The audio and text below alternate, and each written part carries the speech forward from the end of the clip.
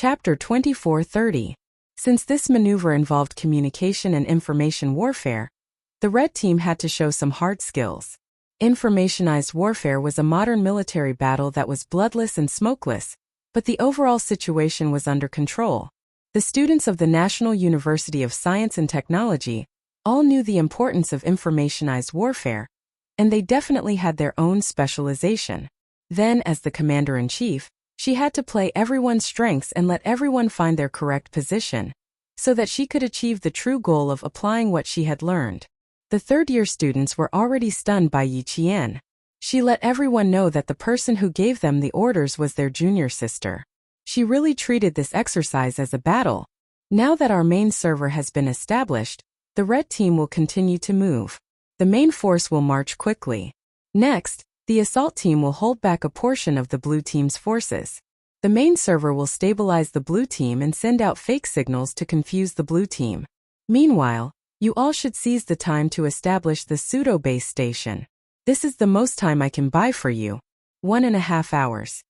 The maximum amount of time, no more. Yi Qian revealed her entire deployment to the third-year technical students. The speed of her speech, her expression, and her actions all exuded a majestic military might.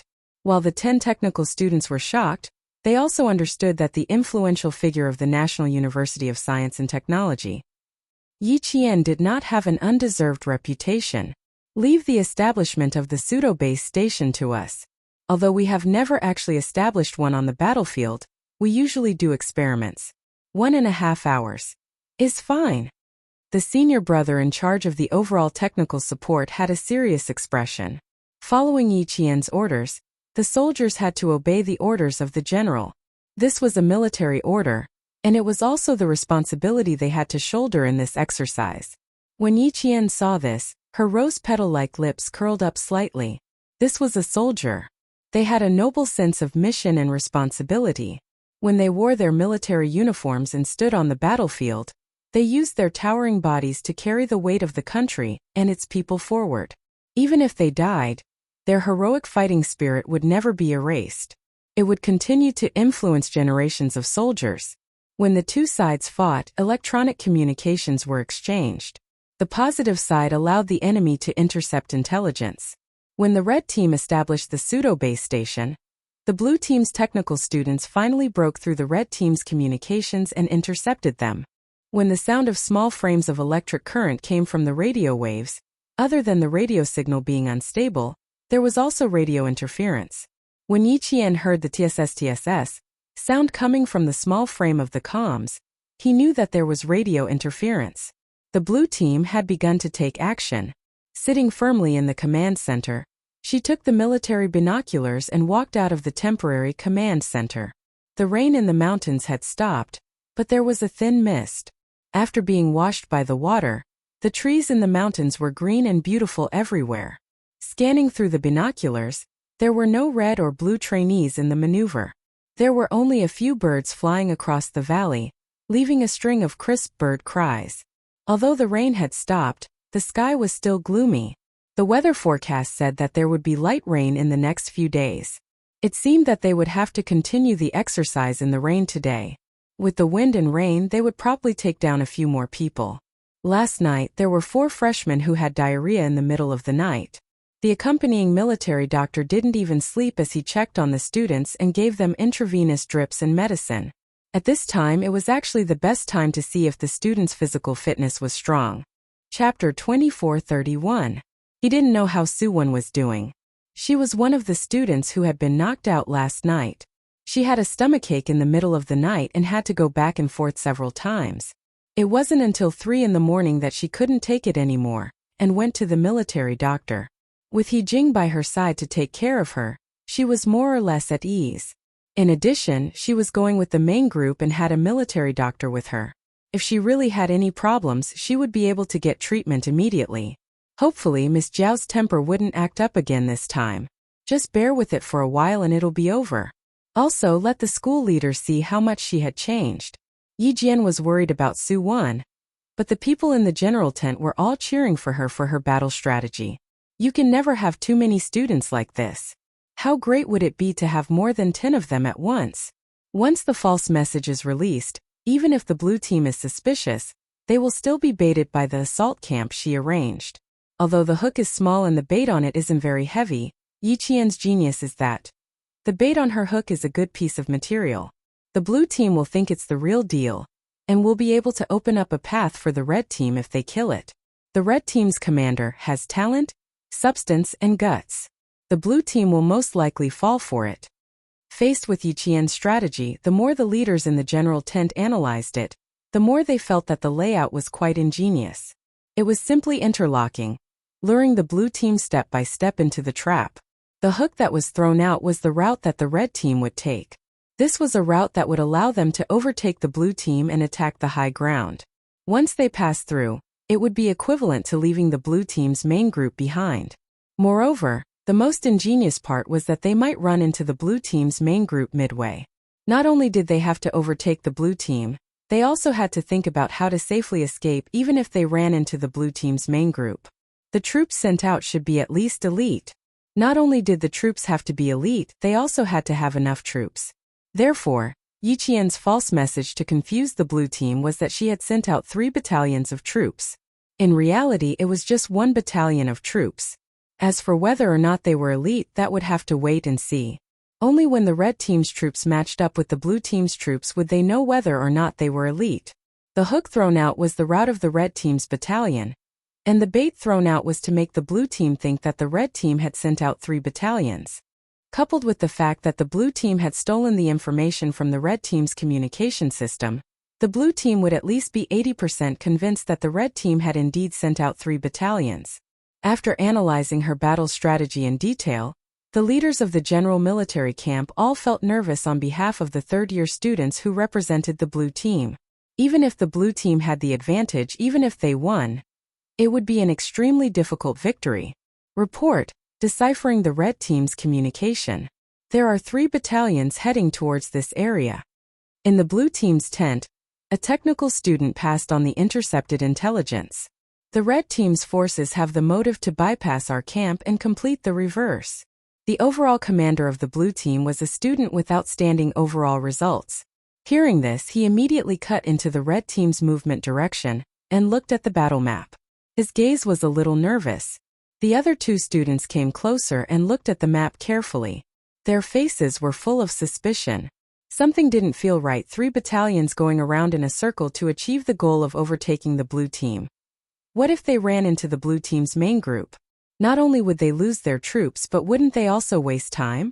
No matter how they looked at it, it felt a little off. Chapter 2432. Could it be false information?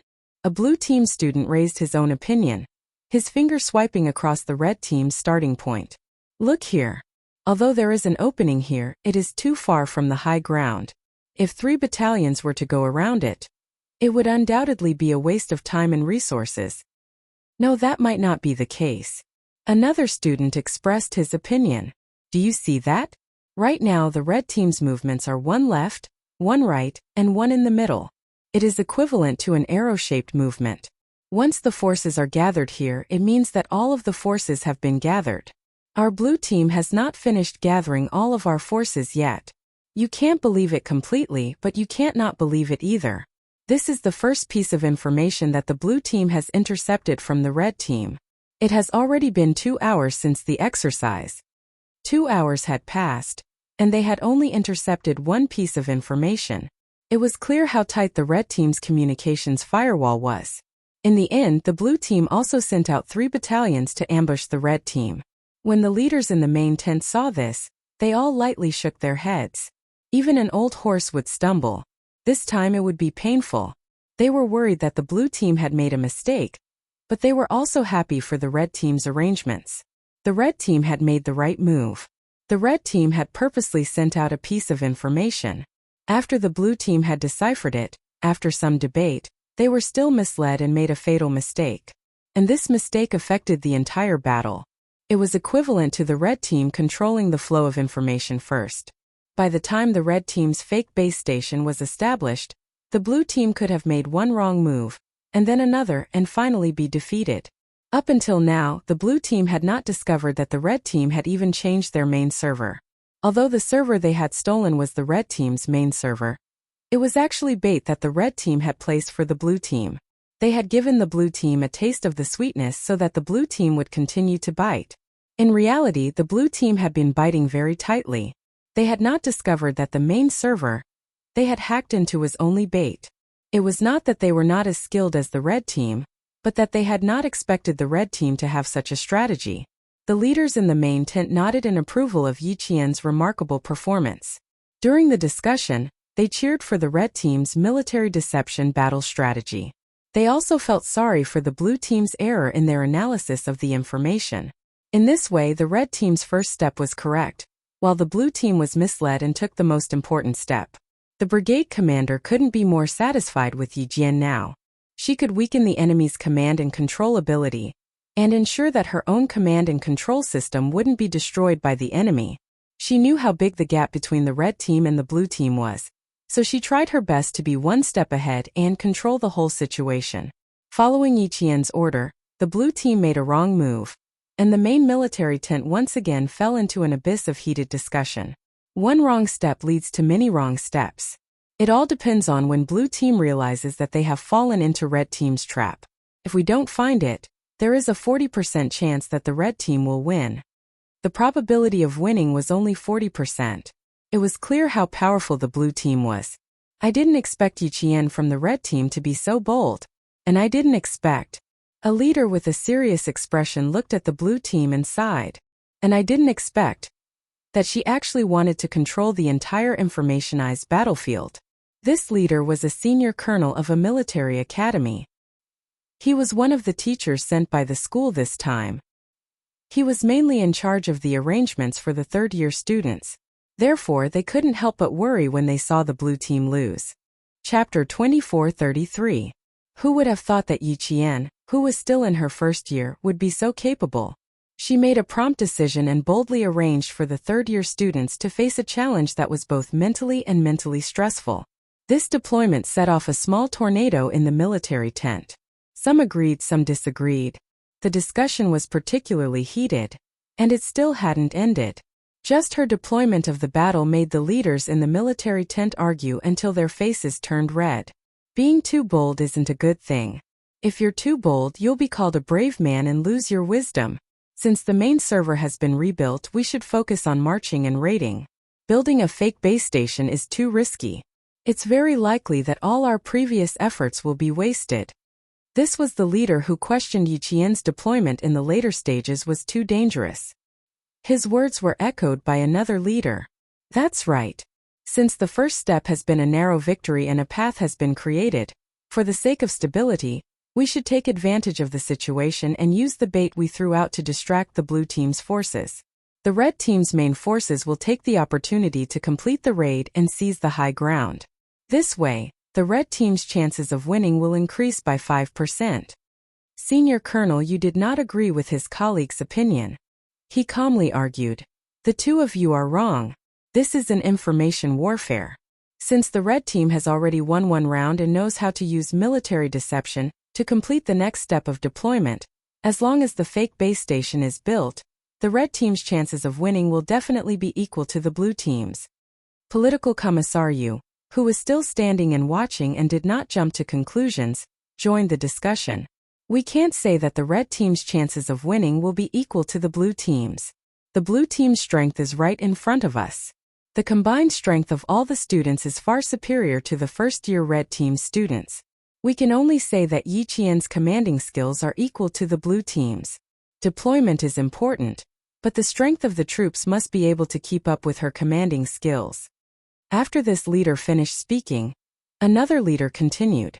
The fourth-year students standing in the military tent all secretly exchanged glances several times when they heard this. First-year junior Sister Chen was really godly. Every time he appeared, he would set off a storm of debate in the general tent. He had completely become the center of discussion among the leaders. A lieutenant colonel with the surname Jia added Political Commissar Yu's words. Therefore, Yi Qian knew from the very beginning that red team's military strength could not compare to blue team's military strength. Therefore, she needed to rebuild the main server, rebuild the local area network, and finally build a fake base station. From this, it can be seen that she has no intention of using the red team's forces to fight the blue team's forces head-on. She wants to seize the initiative on the battlefield by controlling the flow of information and intelligence. Her combat deployment is completely in line with the main principles of our maneuver. Using military deception, combat secrecy, and electronic warfare to block the flow of information to the blue party's information system. This is a deployment against information warfare. I agree with Old Merchant's point of view. At present, we can see that Yi Qian knows that the red team is at a disadvantage. She also knows that the possibility of winning is very small. However, she has not given up on fighting and winning. Instead, she is thinking of ways to win. I'm guessing that this unyielding student must want to lose beautifully even if she loses. This was another leader who was cheering for Yi Qian. He was a regiment commander from the army who came to watch the maneuver. Therefore, his words carried a certain amount of weight. They did not expect Yi Qian to be so bold. They did not expect a first-year student to present such an exquisite combat deployment to the general tent. Chapter 24-34. The brigade commander listened to everyone's discussion, but he did not join in. His gaze was fixed on Yi Qian's deployment video. He watched her deployment step by step. Her meticulousness did not seem like a first-year student's at all. Her commanding ability did not seem like a first-year student's at all. Her thinking was meticulous, her battle experience was mature, and her deployment was exquisite. Even if the red team was facing the blue team, which was made up of third-year students, it did not seem like the red team would win. On the contrary, Yi Qian had led the red team to victory in the first step of information warfare. It was a clean and beautiful victory. Just this step alone was breathtaking enough to shock everyone. So what if her suggestion of building a pseudo-base station was too bold? Everyone knew that the future of warfare was developing towards information warfare. Could it be that they were still clinging to the previous head-on combat style, where each person carried a cannon and used their bodies to block the cannon when something happened? Before you could carry the cannon out, the other party would control the powerful weapons from a distance and bombard your entire army with a missile. The brigade commander agreed with Yi Qian's bold strategy. He was not afraid of her being bold, but he was afraid that she would be too timid to even try. The brigade commander moved his gaze away from Yi Qian's deployment video and faced the leaders in the military tent. He raised his hand and gently knocked on the foldable conference table. After a few knocks, the military tent immediately quieted down. No one spoke again. Their gazes fell on the brigade commander sitting at the top. The rain that had stopped began to fall again. The raindrops hit the top of the tent and made rapid pitter-patter sounds. The brigade commander's deep and cold voice came from the quiet tent. What will the future of warfare be like? Electronic information warfare training is necessary to improve and win information warfare. Digitized troops, digitized battlefields, nonlinear warfare, dimensional warfare, three-dimensional space warfare, information warfare, and finally intelligent warfare. This is the change of the military revolution, and its focus is information warfare. The transformation of a mechanized war into an informationized war is a war without smoke. You can't even see its existence. However, if you make a mistake in your analysis and receive even one wrong piece of information, you will be the one to fall in the end. Just now, the blue team destroyed the red team's information system and was misled by the red team. This is the beginning of the blue team's mistake. When the red team's pseudo-base station is established, the possibility of the blue team walking out of the error circle will be even smaller. Combined with Yi Qian's previous battle deployments, we can see that her focus is on information warfare. It's also not hard to see that she has a deep understanding of information warfare. Just based on this alone, she deserves praise. Although Yi Qian is only a freshman, she's already at the forefront in all aspects. She can think of things that others have never thought of or even dare to think of, and she can do things that others are still waiting for. Her pseudo-base station will give us a brand new information war. You say that she's brave, that she's in danger. In your eyes, is the drill just a drill to win? It's a drill that exists to win. We don't need such a drill. Although he didn't mention it, everyone knew who the brigade commander was referring to. The atmosphere in the general tent suddenly became solemn and dignified. You should reflect on yourselves. Let's see who's the brave one. Who was the real strategist? Although Yiqian is only a freshman, her awareness is higher than some of you. Chapter 24:35. Speaking up to this point, it was clear that the brigade commander was angry. A drill that existed to win. It was fine to not have it. It only had form and no substance. There was no real innovation or innovation. These were the brigade commander's unfinished words. With the brigade commander's reprimand, the leaders who did not think highly of Yiqian's pseudo-base station did not say anything else. Even if they had discussions, they did so in private. It was clear that a few of the leaders did not think highly of Yiqian's move. They felt that it was impossible to build a pseudo-base station in a short period of time, and that they would lose the chance of victory that they had fought so hard for and ultimately fail. But the brigade commander was right. It was fine to not have a drill that existed to win. Yiqian's courage to challenge was indeed worthy of praise, and was something that the students could learn from. Battle videos and battle reports kept coming in from the front. The main military tent was focused on whether the red team's pseudo-base station could be successfully built. Soon, the brigade commander gave the red and blue teams an additional drill mission. Inform the red and blue teams to find their respective military tents and destroy their base stations. After the mission was given, the blue team's military tent let out a sigh of relief. They had previously sent a scouting team to the red team's hinterland to find the location of the enemy's commander. Now, the additional drill mission was equivalent to them completing it ahead of time. Find the military tents and destroy the base stations. We can complete these two tasks. A blue team student suggested. The red team can also complete it, so we have to be careful here. Indeed, the red team had received technical support from the third-year students. They also had the ability to destroy the base station, so they had to be careful. The red and blue teams had to complete the drill mission given. Inform the scouting team to find the red team's military tents as soon as possible, and tell them that there is no backup, the blue team's commander ordered. Yiqian did not immediately take action. Even the battalion that she had left behind to be ready to move at any time did not move, finding the blue team's military tents and destroying their base stations. These were not the top priority for Yiqian. She needed to complete the tasks at hand first. Following the blue team's orders, Yiqian also received the latest reports from the various battalions and companies at the front. The blue team has increased their speed. We have already split up. Most of our troops will pass through the valley and march vertically towards the highlands. The 5th and 6th battalions were ambushed. The current situation is not optimistic. The comrades of the 2nd Company are on their way to support us. They will arrive in about 10 minutes. The Sharp Knife Battalion has successfully crossed the blue square crouching ground and arrived at the destination. News from the front line came in one after another, some good and some bad. After Yiqian finished listening, he calmly gave his orders. The Sharp Knife Battalion will head straight for the highlands. Set up an ambush along the way. After 2nd Company reinforcements, the 5th and 6th battalions quickly march to the destination and complete the march. The main server had been moved, and the communication system had been rebuilt. She was no longer afraid that the blue team would overhear the red team's information. The battalions and companies that received her orders responded with resounding voices. There was nothing to be afraid of. No matter if they won or lost, they would continue to fight. They would not back down just because the blue army was stronger. Time passed bit by bit. Yiqian gently wiped the sweat from her palms.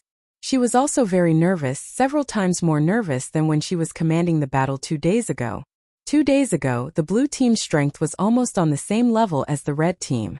She only needed to arrange the entire battle line, and if there were no accidents midway, she would be able to win. Chapter 24:36. But today was different. Today was the third-year students. Based on yesterday's observation, they were all in a technical battle. This was a condition that the first-year students did not possess. It was fatal for the first-year students. If they wanted to win, they had to attack the enemy's information system. They had to know every step the blue team commander took to control the flow of information. This was her idea. Now, it was up to the 10 third-year technical students to complete the task she gave them. Distress points entered. Communication system virus completed. Test completed. Test passed. Point A completed bridging. Point B accepted virus. Roger. Point B accepted virus. Test completed. Test passed. Input successful. Terminal station, please accept point B bridging. Final test completed. Roger, Roger. Logic bomb virus activated. Activating all points. Base station completed. Bridging all points. Following the progress of the red team's pseudo-base station, the leaders in the main tent who had been paying attention could not help but clench their fists. There were still 24 minutes left before Yi Qian's 1.5 hour. Now the red team's progress was extremely smooth. They had already entered the debugging stage. Once the debugging was successful, then the pseudo-base station would be successfully established. The red team would have completed a challenge that some leaders thought was impossible. Even though the new exercise task had already been issued, the red team remained calm. They did not immediately arrange for people to carry out the new exercise task. All the leaders knew that Yi Qian had placed the focus on the establishment of the pseudo-base station. Once it was successfully established, it would be the red team's counterattack. Looks like there's an 80% to 90% chance of success. They've already entered the debugging stage. Once it's successfully established, even if the red team does not win the exercise, they will lose beautifully. Indeed, it will let us all know that nothing is impossible. It just depends on whether you are willing to try and whether you are willing to fail. The leaders who had not been optimistic about Yi Qian's chances heard the whispers of the leaders. They faked a cough in an unnatural manner. This was really awkward. The brigade commander gave another order. Capture the commanders of both sides alive. He wanted to see if Yi Qian, who had remained motionless even after hearing the news, would do anything about his order. He was deliberately testing Yi Qian's ability to remain calm. On the red team, the pseudo-base station entered the final debugging stage. Yi Qian received an order from the main tent. This time he was really stunned. Capture the commander alive? Did this mean that Lan Fang was here to capture her alive? After a moment of shock, Yi Qian smirked. That meant that the Blue Army had sent out to find the red team's tent would also be responsible for capturing her. The commander could not directly join the battle, but since the enemy had already come knocking on her door, she naturally had to fight back. She could also destroy the troops sent by the blue team to capture her alive. The mobile battalion that she had left behind was ready for action. Mobility Battalion, you guys are in charge of attacking the blue team's military tent and capturing the blue team's commander alive. Yi Qian, who was staring at the computer screen, gave the command to the Mobility Battalion, who had been idling all this while. Qian Yanjun, who had been cooped up for a few hours, heard the news and felt energized. His voice came through the rain. Roger that. I promise to complete the mission. Yi Qian nodded encouragingly. Good luck. I look forward to hearing good news from you. This mission was a little difficult, and it was not certain whether or not it could be completed, but he couldn't give up just because he couldn't do it. First he had to have an attitude. Chapter 2437. Less than 5 minutes after the mobile battalion left, the red team's pseudo-base station was finally set up. Base A established. Base B established. Base C established. Correct establishment complete. Initiating all procedures. Activating wireless interference and implanting logic bomb virus. Program transfer complete. Base A established receiving program. Base B established receiving program. Base C established receiving program. Reporting, pseudo-base station and wireless interference tests completed. Successful establishment. Please give your instructions. The third-year student in charge of technical support saluted and reported the latest results to Yi Qian. The red team began a complete destruction of the blue team's information system. When the leaders in the main military tent saw Yi Qian salute the 10 technical students, applause rang out. It was done. It was done. The red team had completed a task that many of the leaders did not think highly of. They had completed the challenge with their strength. Under Yi Qian's command, Yi Qian had opened a new chapter for the future exercises. He made the students participating in the exercise understand that as long as you dared to think and try, the chance of winning was in your hands. Warm applause rang out in the main military tent. The brigade commander personally contacted Yi Qian and said with a smile, "Well done, Yi Qian. You have shown us limitless possibilities. Wonderful, beautiful." Yi Qian, you have won the applause of all of us. She had led her subordinates to challenge, complete, and innovate. Regardless of whether they succeeded or not, they were destined to leave behind a page of precious information for the future students to use as reference. Amazing Yi Qian. Amazing Commander. Yi Qian was also very happy about the successful establishment of the pseudo-base station, but he was not so happy that it was as if he had overcome an insurmountable obstacle. After all, she had seen with her own eyes how Z7 Han Zheng had completed the establishment of the pseudo-base station in less than an hour with the strength of one person. And she had only come up with this move because of Han Zheng's inspiration. Therefore, when everyone was happy, Yi Qian's reaction was quite calm. It's not that I did it well, it's all thanks to the efforts of the 10 seniors from the computer science department. If it weren't for their strength, I wouldn't have been able to do anything even if I wanted to. He was not greedy and knew how to share the credit. The smile in the brigade commander's eyes deepened. The leaders who were watching Yi Qian also nodded in satisfaction. The 10 third-year students who were mentioned by her were a little excited. Although they were the founders of the pseudo-base station, it was the commander who made the request and gave the order. When it came to the credit, the commander naturally took the lead. However, Yi Qian had pushed the 10 of them to the front and obtained the greatest merit, while he himself had retreated to the second line and did not fight for it. While the 10 third-year seniors were moved, they also admired Yi Qian even more. It was impolite not to reciprocate. Since Yi Qian was so generous, they naturally had to repay her. Although the few of us did work, if it weren't for the commander-in-chief's instructions, we wouldn't have taken the challenge even if we had the strength. During this time, the few of us were also very nervous, but the reason we persevered was because the commander-in-chief, Yi Qian, believed in us and recognized us. If it weren't for Yi Qian, the 10 of us would indeed have found it very difficult to complete the establishment of the pseudo-base station in less than an hour and a half. Outstanding performance during the exercise would also be counted as military merit. This would be included in the graduation results. At the same time, it could also play a role in the good and bad assignments after graduation. Therefore, the 10 third-year students were very excited. Water flows downwards and people walk upwards. It was very normal to have such an attitude. Chapter 2438. Everyone in the Blue Team Command Center, who didn't know that the Red Team had set up a fake base station, felt troubled by the thought of capturing the enemy commander alive. Finding the location of the enemy's camp and destroying their base station wasn't a problem, but capturing the commander alive was something they were worried about. Everyone knew about Yi Qian's overall fitness. 2 days ago, there was a rumor that she had single-handedly defeated 6 tall and strong male students. Capturing Yi Qian alive with this ability was too difficult. Lock onto the location of their main server and send it to the reconnaissance team. Destroy the Red Team's base station, if possible. The Blue Team commander paused for a moment and asked his comrades, "If possible, do you think we can capture Yi Qian alive while we're at it?" He wasn't sure, which meant that he wasn't confident. He didn't have a certain level of confidence, and neither did his comrades. He smiled and said, "Let's not think about it. Although we didn't watch the first-year drill 2 days ago, we heard that Yi Qian had single-handedly defeated 6 male soldiers and even threw one of them over her shoulder. Forget it, let's just destroy their base station. Don't even think about capturing Yi Qian alive, lest we get caught up in it. Don't you have any sense of danger?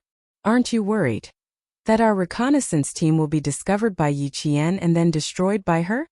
Someone reminded his comrades in a tense voice. It was as if a deep water bomb had been dropped on a calm surface of water. Everyone in the Blue Team Command Center instantly froze. That's right, they were only thinking about how to capture Yi Qian alive. They actually forgot that Yi Qian could also capture their reconnaissance team alive. It shouldn't be that easy for Yi Qian to defeat them. The reconnaissance team led by He Kun isn't to be trifled with either. Moreover, He Kun herself has a certain level of strength. In any case, she has won an award in the physical fitness competition. Let's be a little more optimistic and have some confidence in He Kun. At the mention of He Kun, the expressions of everyone in the Blue Team Command Center cleared up. That's right, He Kun was a male student, and her physical fitness wasn't bad either. Against Yi Qian, it was hard to say who would win. After all, None of them had sparred with Yi Qian before. They knew that Yi Qian's strength stemmed from his two Tujin techniques. 1. During the freshman's military training, a rumor spread among the fourth-year students. It's very impressive. Number 2. Last year's final physical fitness test was very impressive. He didn't come to school for a month, but his physical fitness results swept the list and crushed everyone else. Other than that, there seemed to be nothing else. Remind He-kun to be careful. Don't be too careless. Although the blue team's commander also believed that it was unlikely for He-kun to lose, it was still best to be cautious. He-kun has always been cautious. Yesterday it was because he was more careful that he didn't get tricked by the red team. With him around, the reconnaissance team still has a chance of winning. One of the students laughed and said, "If he really manages to capture Yi Qian alive, then Yi Qian wouldn't be as powerful as the rumors say. He would only be considered average among the first-year students, not to the point of being breathtaking." For the sake of fairness, the third-year students did not watch the first-year drill this time. As a result, the third-year students did not know how powerful Yi Qian really was. The third-year students and the commander in the Blue Team Command Center also did not know much. Yi Qian's performance at the beginning was that the red team had been biting the blue team very tightly. But now a few hours had passed, and the red team did not have much of an impact on the blue team. Instead, their troops were constantly being ambushed by the blue team. At first glance, the red team had suffered several times more casualties than the blue team. Chapter 2439. A battle depended on the level of a commander's endurance. If the commander was fierce in the early stage, it would be useless if he lacked stamina. It was unknown whether Yi Qian was fierce in the early stage but lacked stamina. So, He-kun's team would have a chance of winning. While the blue team was discussing, the whole situation of the battle had quietly changed. The red team had collected a lot of information about the blue team's battle. At the same time, the logic bomb virus of the red team's pseudo-base station broke through the blue team's first firewall. The blue team's firewall was not easy to break through. When the red team launched an attack, the blue team received the alert immediately and launched a counterattack. The red team is making a move. It's quite big. The blue team's chief technical officer interrupted their discussion. The red team is trying to cut off our communication system. They're quite fierce. They've already broken through our first firewall. Once several firewalls were broken, the blue team's communication system would be controlled by the red team. Track their main server's location and launch a counterattack. Enter the entire communication system and destroy it. The blue team's chief commander frowned. He was under a lot of pressure. It was said that the blue team had the upper hand. However, it seemed that the blue team had been closely followed by the red team and had not suppressed the red team. The blue team had ambushed two of the red team's battalions and was later reinforced by the red team's reinforcements. The blue team had no choice but to give up. They had not achieved much in this battle. It had been a few hours since the start of the maneuver. It was time to teach the red team a lesson. The blue team stopped discussing the topic of capturing Yi Qian alive. The atmosphere in the blue team's military tent became extremely solemn. They began to launch an encirclement and annihilation operation. They wanted to teach the red team a lesson. However, they did not expect that the red team had been waiting for the arrival of this lesson. In the red team, the first-year technical officer guarding the Hookfish main server sent the latest news. They're tracking the whereabouts of our main server. Just in time.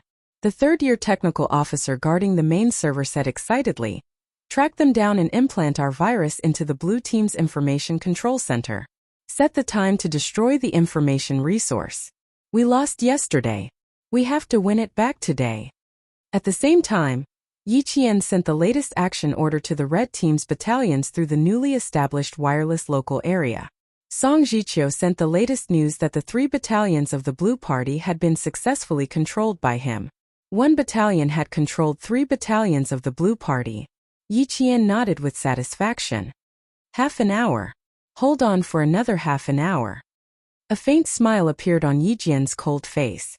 This is the most crucial hour. At this time it was already 1 o'clock in the afternoon.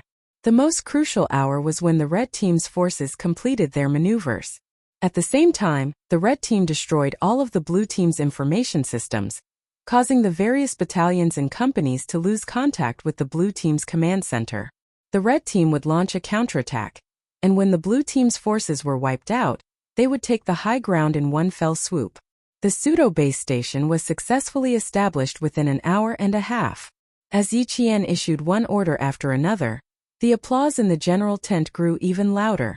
At this moment, the applause was for Yi Qian and the 10 third-year technical officers. They had completed the commander's order and successfully grasped the main battle situation of this information war. After the order was issued, Yi Qian loosened his limbs and said to the sentries who were protecting the 10 technical officers, "You guys guard here well.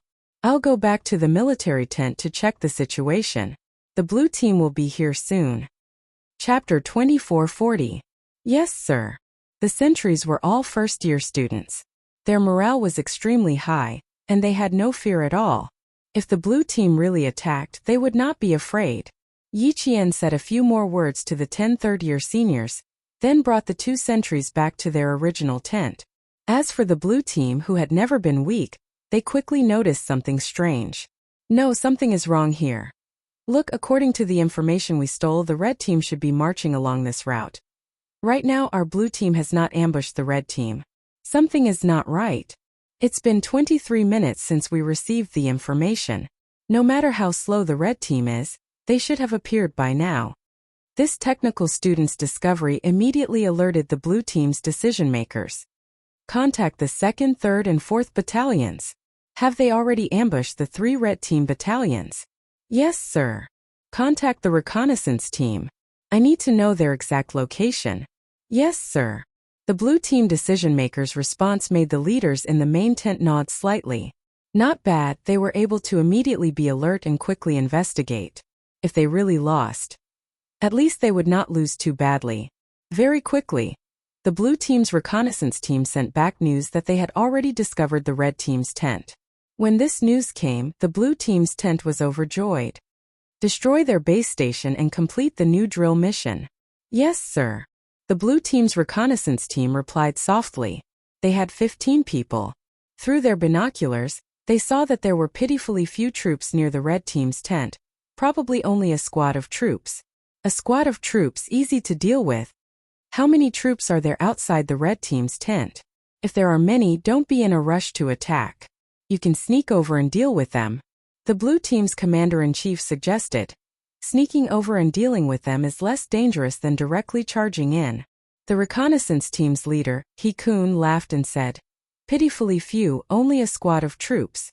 Looks like our red team's commander, Yi Qian, is really not afraid of trouble." He knew a thing or two about Yi Qian in school. There was no helping it. As a first-year commander, Yi Qian was really famous. In the entire school, there were not many military academy students who did not know of her name. There really were not many. Even those fellows who spent all their time in the labs had heard of her. Everyone said that this junior was amazing, so he had to meet her. The captain of the reconnaissance team was from the martial arts school. He was quite skilled and had even won a prize in a physical fitness competition. He had long wanted to challenge Yi Qian in school. Now that he had the chance, he was even more unwilling to let it go. The blue team's commander wasn't so optimistic. They had a battalion of soldiers outside their tent, but the red team only had a squad of soldiers outside their tent. Was Yi Qian overconfident? Or was there another reason? Don't laugh too early, He Kun. Since Yi Qian could become a student admired by so many freshmen, she must have her own strengths. Her stamina is also quite good, so don't let your guard down. After receiving the reminder from the commander-in-chief, the smile on He Kun's face gradually disappeared. Arrogant soldiers were bound to lose on the battlefield. He had to remember this at all times. Yes, I'll be careful. After cutting off communications, the blue team's reconnaissance team began to move. The drizzle did not stop. The inside and outside of the mountains were misty and foggy. The peak of the mountain seemed to be covered by a thin layer of gauze. It swayed slowly with the rain and the wind, but it always surrounded the peak of the mountain and never dissipated. Figures slowly crept forward in the rain-soaked grass. When they got close to a rock, several figures rolled through the grass and quickly hid behind the rock. The blue team's reconnaissance team prepared to attack the red team's tent. Chapter 2441. At the same time, A student in Song Jichio's camp became anxious. Battalion commander, the blue team has started to take action. We've been surrounded. He was worried that the blue team would launch an attack. Song Jichio checked the time. There were 11 minutes left before the 30 minutes Yiqian had said. They had been holding back 3 battalions of the blue team. Now that the blue team had launched an attack, one of the red team's battalions was no match for the blue team. This was the reality that they had known from the very beginning. There are 5 minutes left. They'll attack and we'll fight back. We have to hold back their troops first. In this way, the red team will have a chance to win. After Song Jichio finished speaking in a low voice, she started to discuss the deployment with several squad leaders. As a general, not all the battle arrangements needed to be made by the commander-in-chief. Like a marionette, they had to have their own battle arrangements. The battlefield was not the commander-in-chief's battlefield alone, but everyone's battlefield. The waiting time was undoubtedly the longest. After returning to the red team's camp, Yiqian took a deep breath of the air with the smell of grass and trees. After exhaling slowly, he ordered Song Jichio, "Let's fight to the death." Song Jichio's camp had originally existed to hold back the blue team's troops. It was expected that they would be surrounded in the end before the battle. The blue team was shocked. They only had 1 battalion's troops, but they had sent out 3 battalions' troops. False information, military deception. A technical student swallowed with difficulty. Is this Yiqian's arrangement? So, she's really terrible at using troops. She's the commander-in-chief of the red team, the decision-maker. It must be her arrangement. The commander-in-chief of the blue team seemed to have thought of something. He suddenly changed his expression and shouted, "Quick! Check the firewall of the information system. No, there's no time. Rebuild the firewall. Quick!" Military deception. It was a kind of information warfare. Before the blue team could think of how to use it, the red team had already done it. This was the battle strategy that Yiqian had come up with. She was only a freshman. Her mind was weird. It made people tremble with fear. "Quick, contact the reconnaissance team. Ask them to evacuate quickly." The commander-in-chief of the blue team realized something. When he gave the order, his face was as cold as ice. "The red team has been luring us into a trap since the beginning. Quick, check our main server." The expressions of all the blue team technical students changed greatly upon hearing the commander-in-chief's words. One by one, they quickly rebuilt the firewall with grave expressions. However, when they rebuilt the firewall, they activated the logic bomb virus that the red team had implanted. The blue team's communication nodes and command and control center malfunctioned, and all resources stopped operating at the same time. Not good. The communication node has been disconnected. It's the same for me. Communication with First Company has been lost. We've lost contact with the tracking device. The blue team's commander-in-chief's face turned green. The chief technical officer beside him said in a tense voice, "We've encountered a logic bomb virus. But the red team's main server is operating normally. What if the red team rebuilds the base station? What about rebuilding the main server? What about all the wireless local area reorganizations? It's normal to use the main server as a fishing hook.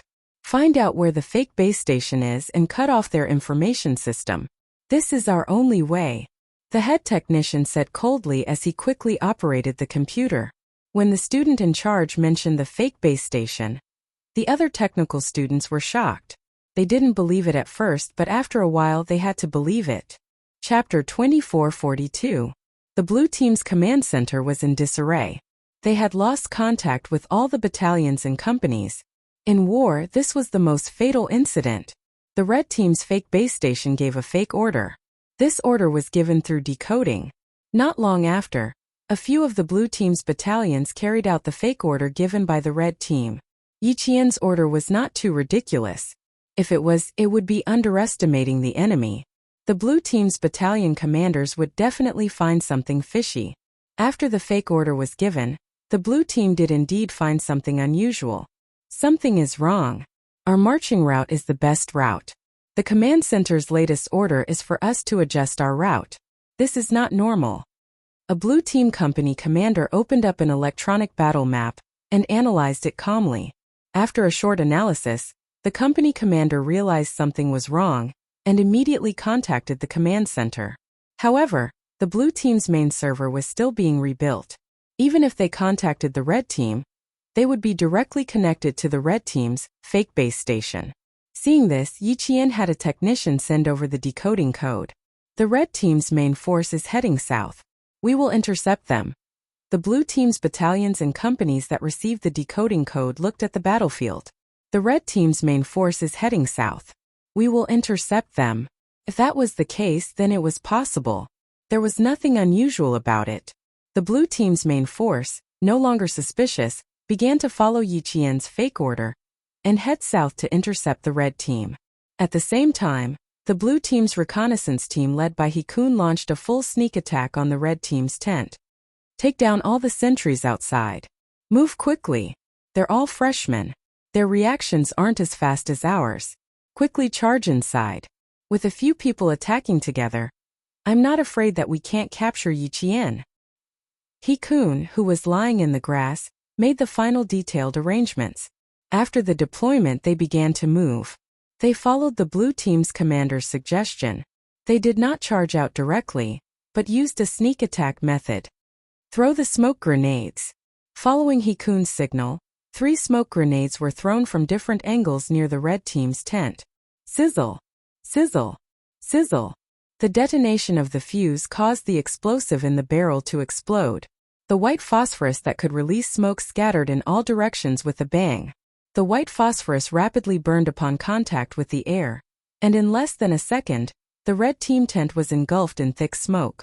Only the tent was not invaded by the smoke. It was at this time that He Kun launched a sneak attack on red team's tent. He even heard the sentries outside the red team's tent shout, "Not good, the blue team has launched a sneak attack. Ha ha ha, too late." He had already brought his comrades to the door. The sentries outside the red team's tent were indeed very easy to deal with. The scouting team that He Kun had brought were all students with decent skills. A few of them rushed up and took down one in a few seconds. It didn't take long for all the freshmen outside to be taken care of. Inside, several students guarding the main servers followed Yi Qian's orders and cut off the power to all the main servers. They were to prepare for battle as soon as possible. Yi Qian was guarding the entrance of the military tent. When the first figure rushed in, she lifted her leg and lightly tripped and hooked it. The third-year student who rushed in did not stabilize himself and fell over. Hold it tight. Draw your cards. A few freshmen who were on guard immediately rushed down and held down the third-year student who was at the front. The other party was still stubbornly resisting, so one of the students simply pressed on top of him, using his weight to completely control the other party. His armband was torn off by the freshman, and at the same time his neck was tightened. This was definitely a death. Chapter 2443. While several freshmen were killed, and a third-year student was killed, Yi Jian's side took down another person with an imposing manner. She directly threw the other person out of the door like a sandbag. With a bang, he crashed into 2 people who were about to charge forward. Yi Qian shouted at the freshman technical students, "Retreat!" Then he took advantage of the thick smoke to rush out of the tent. The red team's tent was no longer there after the main server was rebuilt. If it weren't for the mission of capturing the enemy's commander alive during the exercise, Yi Qian wouldn't have returned to the tent to avoid being discovered by the blue team's reconnaissance team. Now that he was back, he definitely wouldn't give the blue team's reconnaissance team a chance to leave alive. Out of the 15 people from the blue team, 3 of them were killed in the blink of an eye. This was fast. When the freshman technical students heard Yi Qian's order, they immediately rushed out. They knew that their chances of surviving were slim, but Yi Qian was still here. She had only brought 2 sentries back with her. For the sake of their commander's safety, they had to give it their all. Even though the freshmen had only been in military training for less than a year, they still had a lot of bravery. Faced with the blue team's sneak attack, they fought tenaciously under the leadership of Yi Qian. In the end, 2 of the third-year students were killed. The smoke from the smoke grenades gave the blue team an advantage in concealment. At the same time, it also gave Yi Qian an advantage in concealment. The smoke grenades used for the exercise were only made from white phosphorus. There were no other chemicals added to them, not even a choking smell. They were only used for concealment. Yi Qian shuttled through the white smoke. A Special Forces soldier was very decisive and took care of 2 blue team students in an extremely swift and fierce manner. He Kun, who was hiding outside, stared at the white smoke without blinking. When he heard 2 muffled sounds coming from inside the white smoke, his face turned cold. Don't charge forward. Yi Qian is really not easy to deal with. He stopped his comrades who were preparing to charge forward. Wait for the smoke to disperse. Maybe. Continue to hide. It was impossible to save the comrades who were charging forward now. They had already been taken care of by Yi Qian. If the rest of them charged into the smoke, they would just be sending themselves to their deaths. Yi Qian led the 3 students out of the fog and hid in the bushes.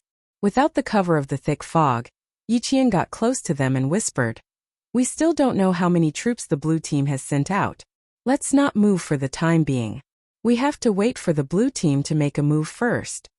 "I have a suggestion," a technical student from the red team suggested. Yi Qian's eyes lit up when he heard this.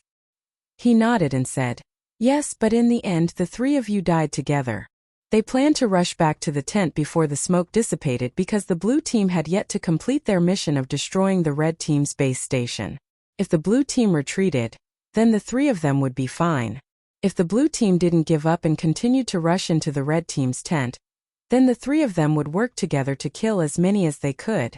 In this way, Yi Qian was also relieved of some of the pressure. A few of the dead red and blue team students waved their hands to disperse the thick smoke in front of them as they rushed out. The blue team students sized up the freshmen. With a glance, they knew that their target was still alive and had not been captured alive. The person who ambushed me just now should be Yi Qian. He attacked me from behind and directly locked my neck. In that second, I really thought I was going to die. A third-year student stood to the side and said to his comrades with lingering fear, "It was very scary. What a strong murderous aura. It didn't feel like a drill. It felt like a real battle." Chapter 2444.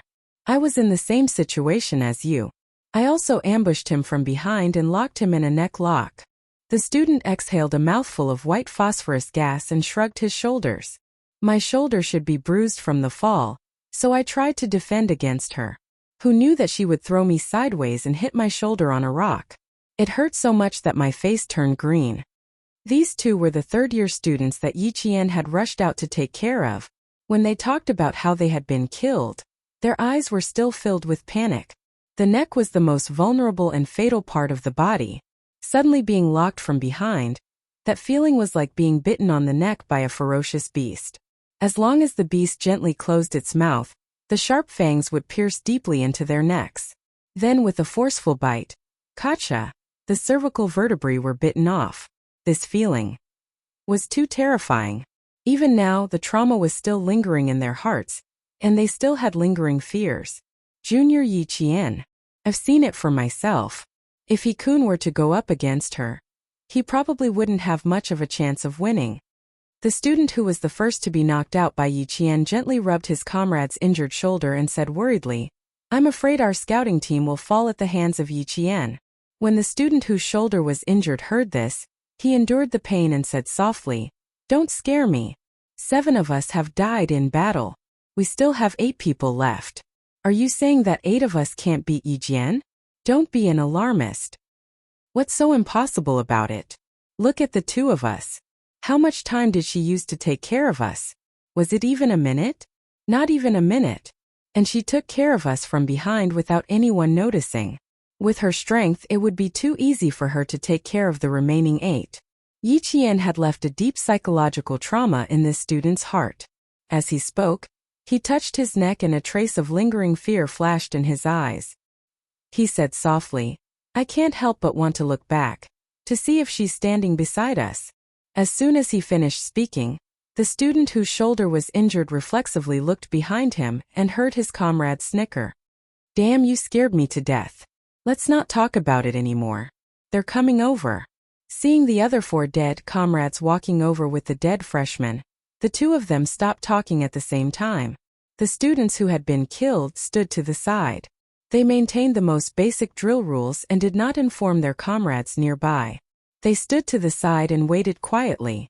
The thick smoke gradually dissipated, and the red team's tent reappeared before everyone's eyes. Hikun looked at the red team's tent, then at the students standing in the distance. Judging from their figures, there were no female soldiers in the tent. This meant that their 7 comrades had not finished off Yi Qian. What should we do? Are we just going to drag things out? The blue team student asked Hikun. Dragging things out isn't a solution. Either we attack or we retreat. We can't retreat. We've already made it this far. But we haven't destroyed their base nor captured Red Team's commander-in-chief, Yi Qian. If we retreat like this, wouldn't our brothers at the front have died for nothing? I don't agree with retreating. They found it hard to accept that 7 of their brothers had been killed in an instant. Hikun looked around and pursed her lips. If we don't retreat, we should at least destroy Red Team's base and capture Yi Qian alive. Leave it to me. You guys go and destroy the base. Sure. Red Team doesn't have many soldiers left. Split into groups of 4. The 4 of us will charge in and destroy the base. The 4 of you will deal with Yi Qian. Chapter 24:45. Everyone agreed with his suggestion. If they couldn't retreat or delay, then they had to charge out and fight. Later on, Hikun couldn't figure out how Yi Qian had found their hiding spot. The brothers who had rushed out to destroy the Red Team base station had clearly avoided his hiding spot. But Yi Qian had accurately found his position and attacked him. Yi Qian's attacks had always been fast, accurate, and ruthless. As long as she attacked, she wouldn't leave empty-handed.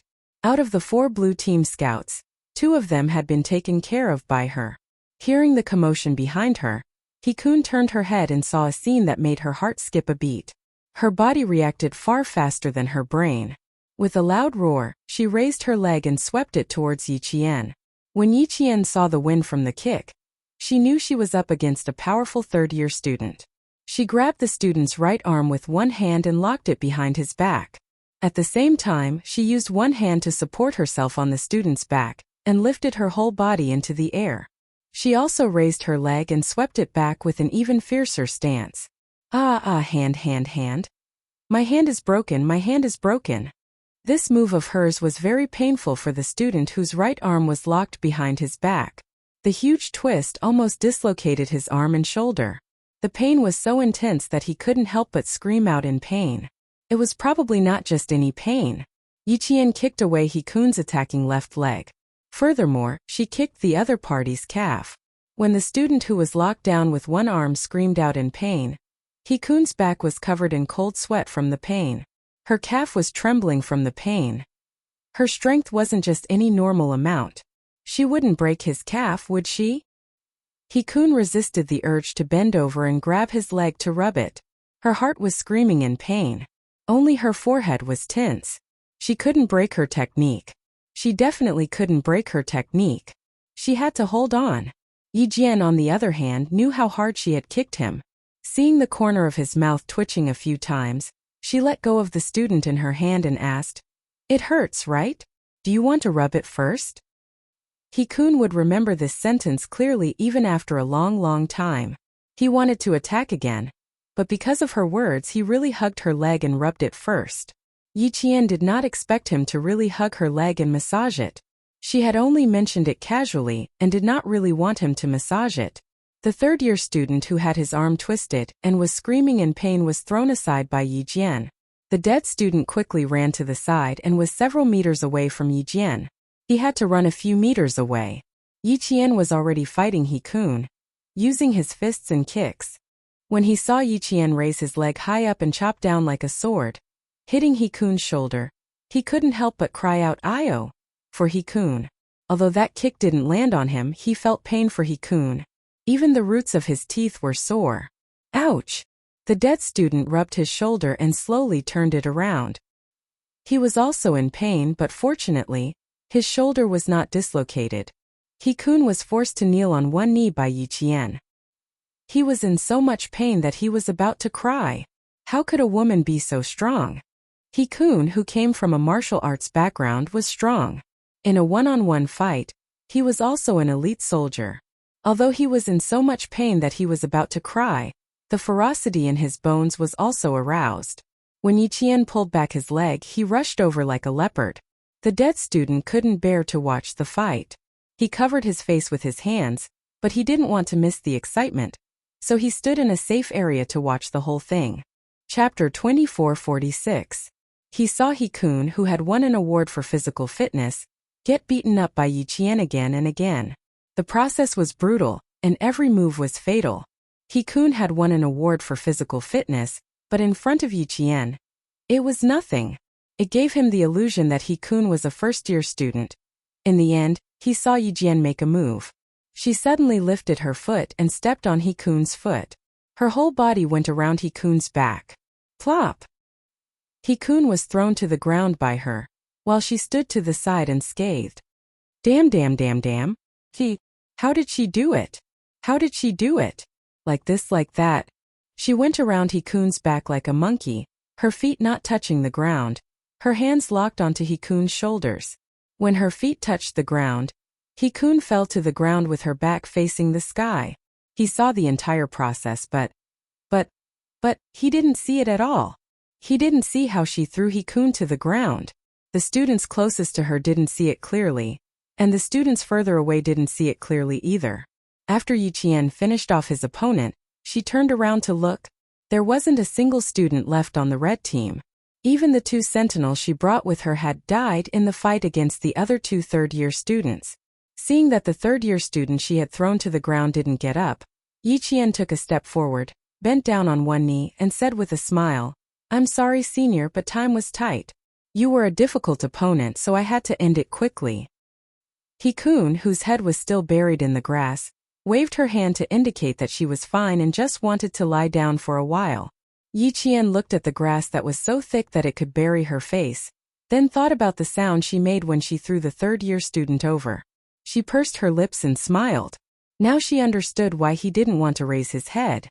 After Yiqian left, the third-year student who was watching the fight patted Hikun's shoulder, who was still in the grass, and sighed. "Brother, you didn't lose too badly. Junior Yiqian is very skilled. We still have to practice a little more." This time they finally understood why the group of first-year students admired Yiqian so much. After today they had no choice but to admire him. They were convinced. Hikun, who had a mouthful of grass in her mouth, silently spat out the mouthful of grass foam. When she raised her head and opened her mouth, the corners of her mouth were stained with green grass paste, and there were also bits of grass stuck between her teeth. Yiqian heard the sound of laughter. Then he heard the male student who had been thrown to the ground and chewed on the grass say angrily, "What's there to laugh about?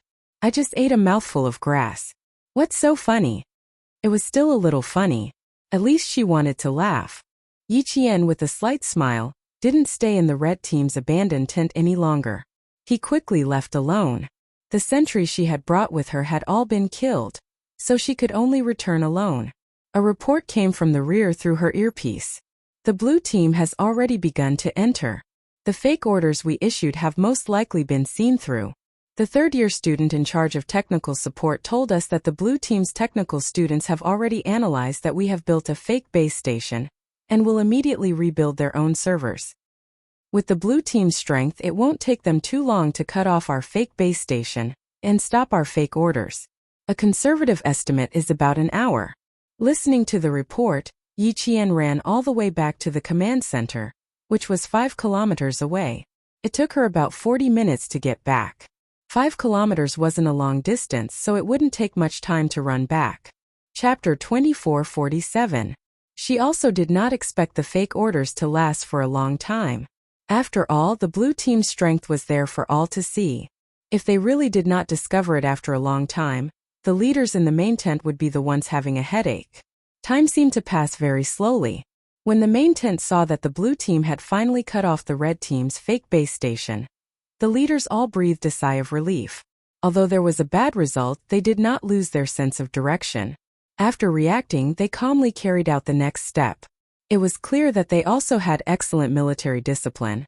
The blue team's technical students were very strong. After cutting off the red team's fake base station, the red team had no way to issue fake orders to the blue team's battalions and companies. Yiqian, who already knew that the blue team's reconnaissance team had entered the red team's tent, felt that it was a pity, but he also applauded the blue team's strength. The red team's fake base station took a total of 1.5 hours, while the blue team's interception took only 40 minutes. 40 minutes was enough. The blue team's main forces had all changed directions, giving the red team enough time to move. Now it was time to fight head-on. Qian Yanjun sent the latest news. They had already discovered the blue team's main command center and were requesting Yi Qian's instructions. No rush. Hide well first and show yourself last. Yi Qian continued the Snowfield Brigade's dark style of fighting. Compared to fighting openly, she preferred to fight in the dark and catch the enemy off guard. Qian Yanjun slowly put away the binoculars and said softly, "Their command center is very close to the battle for the high ground.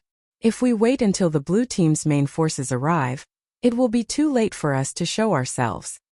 Showing ourselves now is suicide." Yi Qian sneered. "The third-year seniors are not easy to deal with.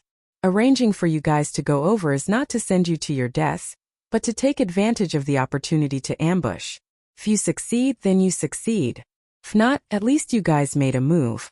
The third-year students were indeed very strong. Qian Yanjun's mobile battalion had no way of capturing the blue team's main commander alive. In this drill, the red team would win beautifully in the early stages, but as the fake base station was broken, the blue team would quickly adjust their battle arrangements. The further they went, the harder it would be for the red team. Yi Qian knew all this. At the same time, the blue team's battalions and companies could not communicate normally. They also lost contact with the command center, but they did not panic. The battalions and companies' commanders quickly opened up their electronic battle plans and very calmly. Why did they lose contact? Obviously, the communication system had been destroyed by the red team. It didn't matter if the communication system was broken, as long as they didn't panic. They are the future leaders of our country's national defense and the founders of our country's national defense. They have excellent military qualities, firm ideals, and tenacious fighting spirit. Among them, there were countless students who were elite future military officers. They were cultured, understood technology, and could fight. Even if they were to encounter a fatal situation, maintaining calm was a necessary quality for them. Our system has been breached by the red team, causing complete paralysis. We are now 10 kilometers away from the highlands. The end of the exercise is less than 3 hours away. Within an hour, we must conserve our forces and gather here. This is the rendezvous point for our forces. The other battalions and companies will arrive soon. Now that we have seen it, although the red team is a freshman, their strength is not to be underestimated. Remember, if you encounter the red team, it is best to eliminate them first. Chapter 2448. All the companies and battalions are definitely aiming for our final rendezvous point. Losing contact isn't scary. Our biggest problem now is how to break through the red team's obstruction and successfully rendezvous.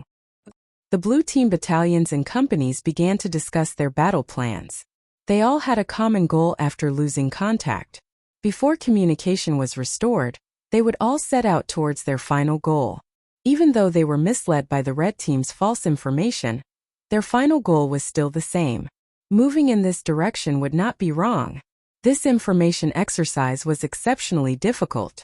Even though the red team had seized control of the entire battle, the blue team's counterattack was quite fierce. As the overall commander of the red team, Yi Qian played the role of mobilizing the entire army and stabilizing the situation. The blue team's morale was high and fierce, while the red team was fearless and won the battle. In the main tent, applause rang out every once in a while. Applause for the red team's brilliance, applause for the blue team's tenacity. At 3:30 in the afternoon, a mobile battalion of the red team launched a surprise attack on the blue team's command center, intending to destroy the blue team's base station.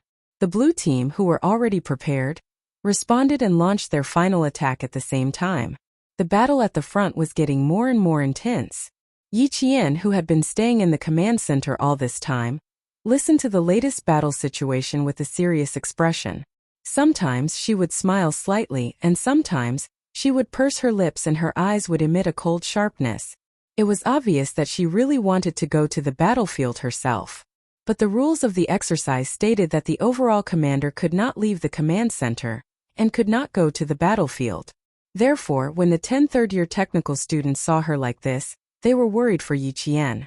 They felt that if Yi Qian personally led the troops, it would be even harder for the blue team to win. The rain, which had stopped, began to drizzle again around 4 o'clock in the afternoon. The red and blue teams entered their final battle. The students running in the rain did not stop because of this. They needed to reach the final high ground. That was their final destination. No matter how strong the wind or the rain, they could not stop their footsteps. At 5 o'clock in the afternoon, the exercise ended.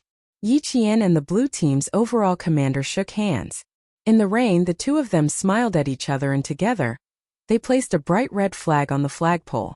In the rain, the color of the red flag was incomparably fresh. It added a touch of light to the gray sky. In the mountains, on the plains, all the students saluted the red flags that faced the wind and rain. In the wind and rain, the students in their battle uniforms stood tall and straight, saluting the red flag solemnly. Standing in the mountains, they seemed to be one with the green mountains and rivers. Even if the rain fell into their eyes were still looking forward without blinking. Where the red flag points, advance courageously. Generations of soldiers took over the red flag and shouldered the heavy responsibility of protecting the country. Even if they died on the battlefield, they had no regrets. The construction of your pseudo-base station surprised all of us. This is a very risky decision. If it fails, the red team will be forced into a passive position. In the end, the blue team will be able to complete the battle for the high ground without any effort. On the way back to the main tent, blue team's commander-in-chief summarized the drill with Yi Qian. He was quite interested in the fact that Yi Qian could come up with a pseudo-base station. Yi Qian smiled and said, "A drill itself is an adventure. Discovery, innovation, change, and improvement. These are things that normal training cannot give us, but a drill can." Chapter 2449. At the end of the drill, Yi Qian slowed down his pace. Even the sharpness in his brows disappeared, leaving behind only a faint smile.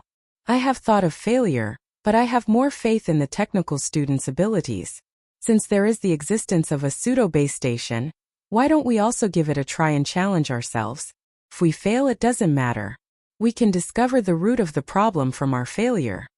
If we succeed, it will be a change, an improvement, and even a breakthrough. Failure represents discovery. Success represents victory. So, whether we fail or not, we are not at a disadvantage.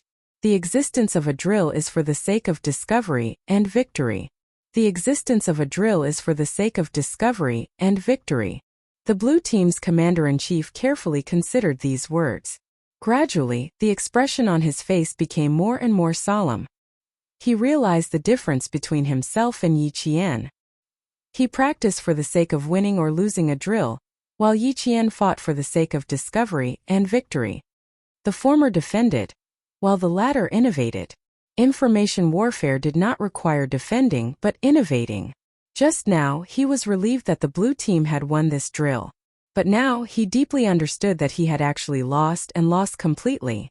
When they reached the main tent, the blue team's commander-in-chief also said, "On the surface, we have indeed won, but in reality, I feel ashamed. We, the blue team, have lost." When the leaders in the main tent heard this, they could not help but look at Yi Qian. This female student's influence was really extraordinary. She could even make the winning team feel ashamed of their victory. However, this was indeed the case. Although the blue team had won, they had actually lost. They also thought so. With Yi Qian's military deception battle strategy, the blue team's conservative battle strategy had already lost. Just as Yi Qian said, the drill was not a drill for victory or defeat. The drill itself was a risk. Discovery, innovation, change, improvement. This was the meaning of the drill's existence. Failure represented discovery. Success represented victory. Yi Qian's words later became a phrase that the National Science University wrote to every freshman. It was written by graduating seniors to the freshmen, and it became a tradition after a long time. Those leaders who didn't think highly of Yi Qian's battle strategy, and even thought that she was being too daring, felt their faces burn. Even a student could think of a direction, but as the leaders, they were still stubbornly clinging to the goal of winning, not even thinking of innovating or challenging it. Their awareness was even worse than a student's. The 3-day exercise ended quickly. That night, the last-minute train carried the freshmen and third-year students back to school. On the bus, the students were still discussing the drill in detail.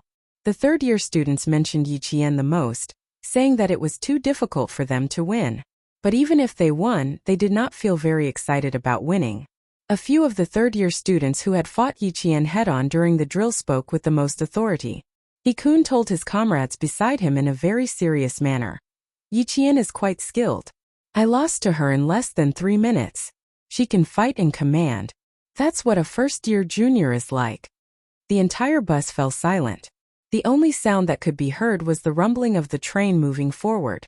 And the 10 seniors who had supported the first-year technical team also had the right to speak, especially when they mentioned that the construction of the pseudo-base station was all proposed by Yiqian. Later on, when the brigade commander praised her, she even pushed all the credit to them. Such behavior made the third-year students in the bus admire her even more. Chapter 2450. This was military merit. She could have taken all the military merit for herself, but she generously gave it all to someone else. She was so open-minded that it was admirable. Yiqian was indeed worthy of her reputation. In the train, the brigade commander said to Political Commissar Yu, after returning to school, train Yiqian well.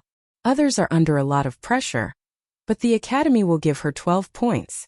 Write an observation report on her at the end of the year. You are. Political Commissar Yu narrowed his eyes slightly. He thought of a possibility and asked uncertainly, are you planning to send Yiqian to a higher place?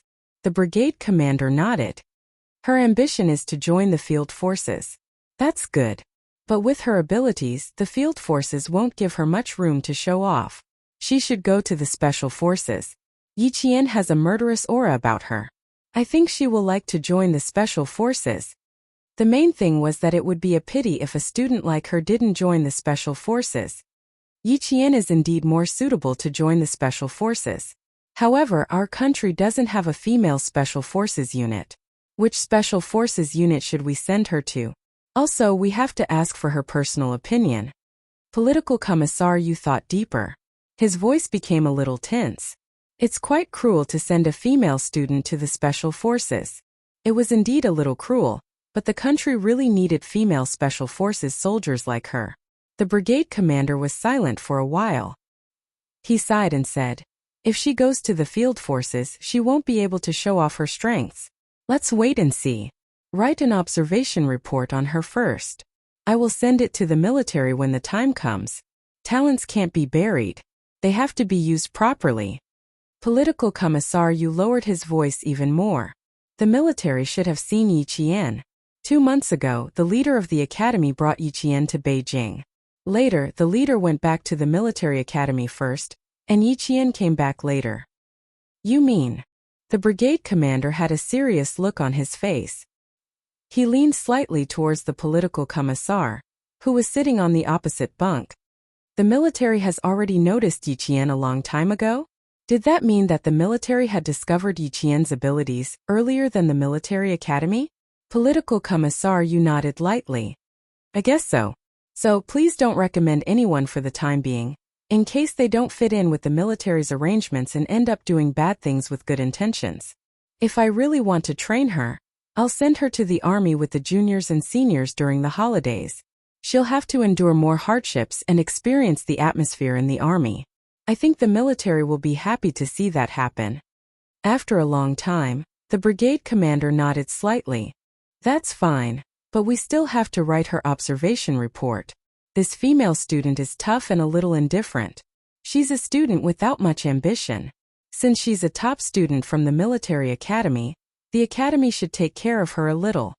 The premise was that in the future, Yiqian would be able to stand on his own and be able to stand on his own 2 feet. Yiqian didn't know about the conversation between the brigade commander and the political commissar. At the moment, she and He-jing were listening to Su-won. On May 1st, the drill between the freshmen and the blue team ended.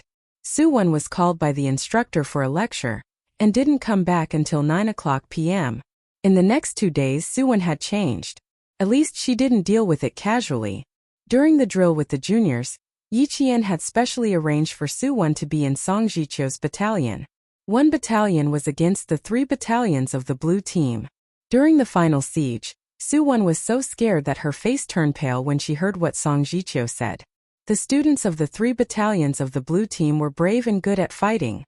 They were really like the enemy who killed people without batting an eyelid. Suwon was spoiled, so she was directly pressed to the ground by a male soldier. The other party didn't show any mercy at all. Half of her face was directly bruised. She was scared at that time. Chapter 2451. Suwon lowered her head with lingering fear. She said softly, "The instructor said that I'm now in the observation period. If I don't pass, I'll be expelled. No one can plead for me then. I don't want to be expelled. If my dad knew that I was expelled, he'd probably want to shoot me.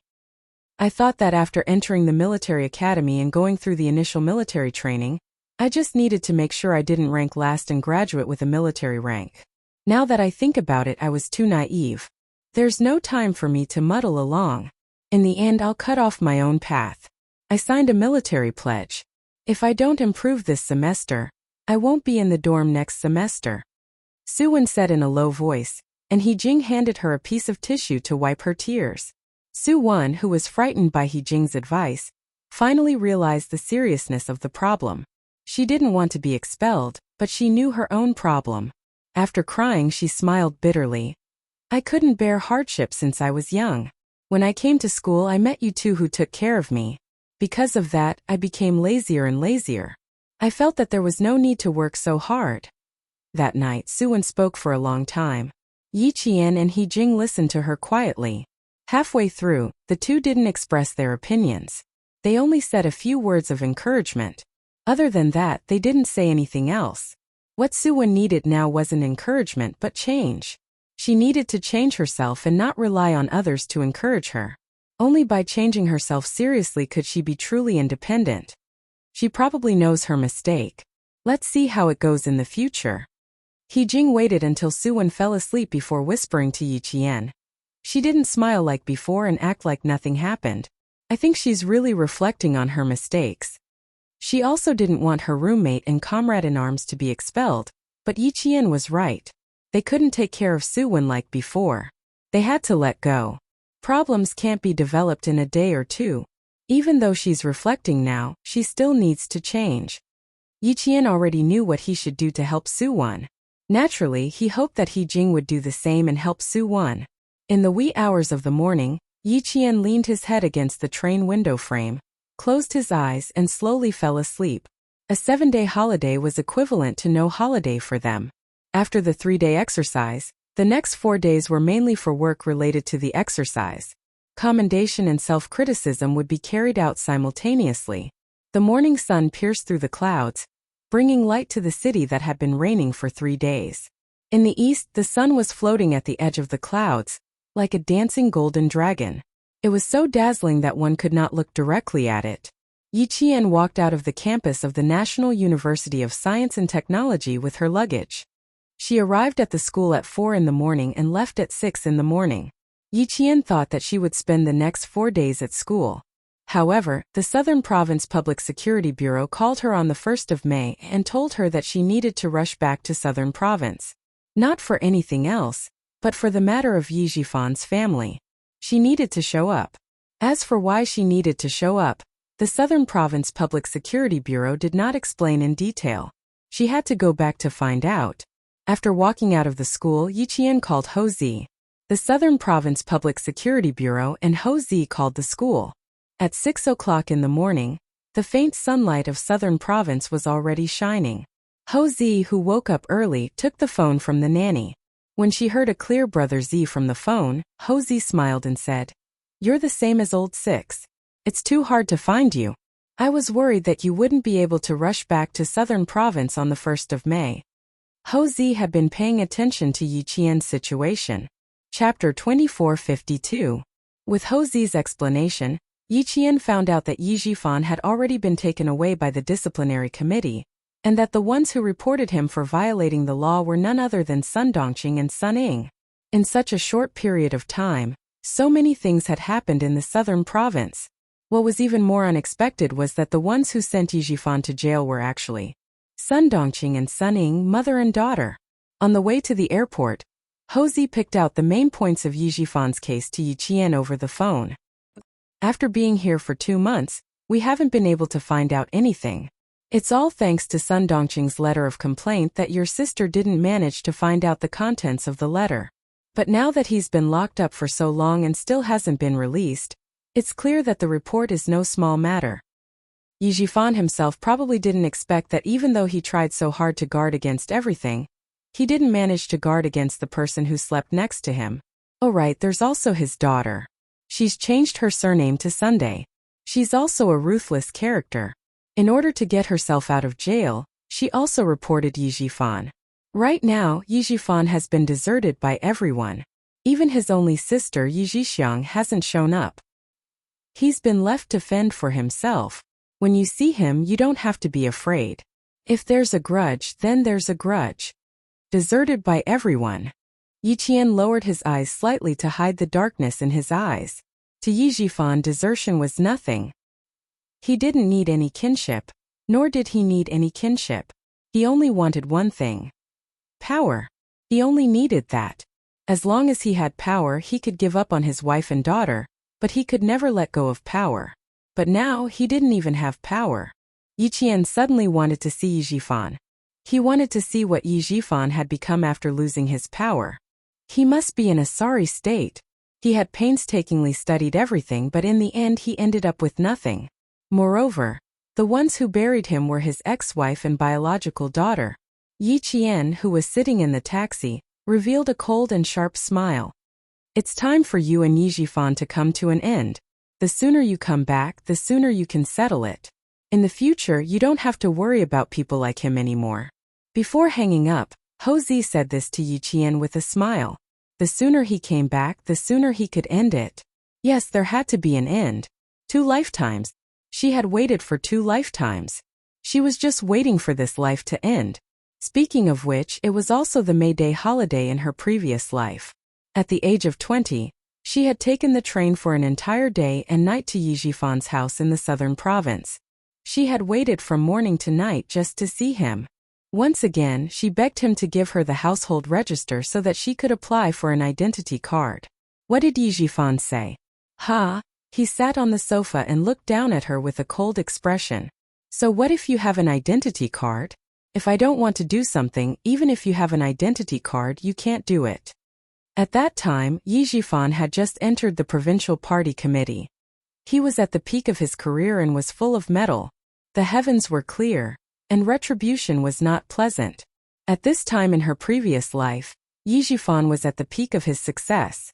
But in this life, he was in jail and had become a prisoner. With a cold smile, Yi Qian tilted her head and looked at the scenery outside the window. She had returned to the southern province because she wanted to see if Yi Jifan, who was now a prisoner, was still as arrogant as he was in her previous life. The plane landed in the southern province airport. As she walked out, she saw the powerful Ho Zi standing at the front. In his arms was the pregnant Xia Yiwei. Chapter 2453. Yi Qian smiled deeply when he saw the two of them. Xia Yiwei also saw Yi Qian. She wanted to wave and greet him, but Ho Zi quickly pressed her hand down. Don't raise your hand, don't raise your hand. I'm standing right here. Are you afraid that she can't see me? Ho Zi was very nervous. When he first found out that Xia Yiwei was pregnant, he wanted to watch over her 24/7. Now that they found out that she was pregnant with twins, Ho Zi was in a combat-ready state 24 hours a day. She paid attention to Xia Yiwei at all times, afraid that she would hurt herself and the 2 children in her stomach if she was careless. Ho Zi, who had killed his way out of a bloody storm, was also an ordinary man in front of his wife and children. He would also go to the market with a basket to buy the freshest vegetables. He would also go to the baby counter to carefully pick out all kinds of things for the 2 children who were about to be born. If there was a difference, it would be that other people rode bicycles or motorcycles to the market, but he drove a luxury car there. After going there twice, a few farmers' market vendors recognized this man who drove a luxury car to buy vegetables. Xia Yiwei was not as nervous as him. When she heard him, she glared at him with her bright eyes and said coquettishly, "You're so nosy. You can't even raise your hand." "No, the doctor said that I should raise my hand less to prevent the umbilical cord from wrapping around my neck." Ho Zi, who was determined to protect his wife and children, hugged Xia Yiwei tightly and slowly raised his hand to wave. Yi Qian saw Ho Zi hugging the pregnant woman who was about to jump up and greet him in time. His heart that was in his throat finally calmed down. Last time when she joined the Jingxia team, they told her that Yi Wei was pregnant with twins. Due to her old age, her health was not very good and there were signs of a miscarriage. When she heard that, she couldn't help but break out in cold sweat. Now that she was about to jump up and greet him, Yi Qian was so worried that he took large strides. He was afraid that he would be one step behind, so he asked Xia Yiwei to wait for him for a while. When Ho Zi saw Yi Qian striding over, his flirtatious eyes revealed a faint smile. He knew that Lu Xiqing found a capable and likable girlfriend. Look, he must have seen his wife's actions just now and was worried, so he walked over with large strides. He was indeed very happy to help such a sensible and grateful sister-in-law. When Yi Qian came over, he immediately held Xia Yiwei's arm. Otherwise, I wouldn't have asked him to pick me up. As she walked closer, her belly got bigger. Thinking about Xia Yiwei's behavior just now, Yi Jian was a little scared. I didn't want her to come over, but she insisted. I had no choice. You know that I've always been a henpecked husband. I'm afraid of your sister Yi Wei. When she frowns and glares at me, even a tiger would turn into a cat. I wouldn't dare to disobey her. Ho Zi joked as she drove. Other men were afraid that others would know that they were henpecked. But when it came to Ho Zi, it was the opposite. He was afraid that others wouldn't know that he was henpecked. With one hand on her stomach, Xia Yiwei smiled and glanced at him. She said to Yi Qian, "Don't mind your brother-in-law. He's so nervous now. When I waved my hand just now, he was even more nervous than me. He even said that the umbilical cord was wrapped around his neck." The two of them got their marriage certificate in April and were legally married. They planned to hold the wedding banquet after the two children were born. It would be more lively and festive when they each held a baby in their arms. Chapter 2454. Yi Qian thought for a while and said seriously, "Brother Zi is right. If they get older, they can't raise their hands too much. The babies don't have any toys to play with in their stomachs, so they can only play with their umbilical cords." Seeing that someone supported him, Ho Zi raised his eyebrows proudly. "Honey, did you hear that? I'm not making a fuss. I'm just worried that the babies will be naughty and play with their umbilical cords like toys." Xia Yiwei snorted softly and smiled at Yi Qian. "Don't mind your brother-in-law. The older he gets, the more he looks like a child. Look at him, he doesn't look like an adult at all." As she spoke, she laughed happily. "I'm really worried that I'll have to raise 3 children in the future. That'll be a lot to worry about." It was obvious that Xia Yiwei was very satisfied with the current situation. Her entanglement with Ho Zi for nearly 20 years had finally blossomed. She had already received the greatest happiness of her life. When she mentioned Ho Zi and the children in her stomach, her bright and mature face was full of gentleness. Yi Qian was also happy for the two of them. He pursed his lips and smiled. "That's good. In the future, the older child will play with the younger child. Sister Yi Wei, you can just watch from the side and command them." "Haha, that's right. I think so too. But your sister Yi Wei doesn't like me." Ho Zi laughed heartily. His wife and children were everything to him. His world was his wife and children. Now there was nothing more important in his world than making his wife and children happy. Xia Yiwei looked at her husband, who was laughing heartily. There was deep gentleness in her eyes. The man she loved was less flamboyant and less arrogant.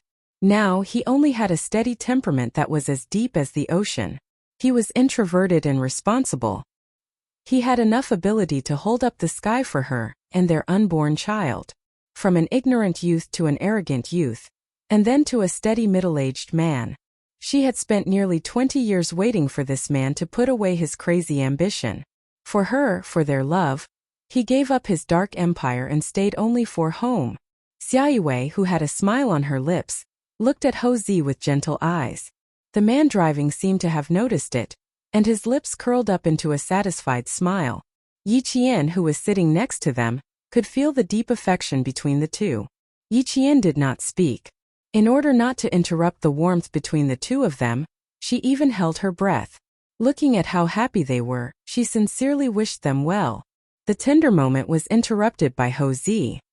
He stopped the car at a red light and turned his head to look at his wife, who was staring at the back of his head.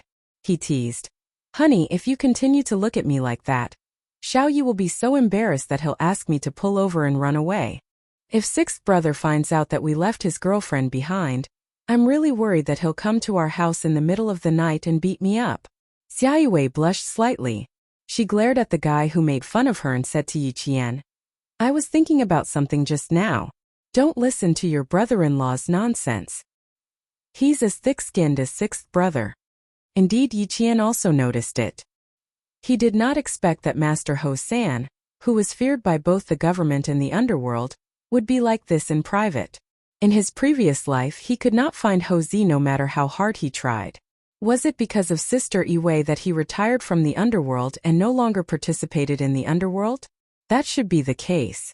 Otherwise, the boss of the security company in his previous life would have some information about Master Ho San. Chapter 2455. In the previous life, Sister Yiwei and Brother Zi lived the same blissful life as they did in this life. Yi Jian's gaze sneaked a peek at Xia Yiwei's big belly, and realized that she was not sitting comfortably. She immediately turned around and passed a pillow to Xia Yiwei. Is your waist not feeling too good? Pillow with this. She was very attentive and seemed to know a lot. Xia Yiwei's heart skipped a beat. Her gaze unconsciously fell on Yi Qian's flat belly. Old Six, this devil didn't bully Xiao Yi, right? Yi Qian understood her gaze and instantly felt awkward. She and Captain Xia were still innocent. There was nothing going on between them. Xia Yiwei saw her expression and knew that she had misunderstood. Her red lips curved into a smile and said, Old Six is really lucky to find you. If he dares to bully you in the future, give me a call and I'll teach him a lesson. Ho Zi didn't know whether to laugh or cry when she heard that. She said, If you teach Old Six a lesson, I'm really afraid that he will teach me a lesson in the future. You shouldn't teach him a lesson. You should at least care for your husband. She was reminding Xia Yiwei not to meddle too much. Both of them had their own opinions. Plus, it was not appropriate for others to interfere because of their profession.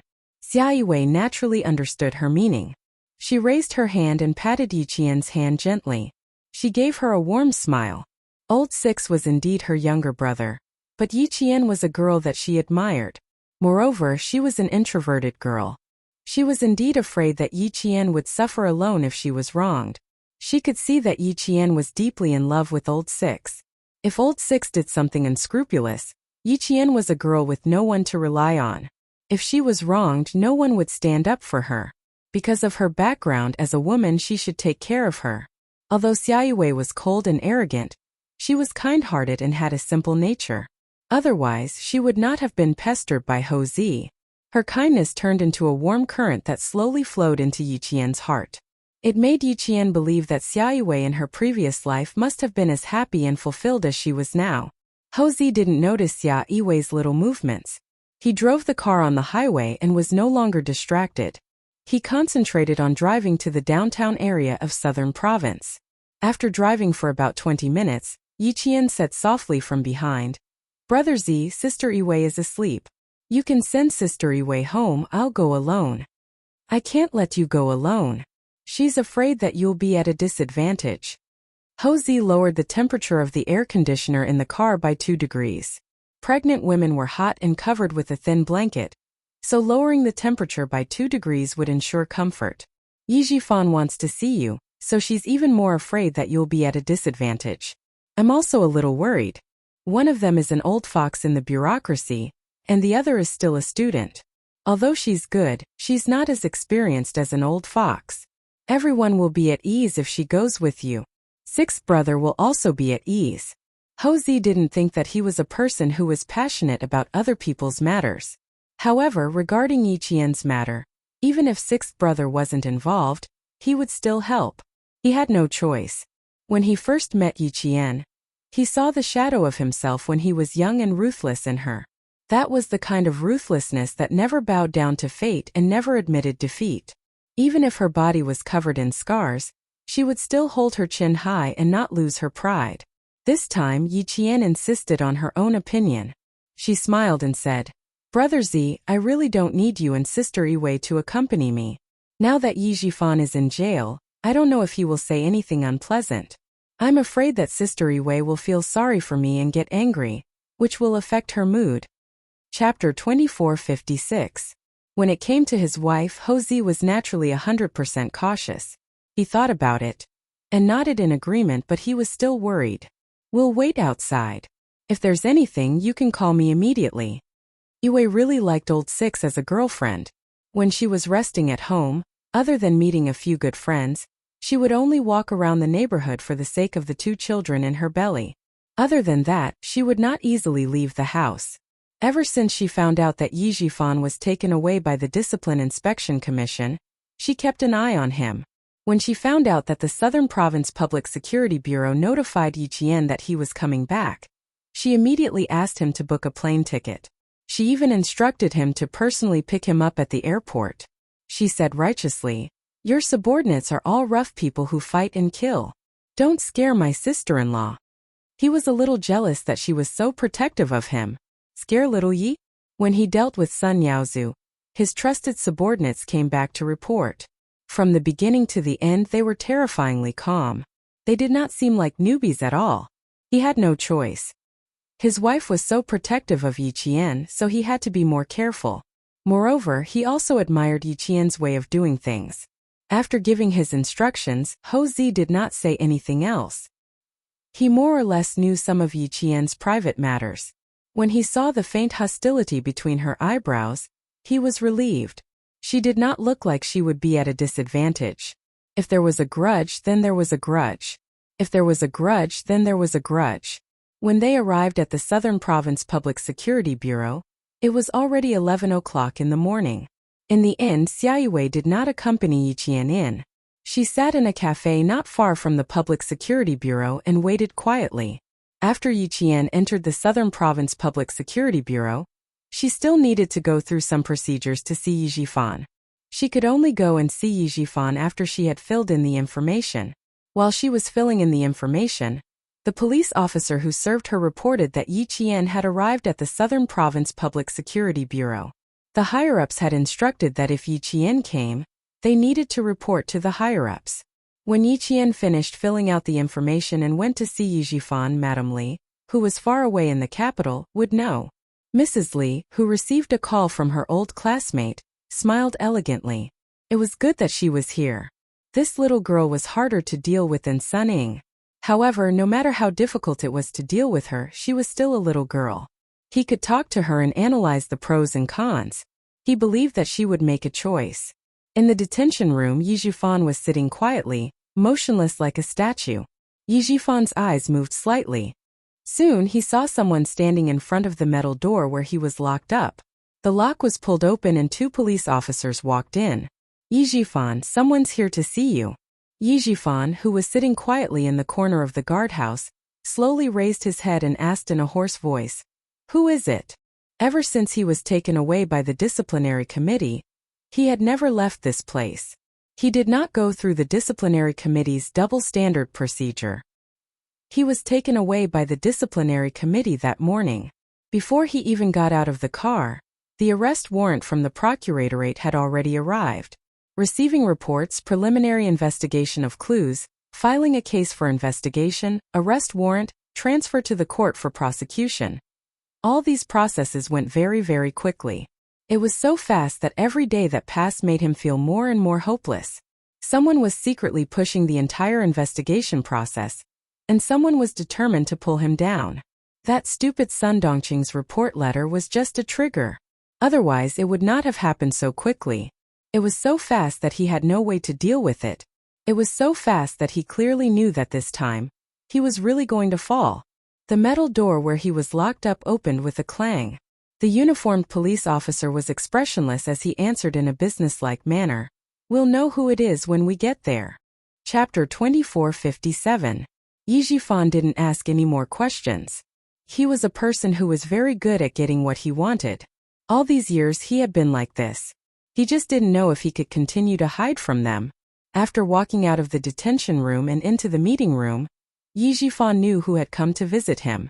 When he was first brought in by the Commission for Discipline Inspection, he really wanted to see Yi Qian. However, no one paid any attention to his request, and no one told Yi Qian that he wanted to see her. When he finally gave up, Yi Qian came. "Yi Qian," he muttered softly. His gaze was locked on Yi Qian. Before he even sat down, he directly asked, "You're the one behind this?" He had two suspects. One was the young face in front of him that he had never looked at, but had made him suffer again and again.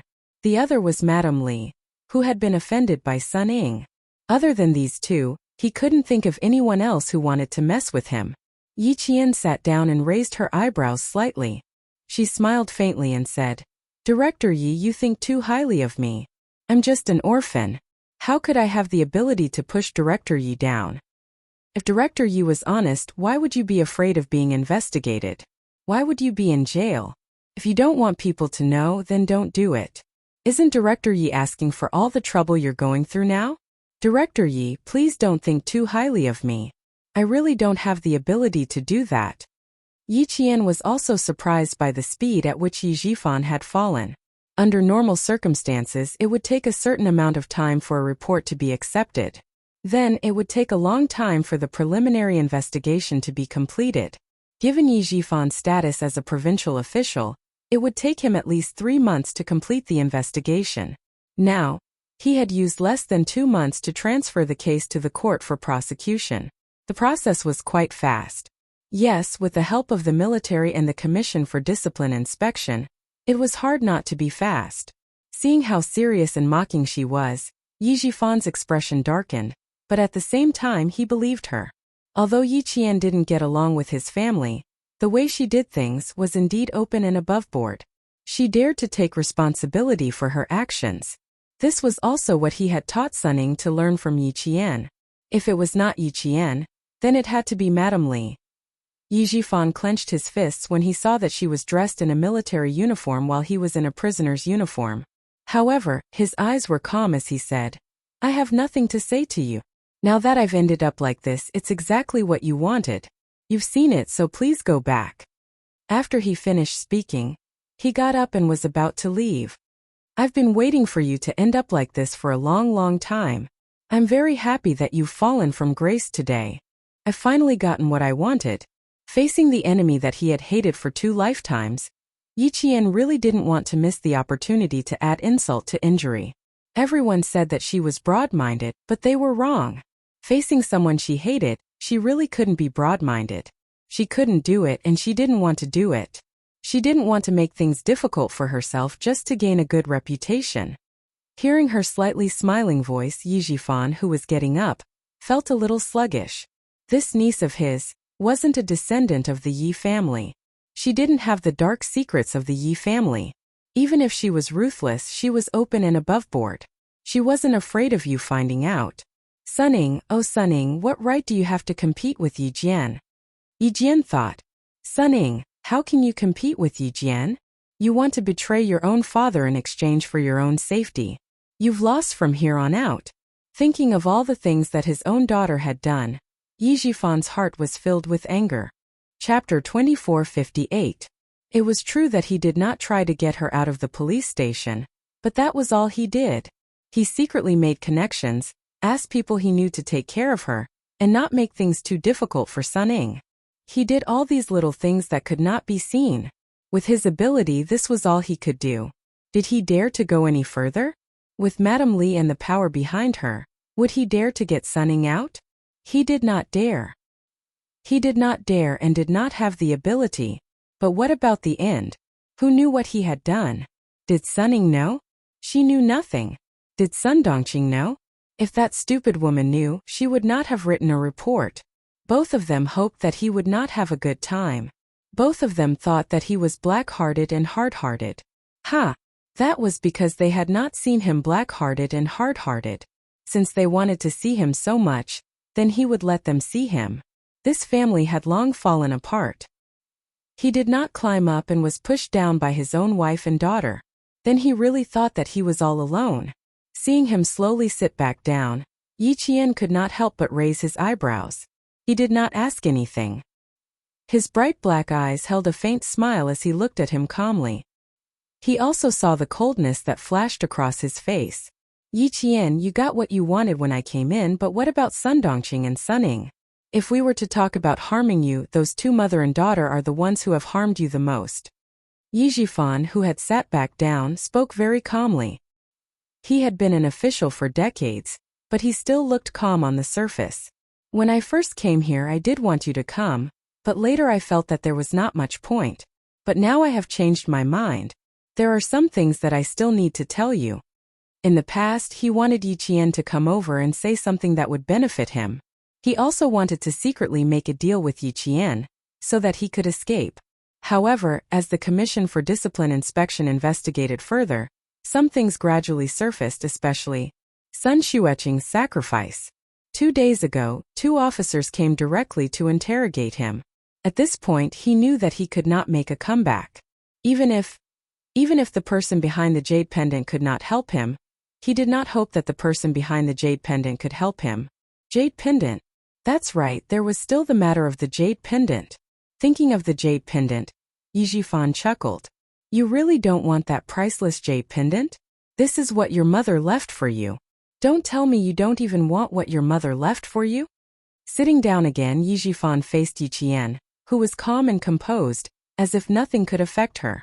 He slowly began to talk about some things. This piece of jade is a good thing. It pushed me step by step from my position as a village cadre to the position of the chief of the Urban Construction Bureau. I went from a village official to a small official. Yi Qian, if you had this piece of jade, wouldn't you have achieved meteoric success? Now that the jade pendant is in Sun Ying's hands, do you want to see Sun Ying soar in power and then come back to settle the score with you? Would you like to? Sun Ying had been bullied since she was young, and it was not easy for her to make a comeback.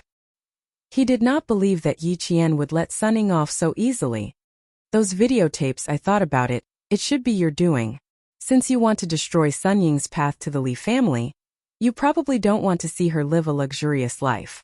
If that's the case, then all the more you should take back everything that belongs to you.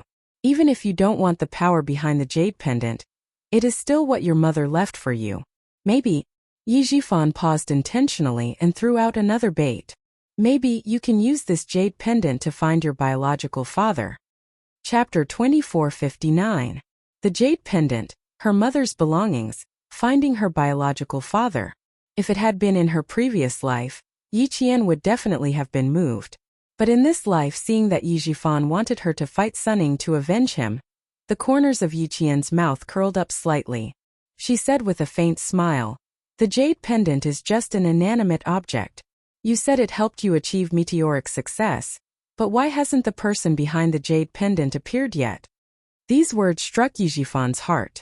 He had thought about it before, but he couldn't understand. If the jade pendant helped him achieve meteoric success, then why hadn't the person behind it appeared now that he was in trouble? Yi Zhifan's face turned cold. He couldn't answer Yi Qian, and he didn't know how to answer her. When he saw Yi Qian's faint smile and understanding look, Yi Zhifan's heart suddenly sank. He, who had been sitting obediently, leaned against the marble platform in front of the iron window. He supported himself with one hand and asked in a low voice, "Do you know something? Otherwise, why would she be so indifferent after hearing him say so much? Anyone would be moved by a chance to achieve meteoric success, a chance to get rid of all obstacles in their way. But why was Yi Qian so calm? It was as if she knew all along. Yi Qian saw that his pupils had contracted and couldn't help but laugh. What do I know? I know that Director Yi achieved meteoric success because of the person behind the jade pendant. I know that Director Yi is where he is today because of Sun Dongqing and Sun Ying. I know all of this. I've heard about it outside and Director Yi told me personally. How could I not know?" He wanted to ask her if she knew about the power behind the jade pendant. She wouldn't tell him. She would let him think and guess on his own. The more he wanted to know, the more she wouldn't tell him. She was deliberately torturing him like this. In her previous life, she had gone through too many days like this. Since she had the chance to repay him in this life, she would definitely repay him well. How could Yi Zhifan not know her intentions? But what could he say? For a moment he clenched his teeth. The fire in his heart burned brighter and brighter. In the end, it burned until his eyes turned red and his expression was especially gloomy. "Yi Qian, I don't believe you won't be moved. The jade pendant was left to you by your mother. It's very likely that your biological father gave it to your mother. I don't believe you won't be moved." He gritted his teeth as he spoke, pausing between each word. as if he was trying to increase his bargaining chip. This is such a good opportunity, an opportunity that can prevent Sun Ying and Sun Dongqing from ever leaving prison. I don't believe that you won't be tempted. It had to be said that Yi Jifan was really good at manipulating people's hearts. But to Yi Jian, what he said really didn't appeal to her. She was still smiling faintly. She looked at Yi Jifan as if he was a clown on stage. Her eyes were full of mockery. It's true that the jade pendant was left behind by my mother. I will definitely take it back, but not now. As for who my biological father is, you don't have to worry about it, Director Yi. Who was her biological father? She already knew who her biological father was. Why should she care so much about the jade pendant? The jade pendant couldn't be touched. After Yi Jifan's downfall, the military and the military commission were secretly investigating the truth behind her mother's death. She didn't believe that the person behind the jade pendant could remain calm. He would definitely do something. Now she just had to wait for him to make his move. She wasn't the only one waiting. The military and the military commission were probably waiting too. Chapter 2460.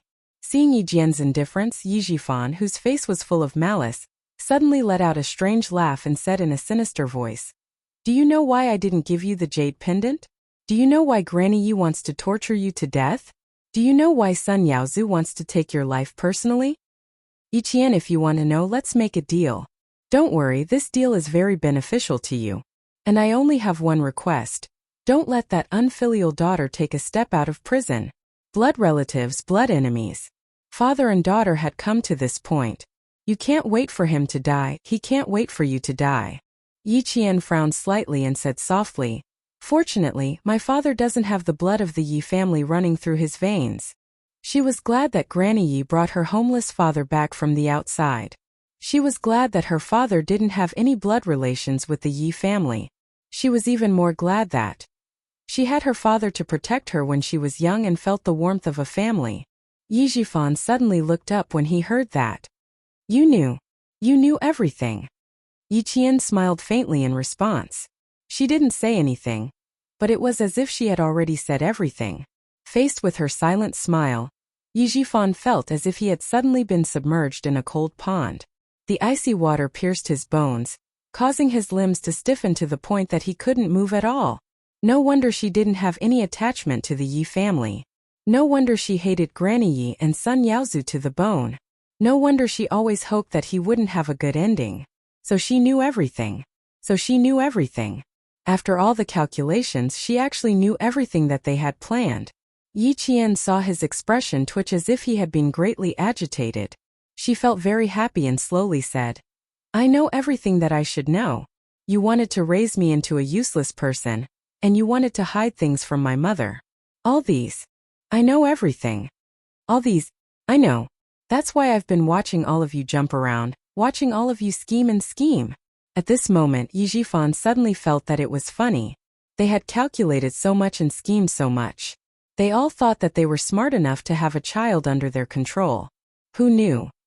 Who knew that in the end all of them would be played by a child? Laughable, truly laughable. You think you're smart, but you don't know that there's always someone better than you. A mere child turned the Yi family upside down. Granny Yi, you really are a lucky old lady. If you had left just one step later, you would have been angered to the point of death by Yi Qian. She knew everything she watched. Sun Xueqing's daughter was too smart. She knew everything, yet she didn't say anything.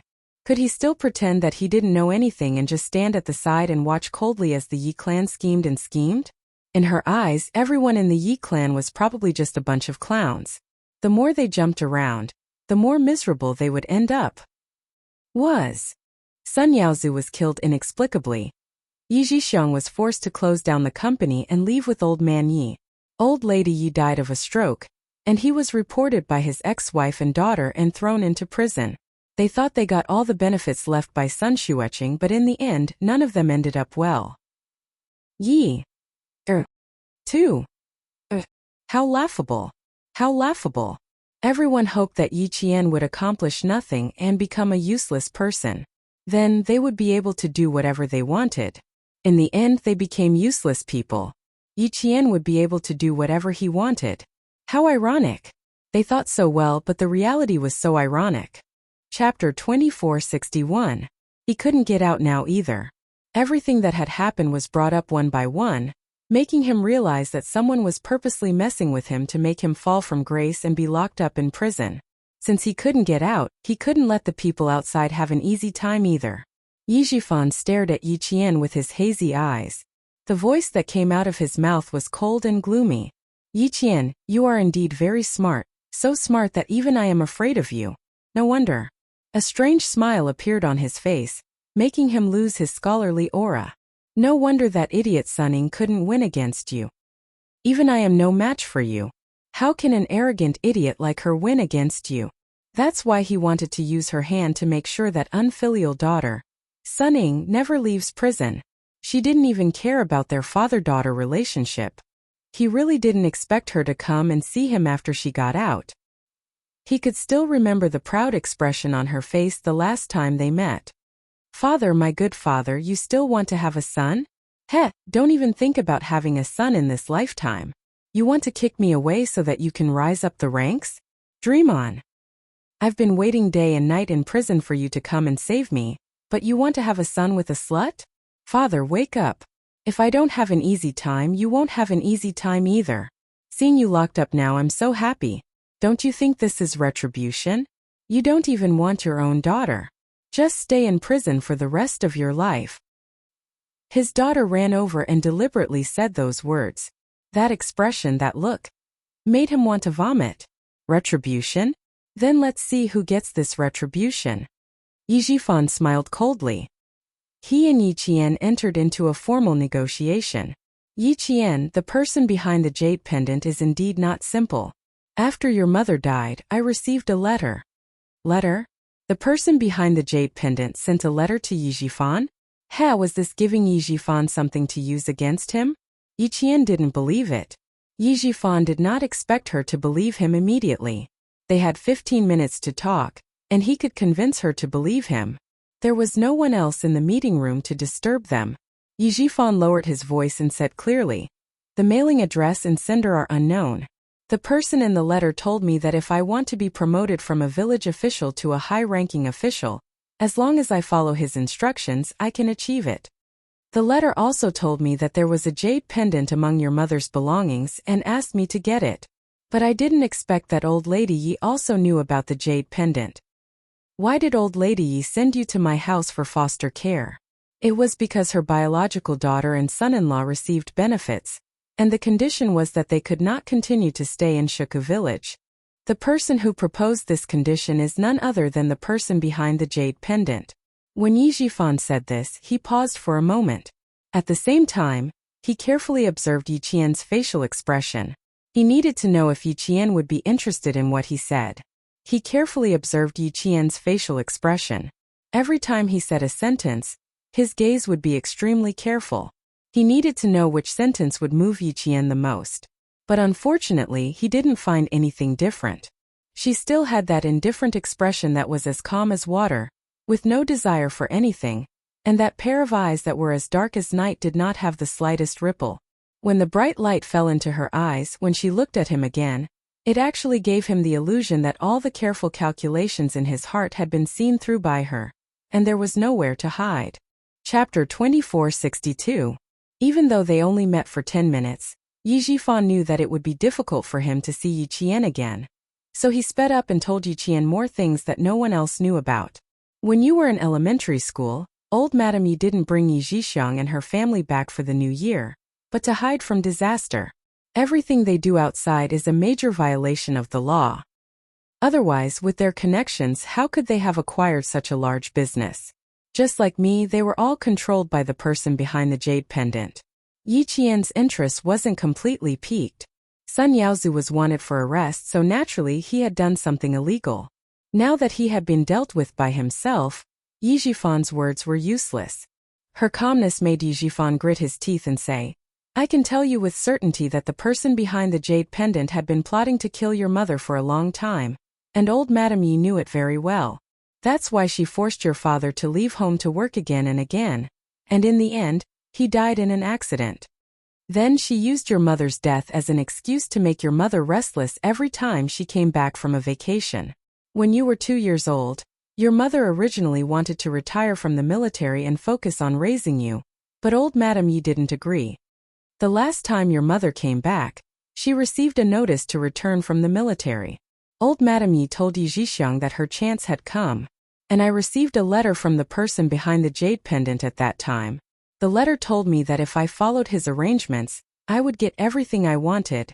Just as he was about to get to the main point, the policeman holding Yi Qian in custody suddenly walked in and reminded him, "There are still 5 minutes left, hurry up."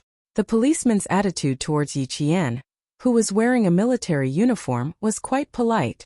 In this day and age, there were very few girls who could get into military schools. While being polite, there was also a hint of admiration. The policeman's arrival interrupted Yi Zhifan's train of thought. He, who had always been cautious, realized that he had said too much. He pressed his lips together and temporarily swallowed his unfinished words. He had said so much, but Yi Jian, who was sitting outside the iron window, dressed in a military uniform and looking like a bamboo soaring into the sky, did not react at all. Yi Qian's heart was not as calm as it seemed on the surface, because Yi Zhifan had said, "If we follow his arrangements, we will get everything we want." Grandpa Zhen had told her that the jade pendant was priceless, but it wasn't a good thing. Before she had enough power, it would be a disaster. Grandpa Zhen knew that his mother's sacrifice was not simple. He also guessed that his mother's sacrifice had something to do with the Yi family. But why didn't Grandpa Zhen investigate? Was it because the relationship between the old lady and her mother was not good enough? No, definitely not. The reason why her mother was able to join the military was because of Grandpa Zhen's recommendation. Therefore, during the era when it was difficult for female soldiers to join the military, her mother became a soldier and became one of the first female special forces soldiers in our country. Yi Qian's mind was not calm at all. As she listened to Yi Zhifan's words, she thought quickly. Soon, she thought of what Captain Xia had said. She thought about how her mother's life had been erased. After a flash of inspiration, Yi Qian understood Grandpa Zhen's concerns. At the end of the day, it was because the other party held a high position and was not someone ordinary people could shake. Grandpa Zhen did not want her to risk her future for the sake of revenge, so he reminded her again and again that before she could do anything, she had to be capable first. Chapter 2463. With her abilities, she could walk into the eyes of the higher-ups in the military and occupy a position that no one dared to touch. Then, she would face less resistance when she tried to find out the truth behind her mother's death. That was indeed the case. The involvement of the military and the Military Commission for Discipline Inspection allowed her to stay out of the matter and not be targeted by the power behind the jade pendant. It was all because the military had protected her. Captain Xia reported everything to Commander-in-Chief Xia, and Commander-in-Chief Xia reported everything to the Military Commission for Discipline Inspection. The Military Commission for Discipline Inspection secretly set up an investigation team to protect her. So, no matter how much she wanted to know who killed her mother, she could not be impulsive and disappoint the people who protected her. Faced with Yi Zhifan's temptation, Yi Qian became calmer and calmer. The apple that was handed to her was indeed fragrant and sweet and full of temptation. But compared to the concern and worry that so many people had for her, she had to reject it. She rejected it on the inside, but on the surface she had to show some emotion. Only then would Yi Zhifan have the motivation to continue talking. As for how much of his words were true and how much of it was false, she would slowly choose and reduce it. 5 minutes passed and then another minute passed. Faced with Yi Qian's calmness, Yi Zhifan was a little anxious. That's right. Yi Qian was not Sun Ying. After she underwent a big change in middle school, everything she did and said made him feel troubled. From this, he knew that she was a mature girl and could not negotiate with her as if he were coaxing a child. Plus, she always knew that the Yi family had killed her mother, and that the Yi family had done something wrong to her. In that case, it was even more impossible for him to casually say a few words to make her agree. He had to say more things that interested her. He suddenly leaned a little closer to Yi Qian and lowered his voice. Your mother was definitely not sacrificed. She was killed by someone else. The person who killed your mother was not someone else, but someone who helped me and Sun Yaozu. What did Yi Qian want to know? From her face, Yi Jifan could not tell what she wanted to know.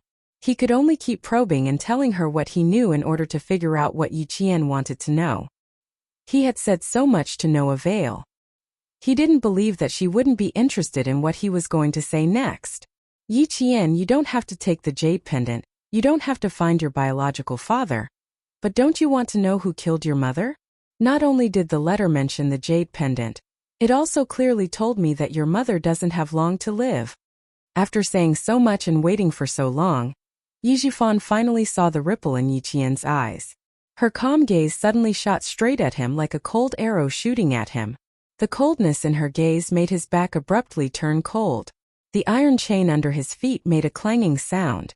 Yi Jifan, who was shocked by the gaze, unconsciously moved his feet and adjusted his sitting position. Although he was frightened, Yi Jifan breathed a sigh of relief. He finally got to the bottom of her heart. That's good. That's good. His biggest bargaining chip would definitely be her guarantee. But before that, he needed her to agree to his request. Then he would tell her the biggest secret he knew. Yi Jifan steadied his mind and said in a low voice, "If you want to know, I will tell you everything I've found over the years. And the deal I want to make with you is very simple." Chapter 2464. His low voice was filled with malice as he stared unblinkingly at Yi Qian. Every word was filled with malice as he slowly said, "I only want Sun Dongqing and her stupid mother to stay. And I will tell you more about the jade pendant. There are some things you know, but there are some things you may not know." Yi Qian was indeed a little shaken. Earlier, she had deliberately looked cold. But now she wanted to hear what else Yi Jifan had to say. She knew that her mother was most likely harmed by the person behind the jade pendant. Yi Jifan was the only one who had contacted the person behind the jade pendant. Perhaps he did know something. "What else do you know?" she said coldly. "Tell me everything in one go. Don't keep me in suspense." Yi Jifan, who had calmed down a little, looked around, then looked at Yi Qian. "If you agree to my request, I can tell you." Okay. Didn't he just want to use her to prevent Sunning from escaping? Sure. She didn't want to let Sunning escape either. When Yi Qian agreed, Yi Jifan didn't have any doubts. But her agreement wasn't enough to make him feel at ease until she nodded. Yi Jifan, who had chains on his hands, crossed his fingers and set his last bargaining chip. "The letter mentioned the jade pendant and your mother's death." These words finally caused great waves to surge in Yi Jian's heart. The shocking waves surged and fiercely slapped her heart, causing the tips of her fingers to tremble slightly. "The letter mentioned the jade pendant and your mother's death." This sentence was even more evidence that her mother was harmed. This was evidence. When she heard Yi Jifan mention the letter again, Yi Qian knew that the letter did exist, and that Yi Jifan might have kept it. She needed the letter in Yi Jifan's hands. "Deal, but I need the original letter in your hands." Yi Qian emphasized the word original. "That's exactly what I was thinking." It was only then that Yi Jifan truly believed Yi Qian. "I've kept this letter in the bank. You can go and get it when you get out later. Be careful when you read it. I've kept it for nearly 20 years, so the paper is very fragile." It was ironic that in the end, the person he believed was Yi Qian, whom he had persecuted. After looking at Yi Qian for a few seconds, Yi Jifan retracted his gaze to hide the coldness that was about to disappear from the depths of his eyes. After a few seconds of silence, he said in a deep voice, "Sunning has Madame Li behind her. I suspect that Madame Li approached her and gave her the idea to report me. Sunning is my daughter. I know her. Madame Li made a promise, so she dared to attack me, her father. Yi Qian, what I want Sunning to know is that it's better to rely on yourself than on others. If you agree, you'll be going against Madame Li. Do you dare?" If it wasn't for the matter with Sun Xueqing, the jade pendant, and his meteoric rise, he would have admired Yi Qian very much. Even if she had someone behind her, everyone could see how hard she worked. That was why he reminded Sunning again and again that if she wanted to surpass Yi Qian, she had to work hard and have the ability to compete with Yi Qian. But Sunning was too ambitious. She only wanted to use others to deal with Yi Qian. Even if she still did that, as her father, he didn't mind teaching her another life lesson. Yi Qian was a little surprised. She didn't expect Yi Jifan to remind her. Chapter 2465. Don't be surprised. Putting aside all that, you are indeed a child that I admire very much. You don't have the selfish blood of the Yi family in you, and you are stronger than your mother. I'm afraid you take after your father. Yi Jifan spoke lightly. His voice was filled with loneliness. Neither of old Madame Ye's children are her biological children. The only real child is Yi Jixiang. So, why does she fight for Yi Jixiang and make things difficult for me and your father? It's because we are not her biological children. Yi Qian couldn't help but look up when he suddenly heard an old secret that he didn't even know about for 2 lifetimes. He really didn't expect that. Yi Jifan wasn't old Madame Ye's biological son. Now many things could be explained. No wonder old Madame Yi treated Yi Jixiang's family so well. She had 2 sons and 1 daughter, and only the daughter was her biological child. Now he could see Yi Jifan's sincerity in negotiating. Sunning made Madame Li a joke in Beijing. Even if she had a deal with Sunning, she wouldn't let Sunning go. Madame Li has power and influence, but Director Yi, don't forget that it wasn't Madame Li who sent Sunning back to Nan province, but the military. So, even if Madame Li wants to make a move, she has to consider the military. After Yi Qian finished speaking, Yi Jifan understood what he meant. The reason why Madame Li had to consider the military was because of the Deputy Chief of Staff. Yi Jifan's eyes flickered when he saw that Yi Jian had finally relented. He lowered his eyelids to hide the coldness in the depths of his eyes, as well as the darkness that flashed through his eyes. His low voice came softly, as if he was afraid that the walls might have ears. Just as you said, the person behind the jade really did want to waste you. Also, he didn't want your mother's comrades to know about your existence. The reason why I gave the jade to Sunning was because he told me to raise Sunning well. From this, I could tell that he wanted Sunning to replace you. In the past 20 years, I've only contacted him 4 times, and each time I did as he told me to. After Sun Yaozu was killed, he called and suspected that I killed Sun Yaozu. From this, I was even more certain that Sun Yaozu had been working for him. So, if you want to find traces of that person, you can first check what Sun Yaozu has been doing in the coastal area for so many years. Hearing this, Yi Qian raised her eyebrows. All these years, Sun Yaozu had been working for the person behind the jade pendant? They're all ordinary people. Naturally, they want to have wealth. It's normal for the person behind the jade pendant to ask Sun Yaozu to help him accumulate wealth. Back then, when Sun Yaozu went out, he suddenly made a fortune and came back. The price was that one of his eyes was blinded by your mother. I believe you know about this. Sun Yaozu, whose eyes were injured, left the village. Before he left, old lady Yi even took away the things your mother left behind. It was just a cover. Otherwise, how could Sun Yaozu save up hundreds of millions of yuan when one was old and the other was disabled and didn't know anything? Yi Qian pursed her lips slightly. She had missed this point. When she had dealt with Sun Yaozu, she hadn't thought in this direction. It seemed that if she wanted to investigate the person behind the jade pendant, she could start from Sun Yaozu's previous company. She might be able to get more clues from there. Yi Jifan saw that Yi Qian's expression was no longer as calm as before. When she looked up, her gaze was like a knife, flashing with a fine cold light. He was even more certain that she had set her heart on him. Chapter 2466. Suppressing the sneer in his heart, he continued, "Last year, I took a stab for Du Kaiwei.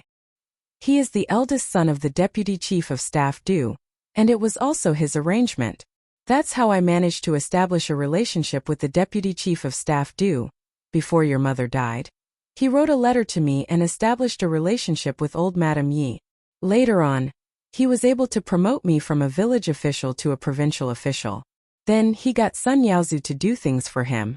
Later on, he even arranged for me to save Du Kaiwei and establish a relationship with the Deputy Chief of Staff Du Yi Qian. The person who caused your mother's death is someone from the military, and he has a lot of power. It won't be easy for you to find him. Even if you find him, how are you going to take revenge? He's not like me. I don't have a strong foundation, and once something happens, everyone will push me down. But he's not like me. He had such power 20 years ago, and 20 years later he's still the same. He can even deceive an important deputy chief of staff. Yi Qian, your enemy is not simple. I have a suggestion. You can hold on for the time being and see if you can find your biological father first." Yi Jifan was a scheming person. Now that he knew it would be difficult for him to get out, he didn't mind giving Yi Qian some pointers. Of course, he didn't want to rely on Yi Qian to get him out of here. What he was doing now was just to make Yi Qian believe in his sincerity. Other than that, he had no other plans. When Yi Jian heard that he was making suggestions for her, the coldness on her face almost disappeared. She raised her eyebrows slightly, giving Yi Jifan the illusion that she wanted to continue listening. Seeing that she really believed him, Yi Jifan's expression became more sincere. Your mother has always been in the military, so your father should be in the military too. Go to the military when your mother was alive and look for him. Maybe you can find your father, and then slowly investigate who wanted to harm your mother. You can even tolerate our family for more than 10 years, so 3 to 5 years won't make a difference. What's more, now that you've made a name for yourself and know a commander-in-chief, you should establish yourself and gain the attention of the higher-ups in the army. You should get to know those who are really powerful and influential. Then you can slowly investigate your mother's matter. This will be more reliable and safer for you. This was Yi Jifan's suggestion. It was indeed sincere and sounded like he was thinking for Yi Jian. There was nothing strange about it at all. But to Yi Qian, this was the scariest part of Yi Jifan. He, who didn't care about his family, was indeed talented and realistic. He could clearly see the situation he was in. After reminding her so much, he didn't ask for anything other than Sun Ning not being able to leave prison. This was because he knew that she wouldn't agree to any of his requests. Since that was the case, why should he embarrass himself? At this point, Yi Jifan was still calmly planning. This time he wasn't planning how to climb up, but how to deal with the people outside who wanted to pull him down. He wanted to see her go against Mrs. Li. Otherwise, he wouldn't have reminded her of what kind of person Mrs. Li was. The reason he reminded her was very simple. He wanted to see if she had the courage to agree to it. If she didn't, he wouldn't lose anything. At most, he would be disappointed. If she dared to do it, it meant that she did have someone behind her, and that person was powerful enough to compete with Mrs. Li. This was the scariest part of Yi Jifan. He was always looking for the biggest chance of survival in the cracks. I've said so much, and you've seen my sincerity. Yi Qian, you already know what I want. Sun Ning, Sun Dongqing. 5 minutes had passed. Yi Jifan stood up and left. When he mentioned the mother and daughter he hated the most, his elegant features were gloomy and vicious. Don't even think about leaving. Chapter 2467. He wasn't as stupid as Sun Dongqing, who even tried to get Yi Qian to come out and save Sun Ning. What a joke. After doing so many things, did she still think that Yi Qian wouldn't hold a grudge against her? Only stupid people would dream of unrealistic things. A truly smart person would use everything to their advantage to protect their own interests. As for him, he didn't want to protect his own interests. What he wanted was to let the people outside do the dirty work. As Yi Jifan walked, the sound of the chains clanging could be heard. Clang, clang, clang. The sound of the chains dragging on the ground sank into people's hearts. Yi Qian stood up and looked at Yi Jifan, who had walked a few steps and turned back to look at him. When their eyes met, Yi Qian chuckled.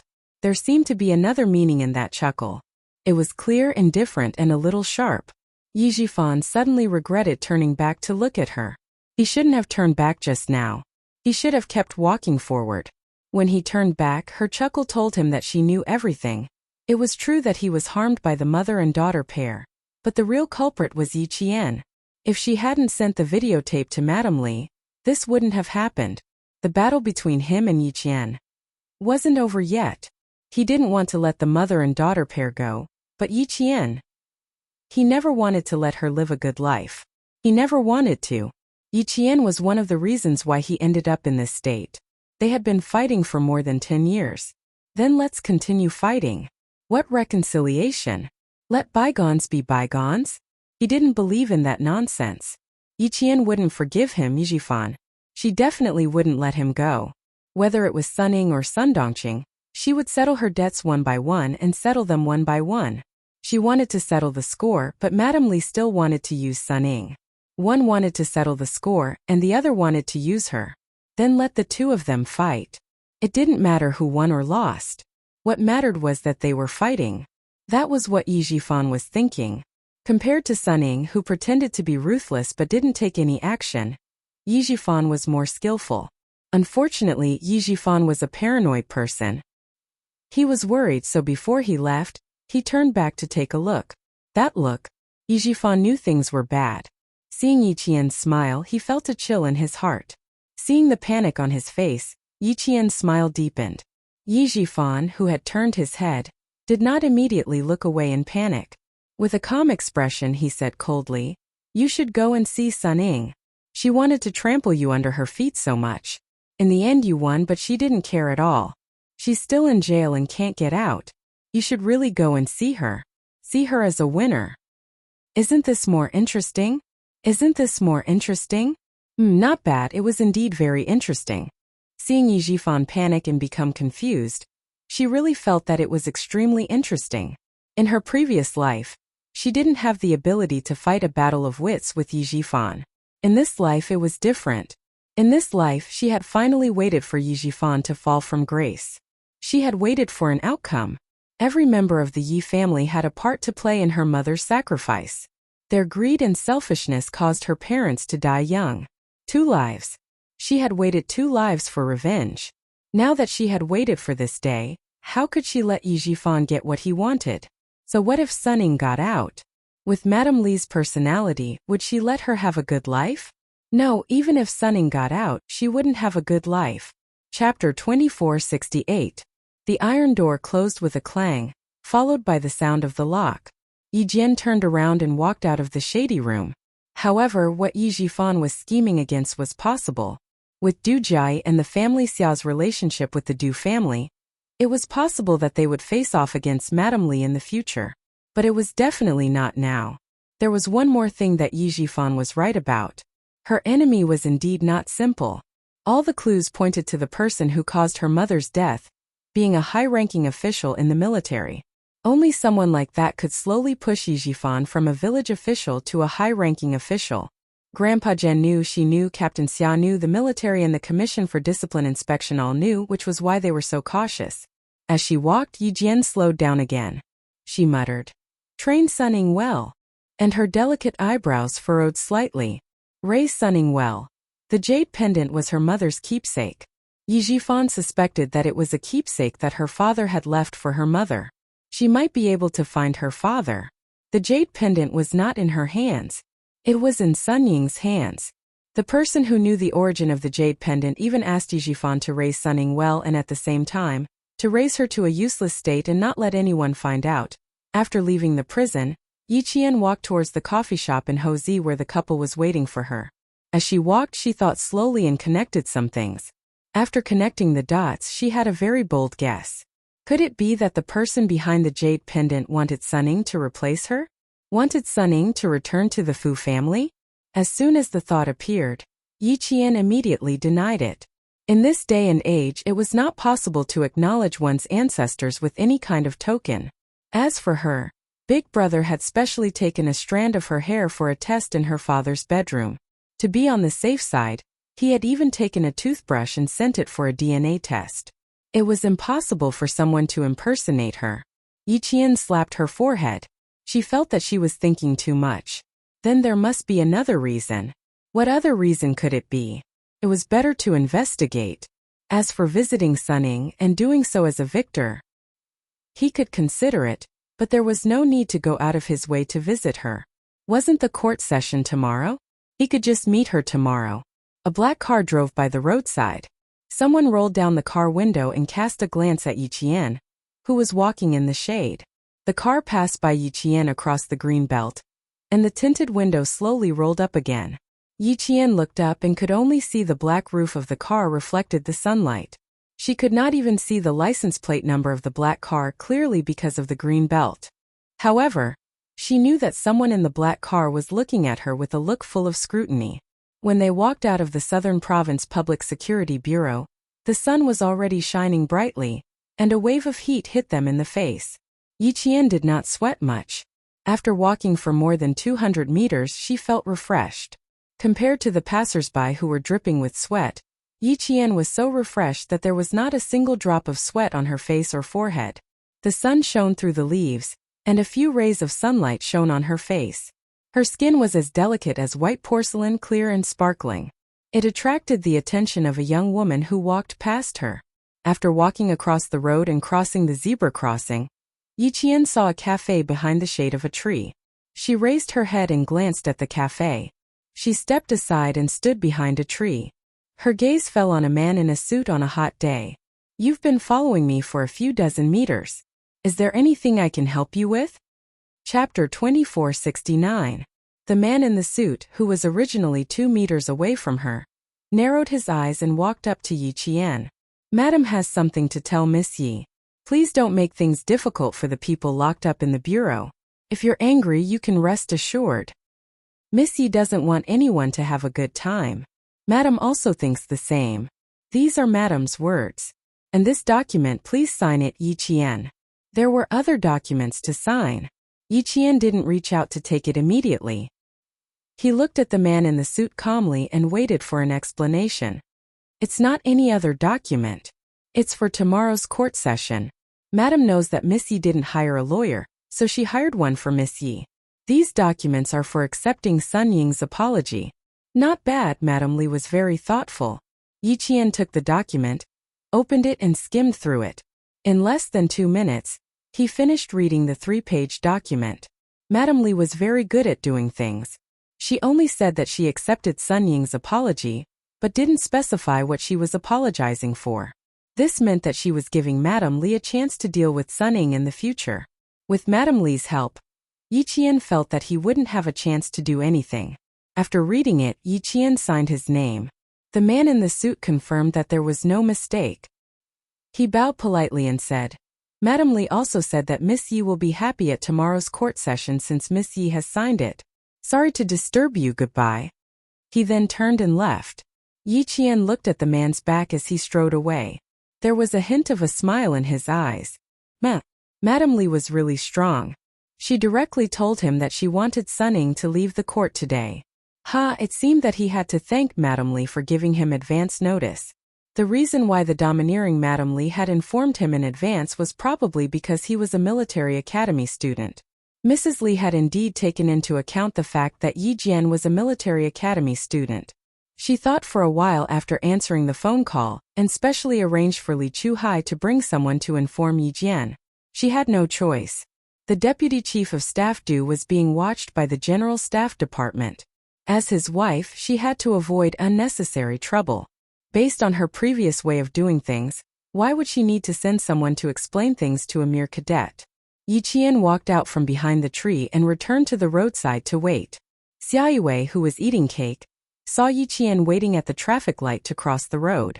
She immediately said to Ho Zi, who was leisurely reading a business newspaper, "Xiao Yi, you're out. Why do you look so tired? Quick, go and help her cross the road. Take my umbrella, it's sunny outside." After saying that, he added, "It's not you, it's Xiao Yi." Ho Zi felt that there was no need to add anything.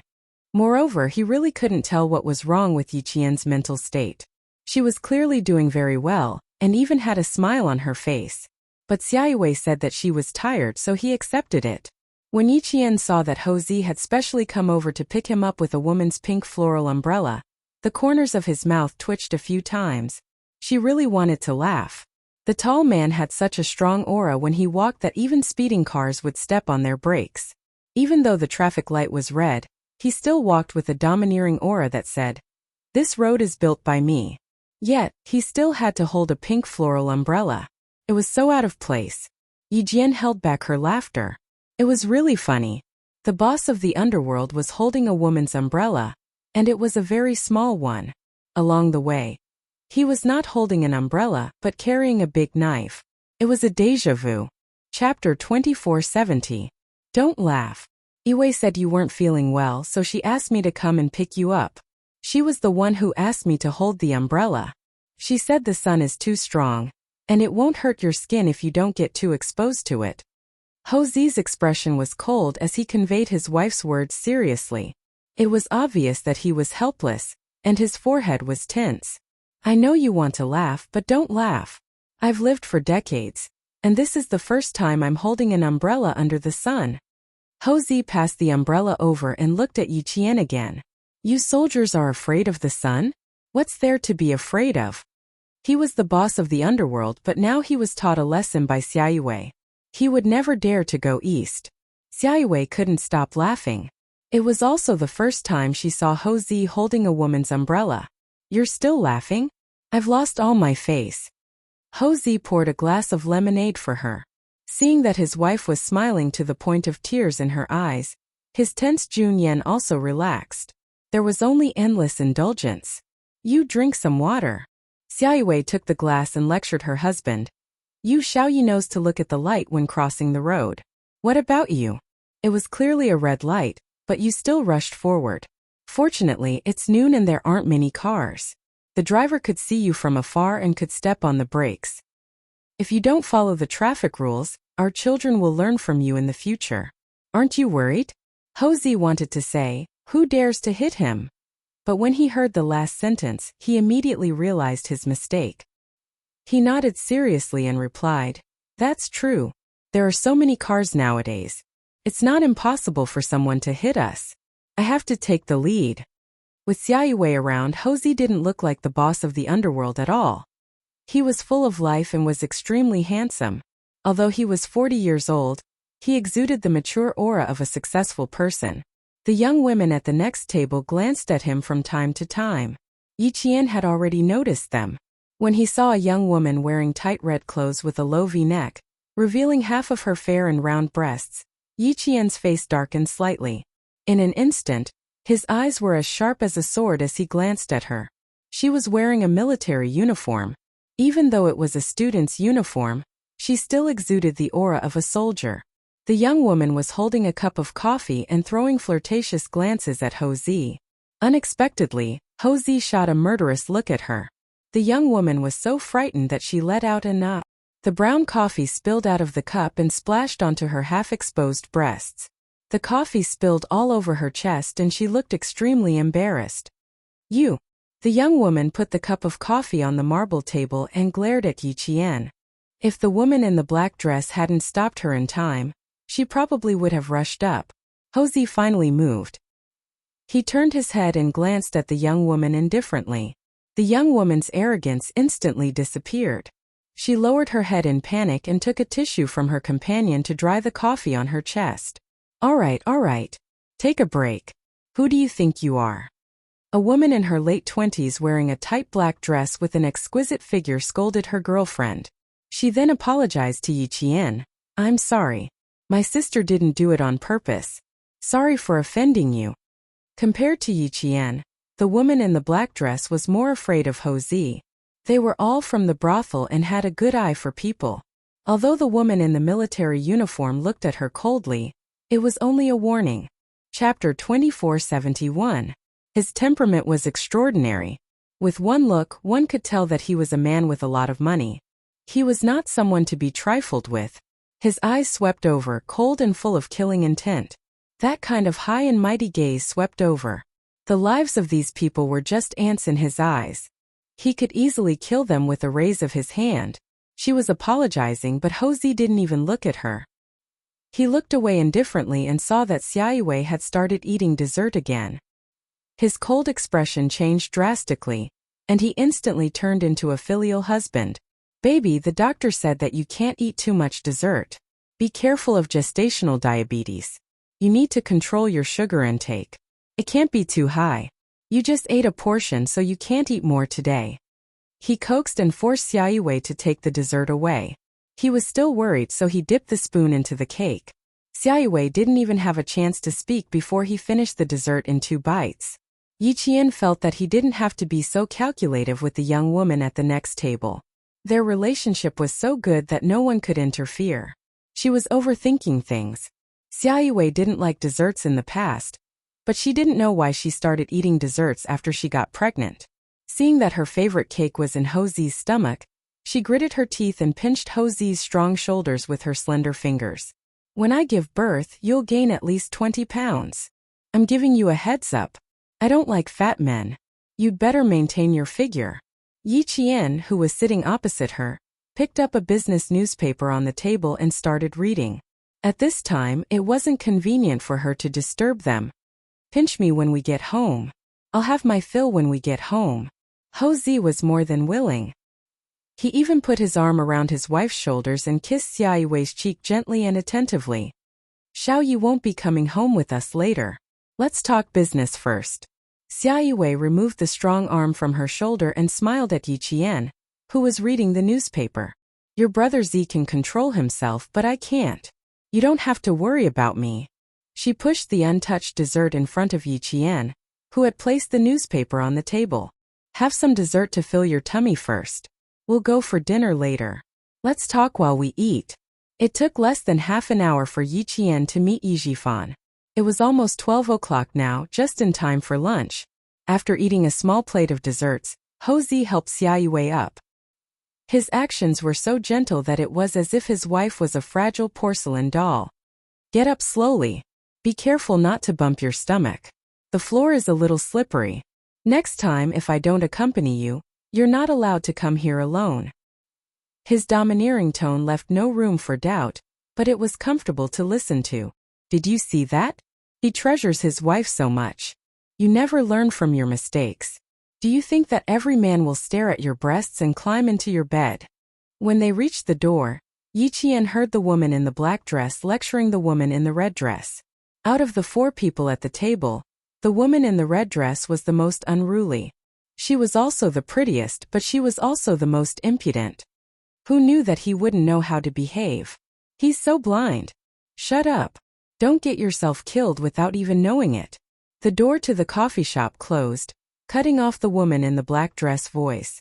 Yi Qian didn't know if Hou Zi heard it, but seeing that the couple didn't take it to heart, she forgot about it. When they reached the private room of the restaurant and Hou Zi left, Xia Yiwei smiled at Yi Qian. What happened at the coffee shop used to happen a lot. Hou Zi also knows how to behave, but now he knows how to restrain himself. He's scared.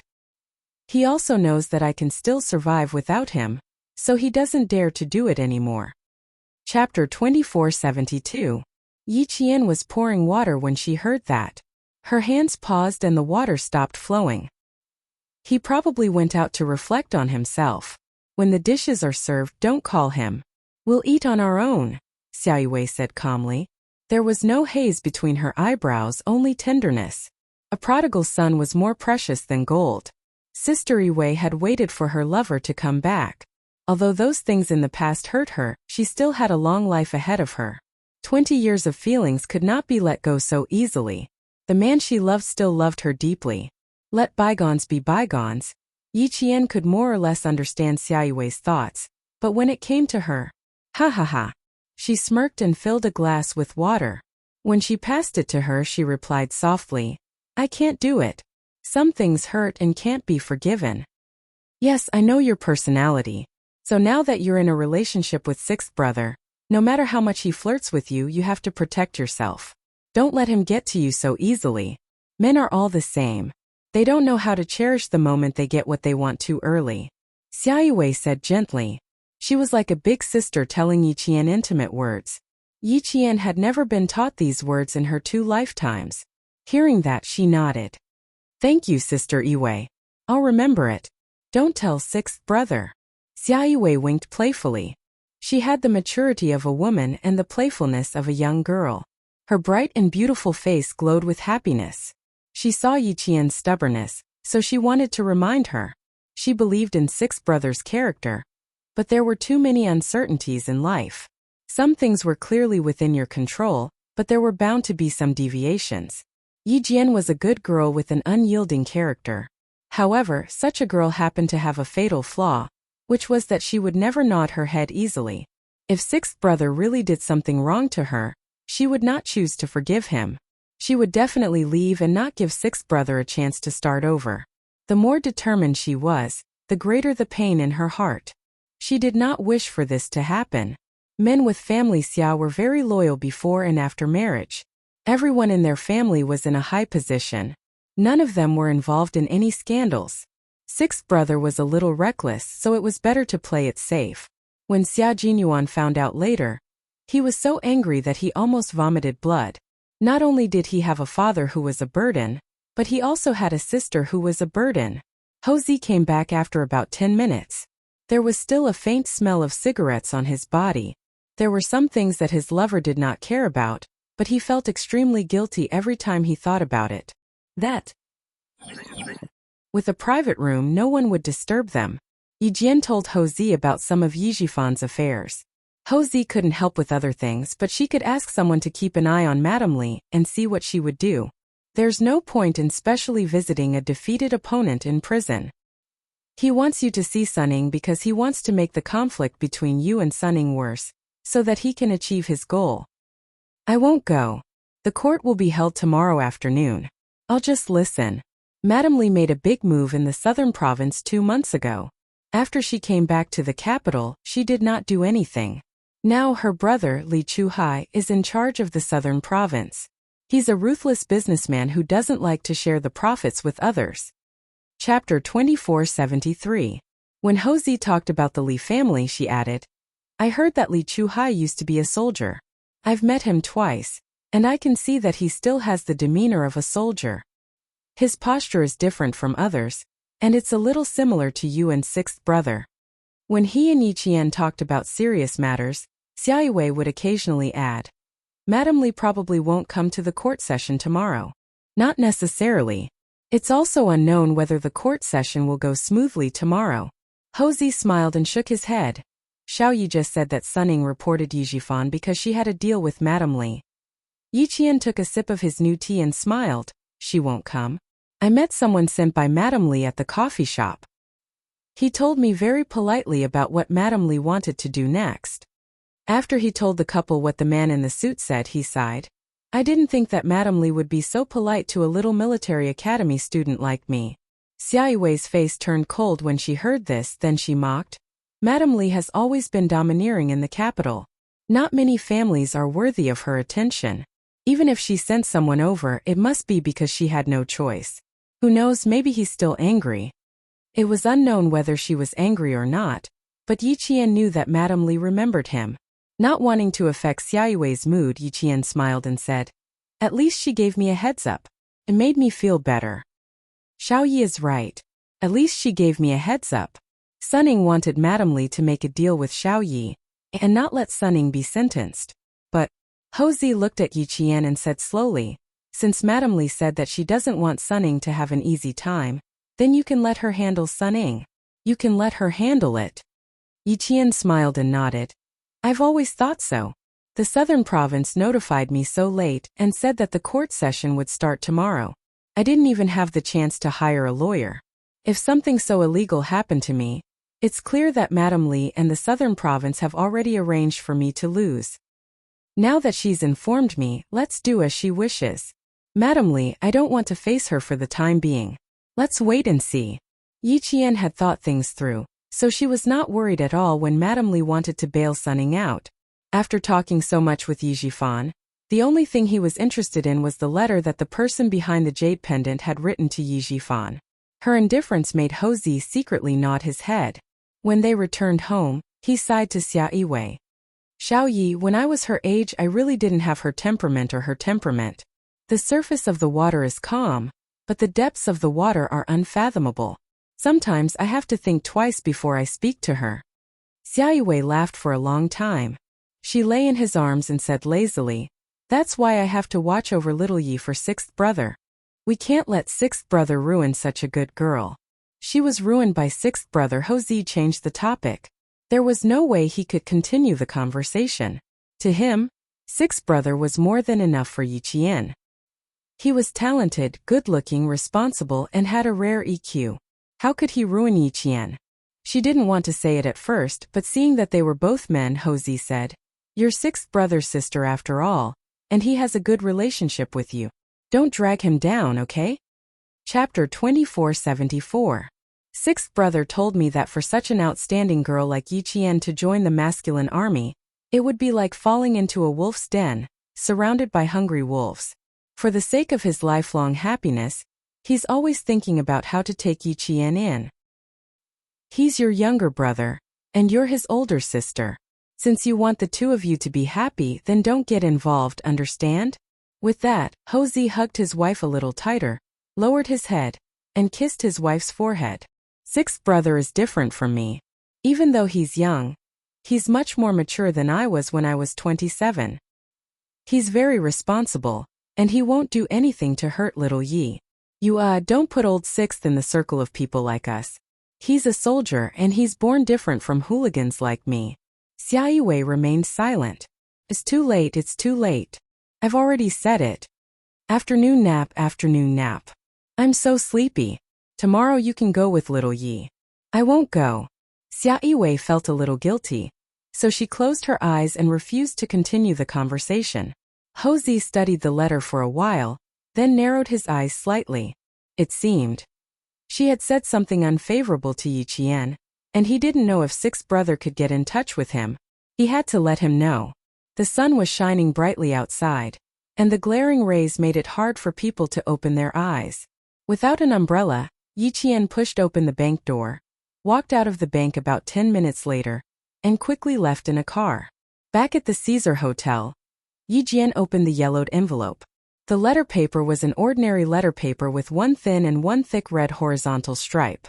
The person who wrote the letter must have deliberately used his left hand to write it, or perhaps he had hired someone to write it. The handwriting was crooked, and the wrong words were corrected with a fountain pen. It was indeed the original. Yi Jifan didn't lie to her. There wasn't much in the letter, but it was just as Yi Jifan had said. The person behind the jade pendant wanted to make him useless. He also asked Yi Jifan to hide the jade pendant in advance and not let anyone know about it. It will turn you from a village official to a high-ranking official. In order to emphasize the importance of this sentence, there were two underlined words at the bottom. Yi Qian's gaze fell on the double-dashed line. It was drawn very straight and it was drawn in one stroke. The two lines were of the same length, and it was so flat that it seemed like it had been calculated. From this, it could be seen that the person who wrote this letter had a certain degree of obsessive-compulsive disorder. She had no way of knowing who wrote the letter, but the double underline must have been written by the person behind the scenes. There weren't many words. Only half of the letter was written, but to Yi Jifan just the sentence "it will make you a high-ranking official from a village official" was enough to tempt him. After so many years, he had not just changed from a village official to a high-ranking official. Carefully putting away the yellowed letter, Yi Qian called Principal Chan, who was the instructor at the Southern Province Sniper Base. Principal Chan didn't know that she had returned to Southern Province. When he heard that she was at the Caesar Hotel, Principal Chan immediately said, "I'll take a car now. Wait for me at the hotel." Yi Qian didn't want him to rush back and forth. She smiled and said, "Uncle Chan, you should rest well. Sun Ying's court date is tomorrow. It's not a big deal. Don't worry about it."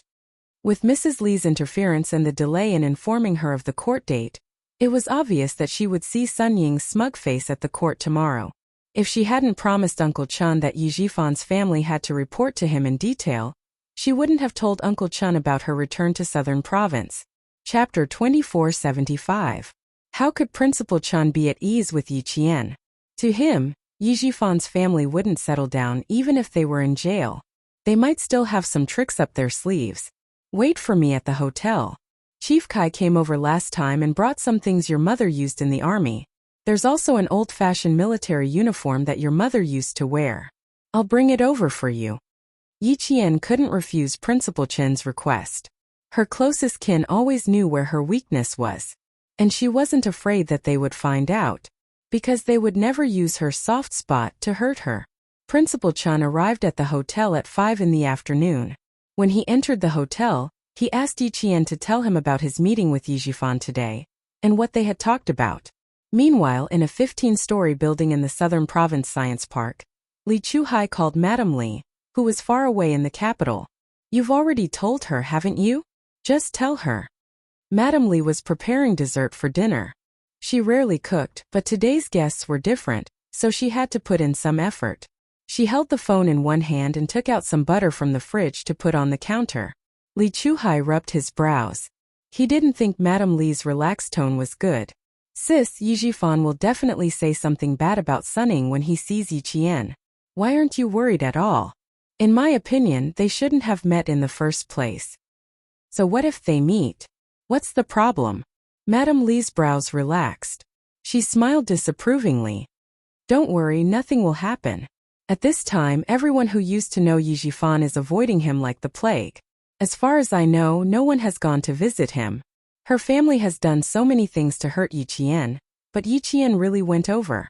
This shows that this girl still cares about family ties. Madame Li had already investigated Yiqian and Yijifan's relationship. That was why she said this. Why does it sound like you're admiring Yiqian now? How could I admire someone from the Yi family? Madame Li laughed softly as if she had heard a joke. This Yiqian. Her memory was not very good at her age. When the results of the investigation came out, she did not remember for a while. It was only after old Du reminded her that she remembered. A face flashed across her mind. Only then did she remember that it was the military academy student who had argued with Sunning previously. That girl was quite well proportioned and had a good temperament. It was just that her gaze was too headstrong and did not seem docile. She lacked the gentleness that a woman should have. She was also a girl who was not afraid of trouble and could stand on her own 2 feet. Madame Li's impression of Yiqian was neither good nor bad. It was just so. She went to take a look. She was just a little girl. It was said that he had lost his parents and relied on the army to support him. In the end, he was admitted to the military academy. She was a girl who had her own opinions. She didn't have a good relationship with Yijifan's family, so it wasn't a big deal to meet her. If she didn't go to see Yijifan, I wouldn't be able to send her a message. That's right. Did your subordinate say anything else after she heard what I said? Or did she have any expression of displeasure? The servant who worked in Madame Li's house came in and saw that her mistress was on the phone, so she quietly left the kitchen. There were many rules in the Li family, and all the servants knew them. When she left the kitchen, she closed the sliding door so that the servants in the living room could not hear them. Chapter 2476. Li Chuhai, who was sitting in the office, stood up and pulled open the blinds of the floor-to-ceiling window to look down at the evening scenery of the city. The sun was gradually setting in the west, leaving behind a resplendent sunset glow that was as gorgeous as silk and as in full swing. Not really. She accepted it quite calmly. Li Chuhai looked at the beautiful scenery on the horizon and smirked. He sighed. Sis Sunning and Yiqian have a grudge against each other. In order to be released, Sunning reported Yijifan. Yijifan cut off all ties with Sunning because he didn't want to be dragged down by his daughter. Now that Sunning reported him, how could Yijifan, who is greedy for power, be willing to let it go? You know that the enemy of my enemy is my friend. Sis, tomorrow is mainly a matter between Sunning and Yiqian. You want to bail Sunning out, but what if Yiqian doesn't agree? What if he doesn't give you face? Mrs. Li laughed when she heard this. Chuhai, you've been abroad for more than 10 years and haven't come back. You probably don't know much about domestic matters. Don't worry. Since I dared to promise Sunning, I have the ability to get her out. I'm also sure that Yiqian will agree because she's a smart girl. She knows how to let go. The things that Sunning did are just small things. She already paid the price for it and can't take the college entrance exam for a few years. Things like hiring someone to kill someone or being an accomplice, these are not big things. I've already investigated. The so-called hiring someone to kill someone or being an accomplice was done by a high school classmate of hers named Yao Jing. Sunning didn't participate. As for the other things, they didn't cause any substantial harm. They only damaged Yiqian's reputation. Purposely fabricating and spreading false facts is a crime of defamation. Eliminating the impact, restoring the reputation, and apologizing. These are all small things to Sunning. She won't be sentenced. As for being sent to the military has already issued the punishment. The fine and imprisonment have already been completed. That's not a big deal. Mrs. Li, who was in a good mood, explained everything clearly. She didn't want to talk about these things. She said to her brother happily, Mrs. Qin is here today. I have to treat her well. Congratulations, this is a good thing. The smile on Li Chuhai's face deepened. The Du family's foundation was still too shallow, and it would be a good thing if they could become in-laws with the Qin family. This was a good thing for the Du family and the Li family. Seeing that it was getting late, Mrs. Li did not want to say more. She said, Sunning will be fine. Then she hung up the phone. Li Chuhai, who was looking at the scenery in the distance, put his phone back into his pocket and crossed his arms in front of his chest. The smile on his face gradually disappeared as he stood there quietly. As the sun gradually faded, There seemed to be a hint of darkness in his eyes. He hadn't been in the country for a long time, so he didn't really understand. Some people and some things were a little out of his control. He had to find an opportunity to sort them out slowly. Those disobedient people, those useless people, and those old and rotten things, all of them had to be cleaned up. He stood there until the sun set in the west. The dark night stretched across the horizon. Li Chuhai, who was like a statue, finally moved. He took out his phone and dialed a number. "Arrange something for me. I want to see someone." On the other hand, Yi Qian said something similar to Principal Chen. "There are many things that Sunning can't commit a substantial crime. Even if I hire a lawyer now, it won't be of much use. Plus, she has Mrs. Li behind her. I really don't need a lawyer." Chapter 2477. If she really wanted to hire a lawyer, Xia Yue and Ho Zi would remind her. Commander-in-Chief Xia would also probably call to ask about it. The last time she left Beijing, the Commander-in-Chief said that he would keep an eye on the situation in the southern province. He would probably know about the court hearing tomorrow. Principal Chen didn't really care about what was going on outside. When he heard this, he nodded slightly with a cold expression. That's fine. Although Sun Ying's actions were indeed outrageous, compared to what Yi Jifan and old Madame Yi did, what she did was a small crime. A light punishment is enough. She's so young, but she's so vicious. You didn't take the initiative to harm her, but she still chased after you to harm you. If you weren't vigilant, how could you have avoided her dirty tricks? Teach her a lesson so that she won't run amok in the future. After all, Principal Chen used to be a principal and had high moral standards. No matter how vicious Sun Ying was to him, she was still a student. A student who needed to be disciplined and taught a lesson. Now that she had been locked up in jail for a few months, Principal Chen felt that this was the punishment that Sun Ying deserved. As for making Sun Ying beg for death, Principal Chen never thought about it. He didn't know that Yi Qian was killed by Sun Ying in his previous life. Naturally, he didn't know how much Yi Qian hated her. If a girl didn't take the right path, it was mostly because of her family. In the end, the responsibility of an adult was still greater. In the past, when Sun Dongqing caused trouble at school, when was it not unreasonable? When was it not a role model for Sun Ying? Therefore, in Principal Chen's eyes, Sun Ying's punishment was about enough. He couldn't bear to put a young girl to death. Seeing that Yi Qian didn't go into a dead end, he smiled and said with relief, "Every injustice has its perpetrator. Every debt has its debtor. Yi Jifan's sins are his own, so let him pay for them. As for Sun Ying's side, since Madame Li is involved, then you don't have to worry too much." Besides, Principal Chen thought of what Yi Qian had just said. He shook his head in pity. She made the wife of a deputy chief of staff lose so much face. And you said that Madame Li is not a magnanimous lady. Even if Sun Ying is released, I'm afraid her life will not be easy. Unfortunately, Sun Ying was a very good student in junior high.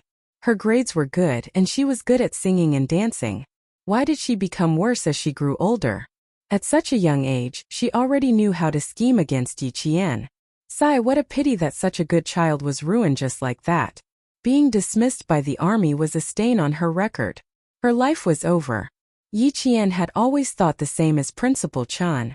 Sun Ying had offended Madame Li and was sent back to her hometown by the army. Her life was indeed ruined. She wanted to marry into a noble family like she had in her previous life and become a real golden phoenix. She could forget about it in this life.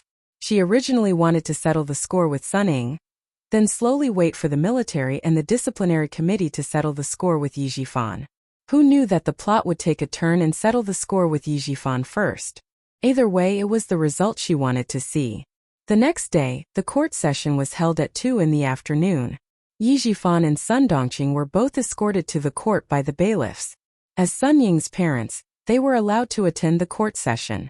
However, they were both prisoners. Even if they were there, they could only wear prisoners' uniforms and enter the court with handcuffs. Sun Ying, who was locked up in the detention room, felt that the day passed by exceptionally slowly. She didn't know how many times she paced back and forth in the small, smelly room, but it wasn't even 2 in the afternoon. Chapter 2478. Every day here felt like a year to her. Every minute and every second here was torture, but today, Madame Li said she could leave. She had been looking forward to it. and this day had finally arrived. The more anxious she was, the slower time passed. Tired from walking, Sun Ying sat down against the cold wall and stared blankly at it. She had waited for too long, and it had exhausted her vitality and her patience. But she couldn't make any noise, or the consequences would be even worse. 2 o'clock.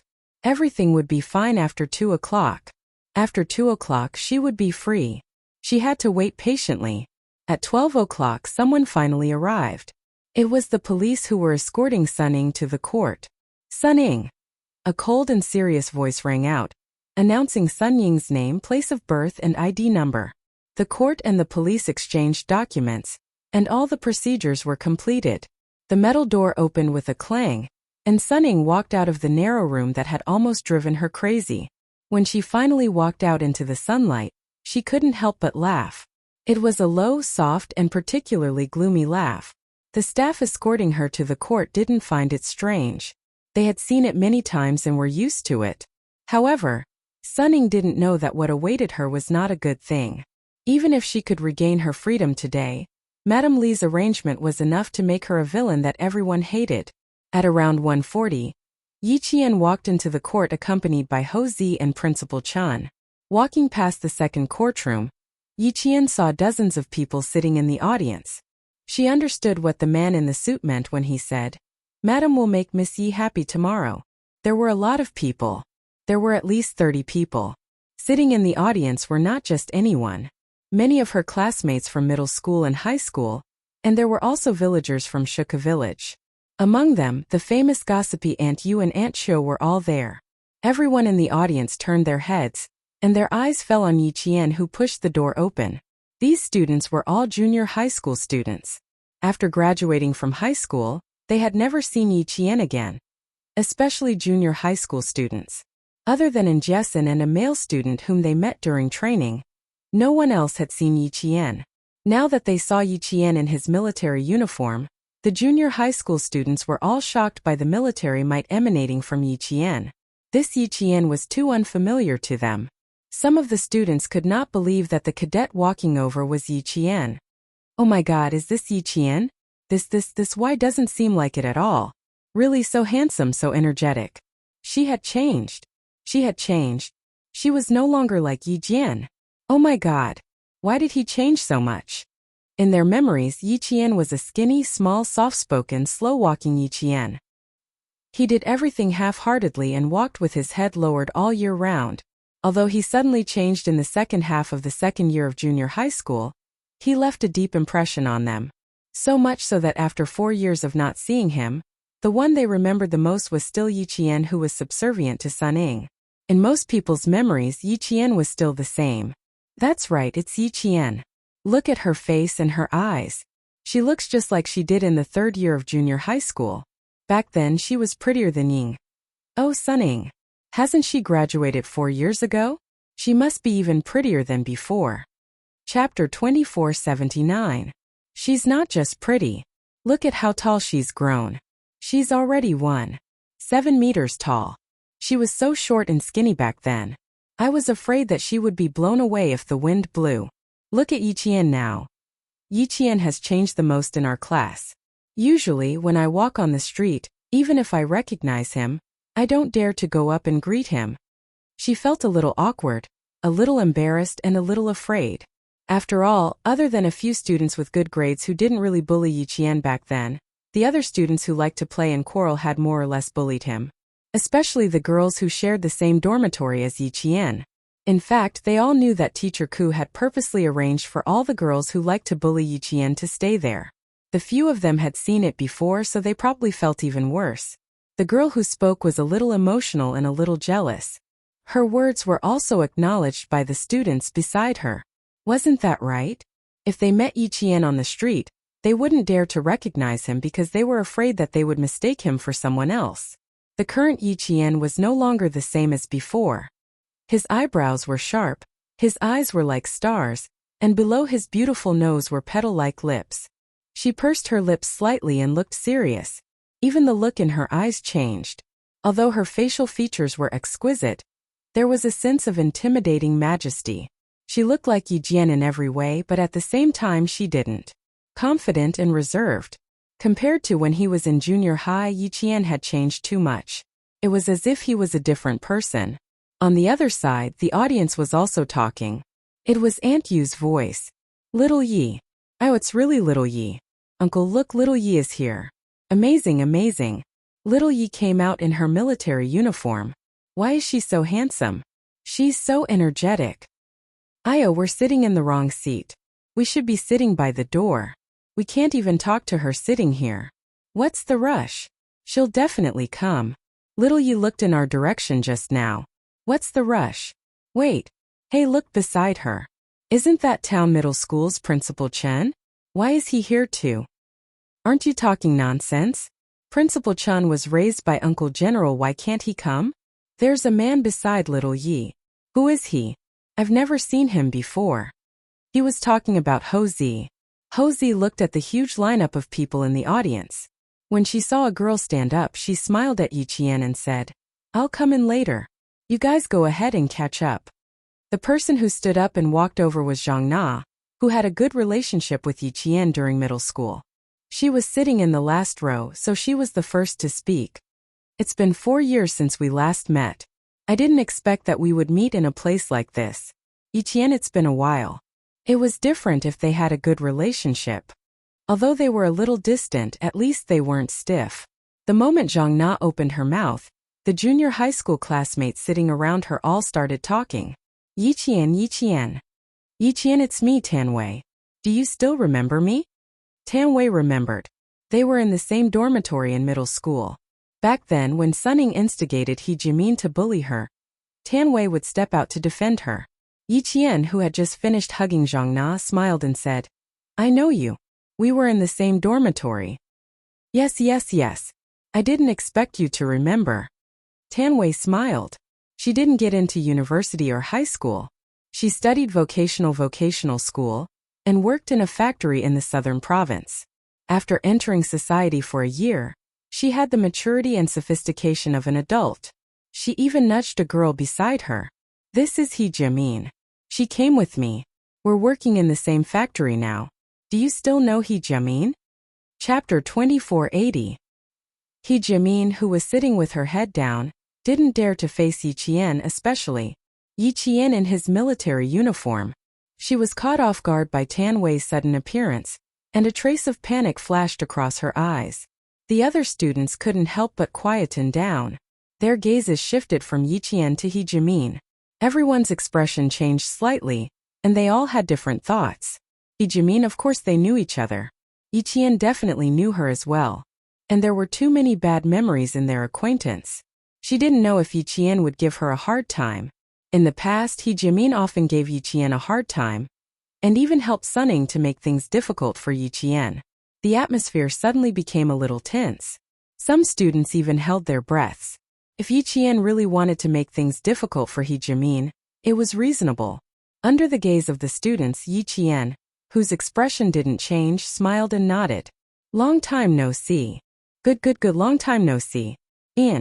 Compared to Tan Wei, He Jimin was much more restrained. Her tone was even more nervous. How could she not be nervous? In the past, in order to help Sunning in class, she would bully Yi Qian from time to time. She would get water for her, do the laundry, and make Yi Qian do all the cleaning for her. In the past, she bullied him so much that she didn't have the face to face Yi Qian now. If Tan Wei hadn't persuaded her, she really wouldn't have dared to come. But Tan Wei also said that there was a world of difference between them and Yi Qian. While there was still a chance to mend their relationship, it was better to do it as soon as possible. After thinking about it for 2 nights, she finally made up her mind and agreed. She was so nervous and uneasy. It wasn't until Yi Qian smiled at her that He Jimin's tense heart finally relaxed. Don't bully the young for being poor. Now she finally understood the true meaning of this sentence. When Yi Qian was young, he was so self-abased that he was almost cowardly. But when she was young, she was arrogant and confident, as if she would really become someone great in the future. For years had passed, and the monotonous factory life had long worn away her arrogance. Now she only lived for the sake of survival. Yi Qian, who she looked down on, became the brightest star, shining so brightly that she felt ashamed of her own inferiority. Yi Qian looked at her and knew why she was so nervous. He smiled and asked, "Where's Xie Sifeng? I remember that you guys is. Where she is right now." Yi Qian's even's heart says, "Who knows how to be considerate? Thank to be remembered thank Tess. S was that, SA's was." Some girls secretly rejoiced. The boys on the other hand were thinking about something else entirely. They thought that Yi Jian was capable now and still remembered her classmates. She was quite affectionate. Sifeng is working at an electronics factory in the coastal area.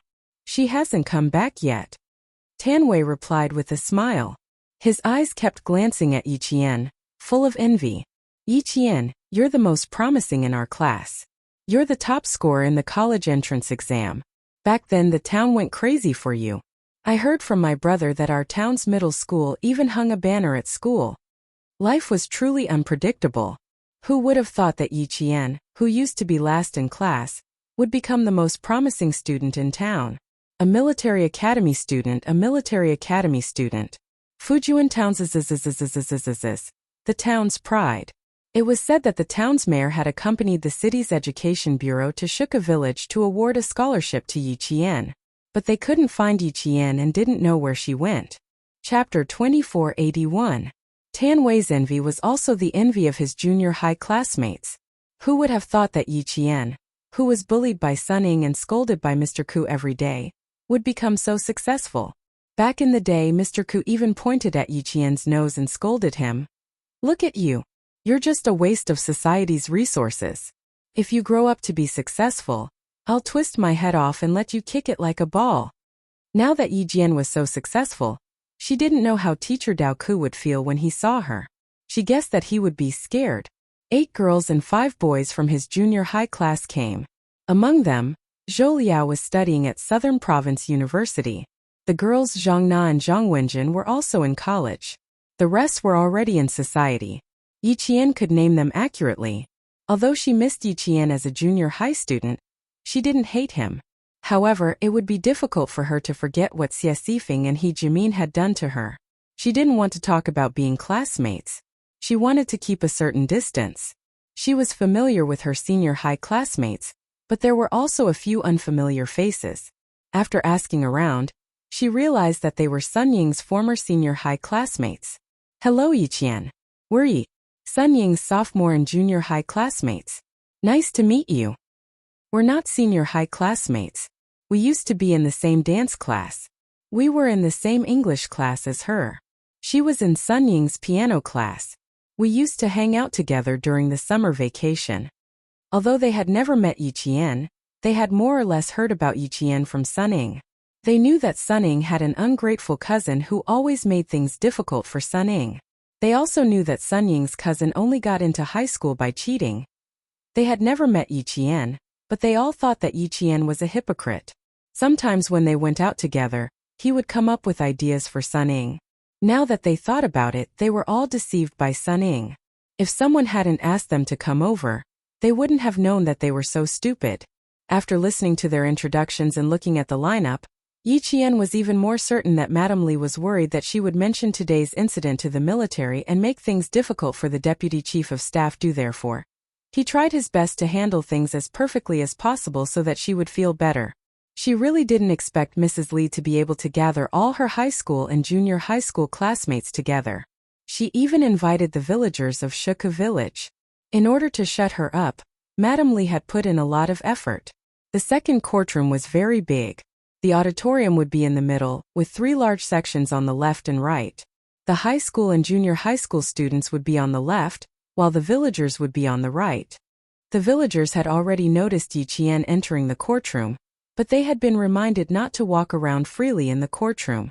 Therefore, they only watched as the group of young people surrounded Yi Qian and talked to her. They did not let her in. "Those youngsters are really ignorant. We're from the same village and haven't even talked to her yet." "That's enough, big mouth you. Stop talking," Village Chief Zhang Difu said in a low voice. The few people from the village had been brought over in a car. They said that the court had asked the village to choose a few representatives to attend Yi Jifan's court hearing. They had specially chosen Big Mouth Yu and Big Mouth Chiu. The rest would be chosen by him as the village chief.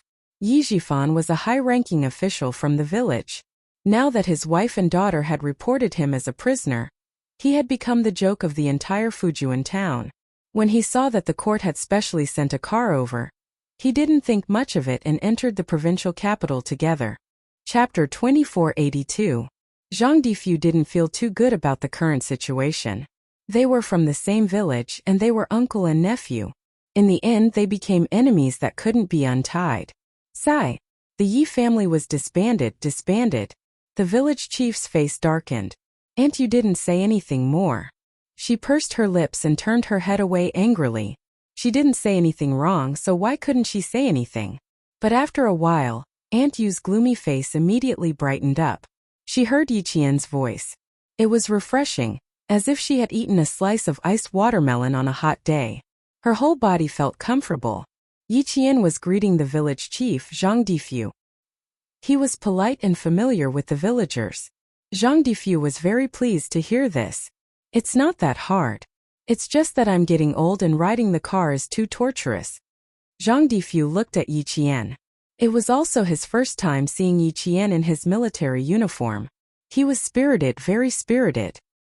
He wanted to raise his hand to pat her on the shoulder, but he retracted it after reaching out his hand. The Yi girl in front of him wasn't the Yi girl of the past.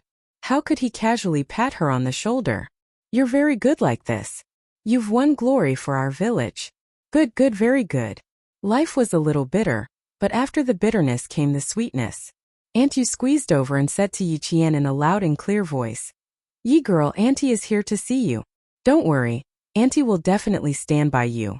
That little wench Suning has been scheming since she was young.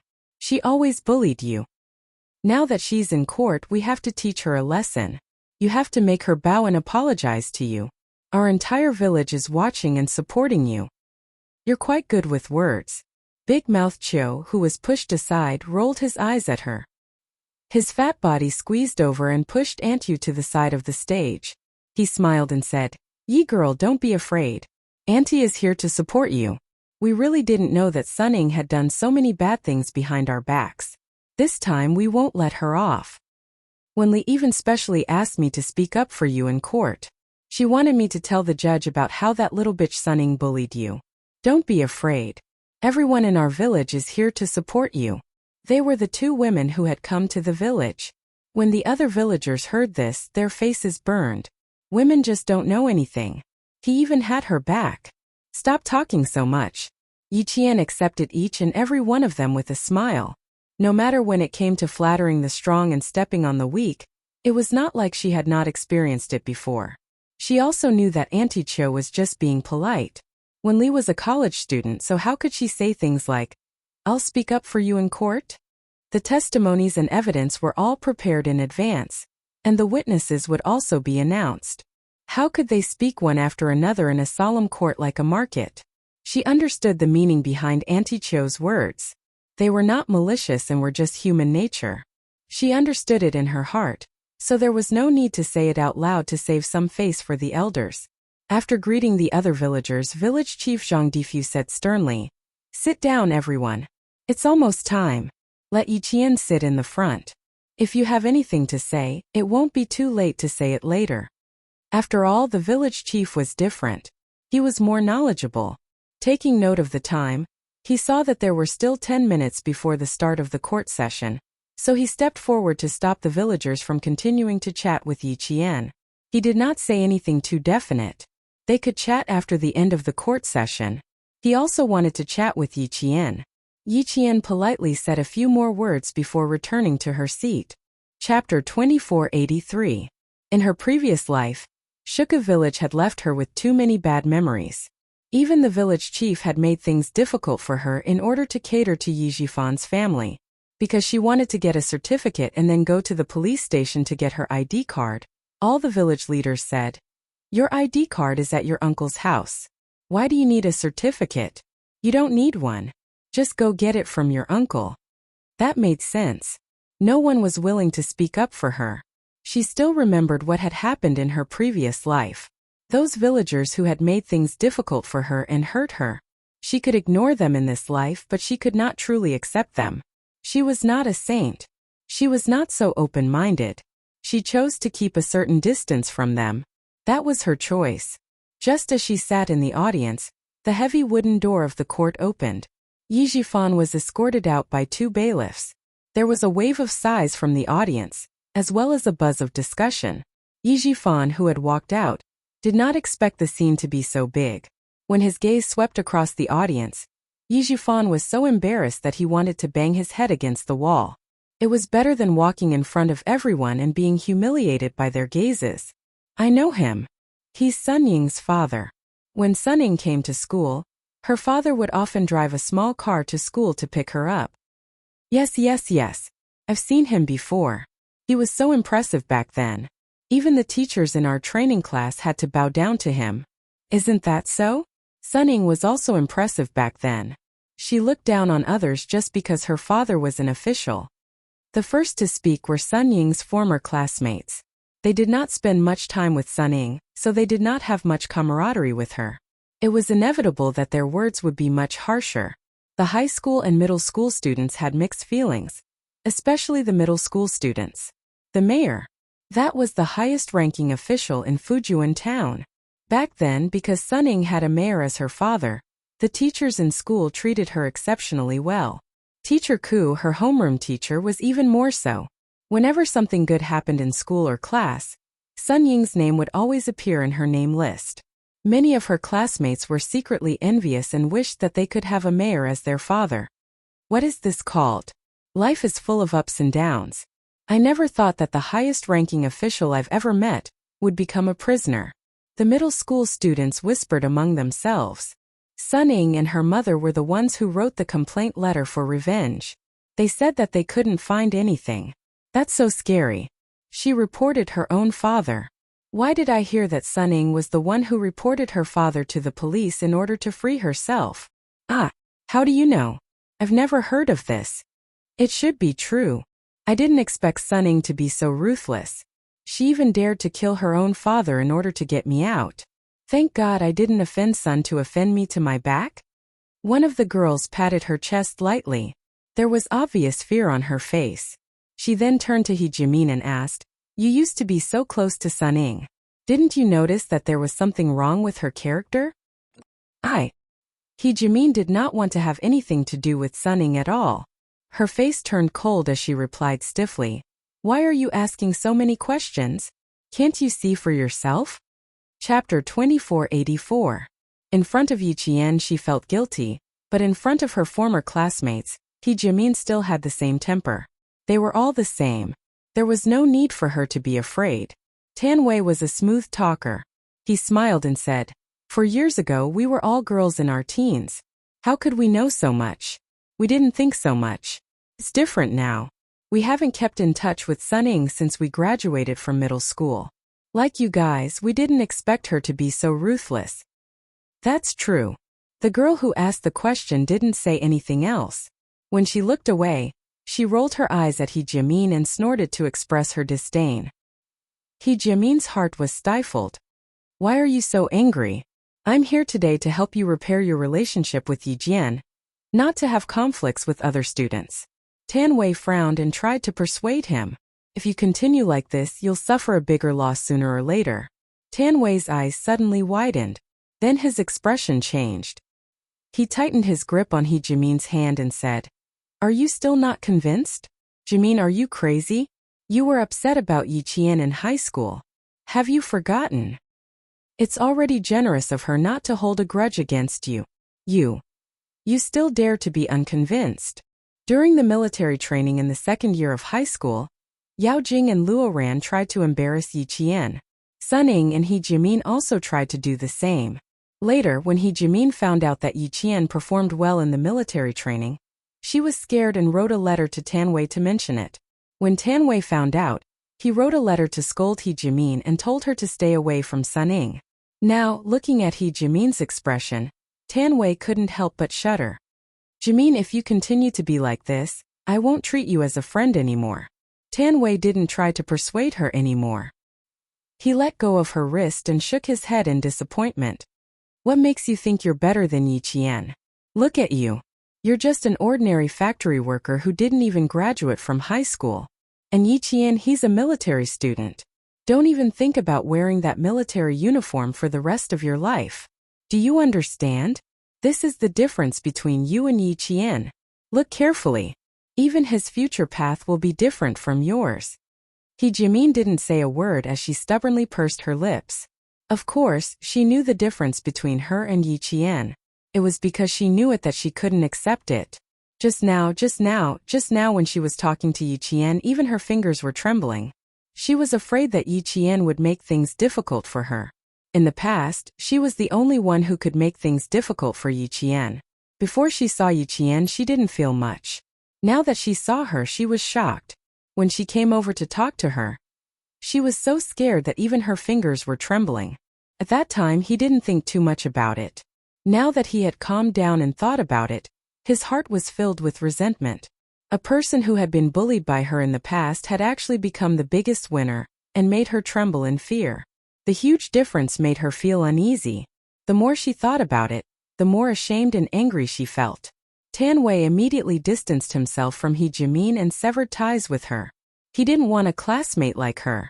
Wave after wave of discussions from the audience reached Yi Jifan's ears. They were like the sharpest arrows, instantly piercing him into a bloody mess. What was this? What was this? This was humiliating him. He clearly knew, but what could he do? It was impossible for him to protest. The audience seats were meant to accompany the audience. Could he say loudly, "He doesn't want to see any of this, ask them to leave"? Or something like that? What right did he have to say that? Chapter 2485. Facing the piercing gazes and hearing the insulting comments, Yi Jifan, who had handcuffs on his hands and ankles on his feet, walked to the front of the audience on the left with a loud clang. He was attending the trial of his daughter, Sun Ying, as a prisoner. On the left side of the courtroom were Yi Qian and Sun Ying's classmates. The right side of the courtroom was reserved for Sun Dongqing. Yi Jifan stood still as Sun Dongqing, who was wearing a female prisoner's uniform, was escorted out by the police. The moment the door opened, Sun Dongqing looked up. Her expression was the same as Yi Jifan's. Why were there so many people? These people weren't strangers. They were her daughter's classmates. Her middle school classmates, her high school classmates, and her classmates from various training classes. Why were they all here? Why were they all here? Seeing the young faces, Sun Dongqing couldn't help but tremble. She wasn't trembling for herself, but for her daughter, Sun Ying. Her daughter was still young. In the future, she would enter society and make friends from all over the world. She would tell her former classmates how successful she was and how glorious she was. Her daughter would become the envy of many people in the future. But now they were all her daughter's classmates. Among them were her daughter's close friends. They were all here. They were all here. She had never mentioned her daughter's imprisonment to anyone. She was even more afraid of bumping into her daughter's former classmates. She wanted to keep it a secret for her daughter. When her daughter was released in the future, she could continue to bask in glory. But now they were all here. They were all here. How could she hide it? How could she hide it? She couldn't hide it anymore. The scandal of her daughter being sent to prison and sent back by the army couldn't be hidden anymore. God damn it. They weren't giving Ying a way out. God damn it. They were forcing her daughter, who always cared about her reputation, to die. Sun Dongqing couldn't move her feet. She really couldn't move. What about her daughter? When Ying came out and saw her classmates and friends, how desperate would she be? How sad would she be? Sun Dongqing's eyes were trembling as she looked at the faces one by one. With tears in her eyes, she looked at them with trembling hands. The faces became a little blurry, and she couldn't see them clearly no matter how hard she tried. I beg you, let these people go, okay? I'm begging you. My daughter won't be able to take it, she really won't be able to take it. Sun Dongqing, who loved her daughter dearly, begged. My daughter cares about her reputation the most. These are all her classmates. I beg you, please let my daughter feel better. She has already suffered so much. I beg you to be merciful and let her feel better. The bailiff ignored her. Seeing that she didn't want to leave, he dragged her to the audience seats on the right. Sun Dongqing, whose tears were streaming down her cheeks, could finally see the figure clearly. She saw Yi Jifan. In that second, she, whose heart had died, poured all her hatred onto Yi Jifan. They were husband and wife. They were the closest people to each other. But after a divorce, a betrayal, and a fight, they became enemies. Her lifeless eyes suddenly burst into flames. Yi Jifan, you deserve this. Her tone was so cold that it was as if she couldn't wait to gnaw on his flesh and bones. It sent chills down one's spine. Sun Dongqing, the bailiff warned her coldly. Noise is strictly prohibited in the courtroom. If there's a next time, you will be disqualified. Chapter 2486. Sun Dongqing, who hadn't seen her daughter for a long time, and was now worried about her daughter's upcoming court appearance, swallowed the hatred in her heart. She swallowed it until she bit her own tongue until her mouth was filled with the taste of blood. She swallowed it with her mouth, but her eyes couldn't help it. She glared fiercely at Yi Jifan, as if she would break free from the police at any moment and pounce on Yi Jifan to take him down with her. Isn't this Auntie Sun Ying's mother? No way, Sun Ying's mother also committed a crime and is locked up? A girl exclaimed in disbelief. It's really her mother. I didn't see wrongly, it's really her mother. As soon as she spoke, the people around her immediately pricked up their ears. It's true, I've never seen her mother. Oh my God, isn't this family of 3 in jail? As soon as she spoke, the discussions came one after another. Sun Dongqing was so embarrassed that she turned her head left and right in an attempt to escape. They're definitely all in jail. Her mother is also wearing a prison uniform. Her mother reported her father, and in the end, they're all in jail together. Do you think her mother regrets writing the report letter? Who knows? Whatever, let's just listen carefully. Sun Ying's whole family is so scary. It's better if they're locked up. Sun Ying will be locked up too. Just thinking about how I used to eat and drink with her, and how we used to sleep on the same bed when we went out to play, makes my hair stand on end. Such a ruthless person. She's really capable of doing anything. Don't be afraid. It's not too late to find out now. Just stay away from her in the future. When these words fell into Sun Dongqing's ears, she, who was in despair, was so angry that her whole body trembled. Ying is such a good girl. What are you looking down on her for? She raised her head and wanted to glare at the young girl who said these words, but a face that she hated to the bone suddenly appeared in her vision. Yiqian, she saw Yiqian. Damn girl. She still has the face to come here. She didn't save anyone and still has the face to come here in a military uniform. Isn't she ashamed? No, right now it wasn't Yiqian who was being humiliated. It was her precious daughter who was being humiliated. God damn it, it was all this bastard's fault. That bastard who didn't even try to save her daughter had caused her Ying to lose so much face. On one side was Yi Jifan, and on the other side was Yiqian. This was great. The people Sun Dongqing hated the most were all present. She couldn't even see enough.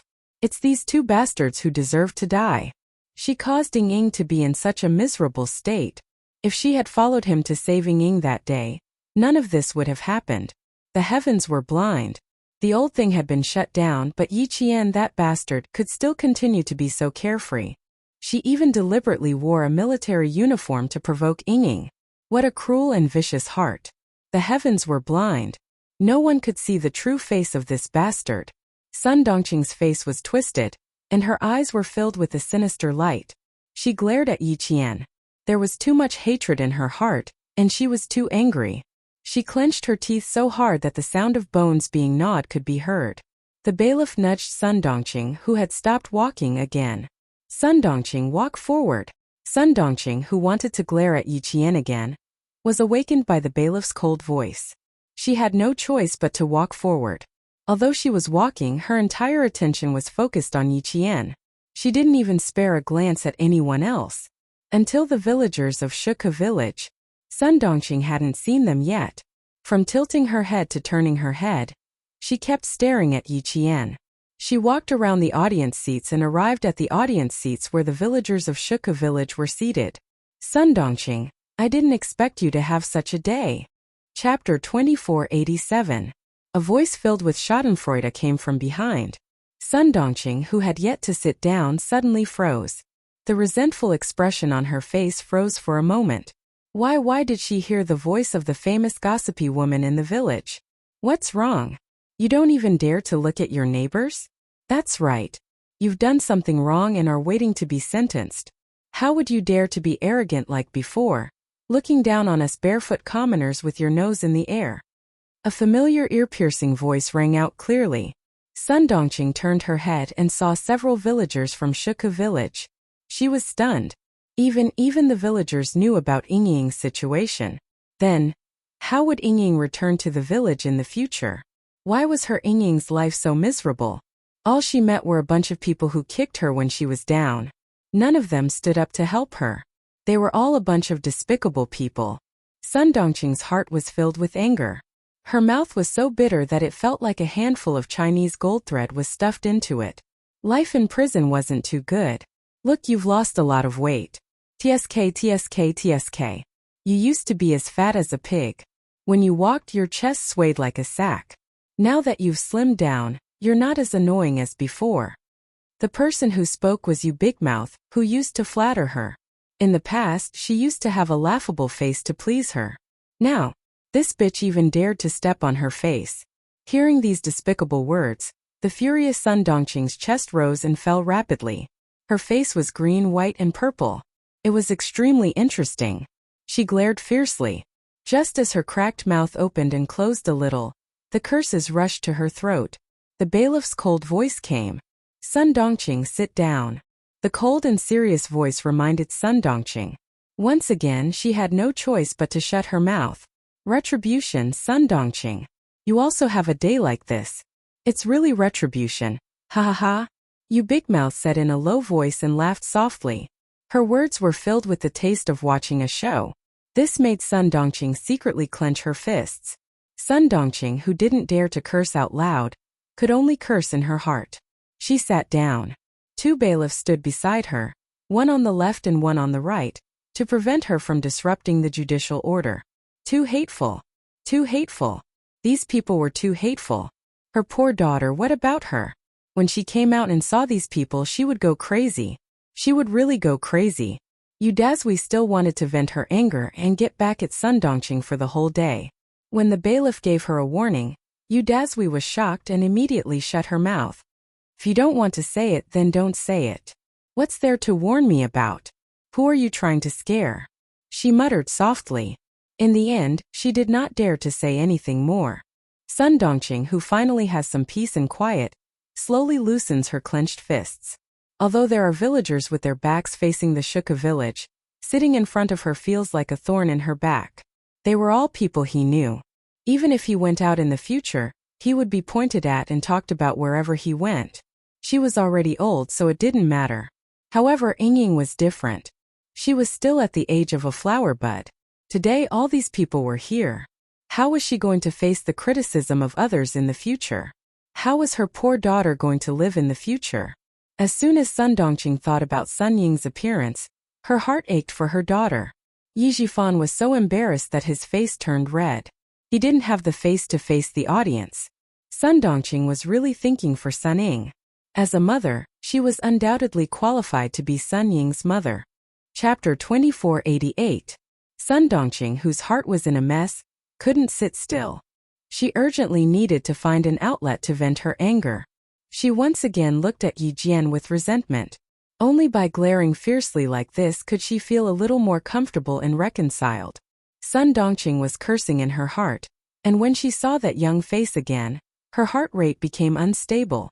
Her daughter was going to go crazy. She was definitely going to go crazy.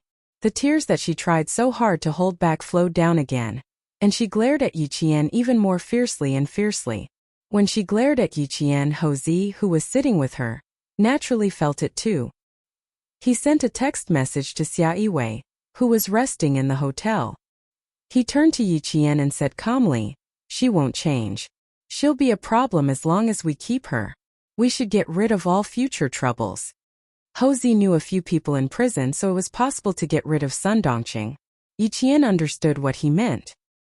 He shook his head and said softly, "Sorry to trouble you, Brother Zi. She doesn't need us to deal with her, someone else will." People with bad tempers usually offend people more easily. Sun Dongqing not only had a bad temper, but she also always thought that she was better than others. When she was sentenced and sent to prison, she would suffer. In prison, there was no lack of bad-tempered prisoners. Hosey smiled faintly and didn't say anything more. He gave the suggestion, and whether Yi Qian listened to him or not was his business. A girl with her own ideas usually wouldn't make things difficult for herself. But she was right. Take Director Ye's wife for example. With her temper and the sense of loss from falling from the clouds to the mud, the process was very torturous. With a bad temper, she couldn't accept the fact that she lost her identity. If the prisoners next to her were to say something sarcastic, something big would happen. Therefore, a girl with her own ideas usually wouldn't make things difficult for herself, and wouldn't let herself be taken advantage of. As for Director Yi, Yi said that he was involved in the murder of the martyr Sun Xueqing. This wasn't an ordinary crime. In addition, he helped Sun Yaozu with a few land bids, so it was enough for him to stay here for the rest of his life. 2 minutes to 2 o'clock, a clerk in court uniform walked out. He finished explaining the court rules, and the presiding judge and the judge sat down. Hosey also stood up, and his gaze fell on the solemn national emblem hanging in the middle of the courtroom. He covered his mouth and coughed softly. He suddenly remembered that it was the first time he had come to the court as a gangster, and he was even listening in as a spectator. When he saw the solemn national emblem, he instantly felt a little strange. After the presiding judges, the court. It was time for the trial to begin. The presiding judge informed the bailiff to bring Sun Ying to court. Sun Yaozu, wearing a female's prison uniform, with handcuffs on her hands as handcuffs. After a few months of prison life, Sun Yaozu was as thin as a piece of paper. She was so light that it seemed like the wind could blow her away. But her eyes were so bright that it was scary. They were big and bright, and the light in them wasn't as bright as the sun. Instead, they were filled with darkness, as if they were crazy enough to destroy everything. The first thing Sun Ying did when she walked out of the arena was to look for Yi Jian. Perhaps she was tired of seeing him, but before she could walk out of the arena, she saw Yi Jian in his military uniform among the audience. She was wearing a prison uniform, and Yi Qian, the person she hated the most, the person she wanted to step on the most, was wearing a military uniform and sitting among the audience looking at her. She was a prisoner, she was a soldier, one was in heaven, one was on earth. Chapter 2489. It's Ying.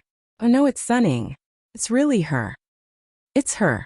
Why else would we be here? Sun Ying's classmates were the first to speak. They pointed and frowned, their eyes full of disdain. Yi Jian was no stranger to these gazes. In her previous life, she had lived in such disdainful gazes all her life. She had been pointed at by others all her life. That's Yi Qian. I couldn't tell that he was this kind of person. He knows how to seduce a teacher at such a young age. Tui. This kind of woman should be drowned in a pig cage. Let's stay away from her. Look at her seductive appearance. I can tell she's not a good person. That's her towel, right? There shouldn't be any infectious diseases on it, right? Throw it in the trash. We can't keep this clothes rack either. Throw it all away. Throw it all away. I want to change dorms. I don't want to be in the same dorm as her. The insults from her previous life echoed in her ears. Mockery, ridicule, insults, ridicule, disdain, isolation, rejection. In her previous life, she lived such a life until her death. In this life, she was bullied by her classmates in the first half of her second year of middle school. Sun Dongqing beat her and Sun Ying insulted her. Today there was an earth-shattering change. It was no longer Yi Qian who was being pointed and gossiped about, but it was finally Sun Ying's turn. 2 lives. After waiting for 2 lives, she finally saw this day. She had to admit that Madame Li's arrangement made her very, very satisfied. Yi Qian, who was sitting in the audience, curled his lips. His faint smile was cold. It made his originally cold and indifferent facial features have a touch of mystery. Even though he knew it was dangerous, he still wanted to investigate. The voices of the people pointing and gossiping converged into an arrow. Before Sun Ying could react, there was a whoosh sound as it shot towards her. Her footsteps paused for a moment. She stared blankly in front of her. What's going on? What's going on? Why did she see so many people? Her middle school classmates, her high school classmates, and her former classmates from the training class. No. She didn't want to see these people. She didn't want to see these people. She was Ying, not Sun Ying. She was Ying, who was envied by her classmates. She had a father who was a high-ranking official and lived a rich life. She could get whatever she wanted. Even if she did something wrong, she would be forgiven. Even the teachers would not punish her easily. In front of them, she was the outstanding Ying who was loved by her teachers and envied by her classmates. Why did they come? What kind of look was that? Looking down on him? Looking at him with disdain? Who do you think you are to look down on her? Sun Ying was completely nailed to the ground by the incessant discussion. She couldn't take another step. She couldn't take another step. She couldn't accept the looks in those people's eyes and the way they were pointing at her. The things that she wanted to hide were exposed to everyone. From now on, she would live in the eyes of these people, who would say that she was a prisoner who was rejected by the army. No, she did not want to go out. She did not want to go out. Sun Ying's palm-sized face was filled with fear. She refused to go out and face her classmates today. Now that they knew, what was she going to do in the future? Chapter 2490. What was she going to do in the future? How was she going to live? How was she going to maintain her sense of superiority? Her head was no longer held high. Instead, she lowered it again and again. She wanted to hide in a hole so that no one could see her. No, she didn't want them to see her like this. She didn't want them to see her like this. She didn't want to go out. She didn't want the wretched girl whom she had once trampled to death to see her in such a sorry state. I want to go back. I don't want to go out. I want to go back. Sun Ying, who felt extremely humiliated, didn't want to leave. She stood there and shrank back.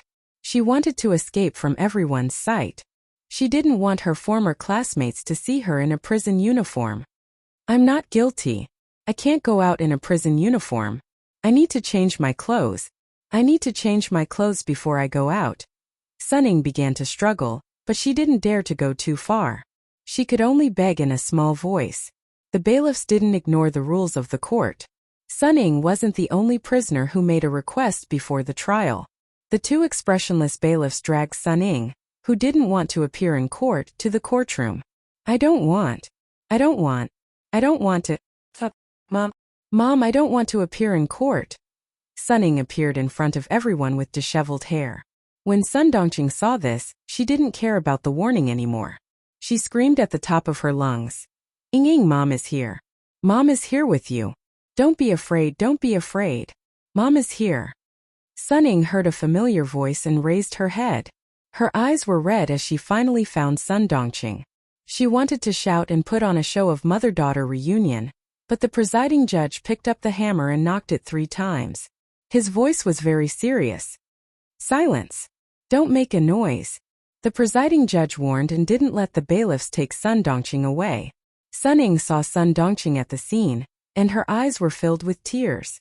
She wanted to ask her mother for help, but when she saw Sun Dongqing wearing the same prison uniform as her, and Yi Jifan in a male prison uniform from the corner of her eye, Sun Ying closed her eyes. She refused to look at the scene that made her feel despair. A family of 3, all dressed in prison uniforms. As for her, the person she looked down on the most, the person she wanted to trample on the most, was dressed in a military uniform. His features were picturesque, and he only needed to sweep his gaze across the family of 3 dressed in prison uniforms. The students sitting next to her all looked at her. Although they no longer pointed at her, their eyes were full of contempt, as if they were looking at a criminal. They all looked down on him and thought that he was unforgivable. What right do you have to look down on her? Do you think you're any better? She still wanted to laugh at her? Dream on. No one could laugh at her. Belittling her?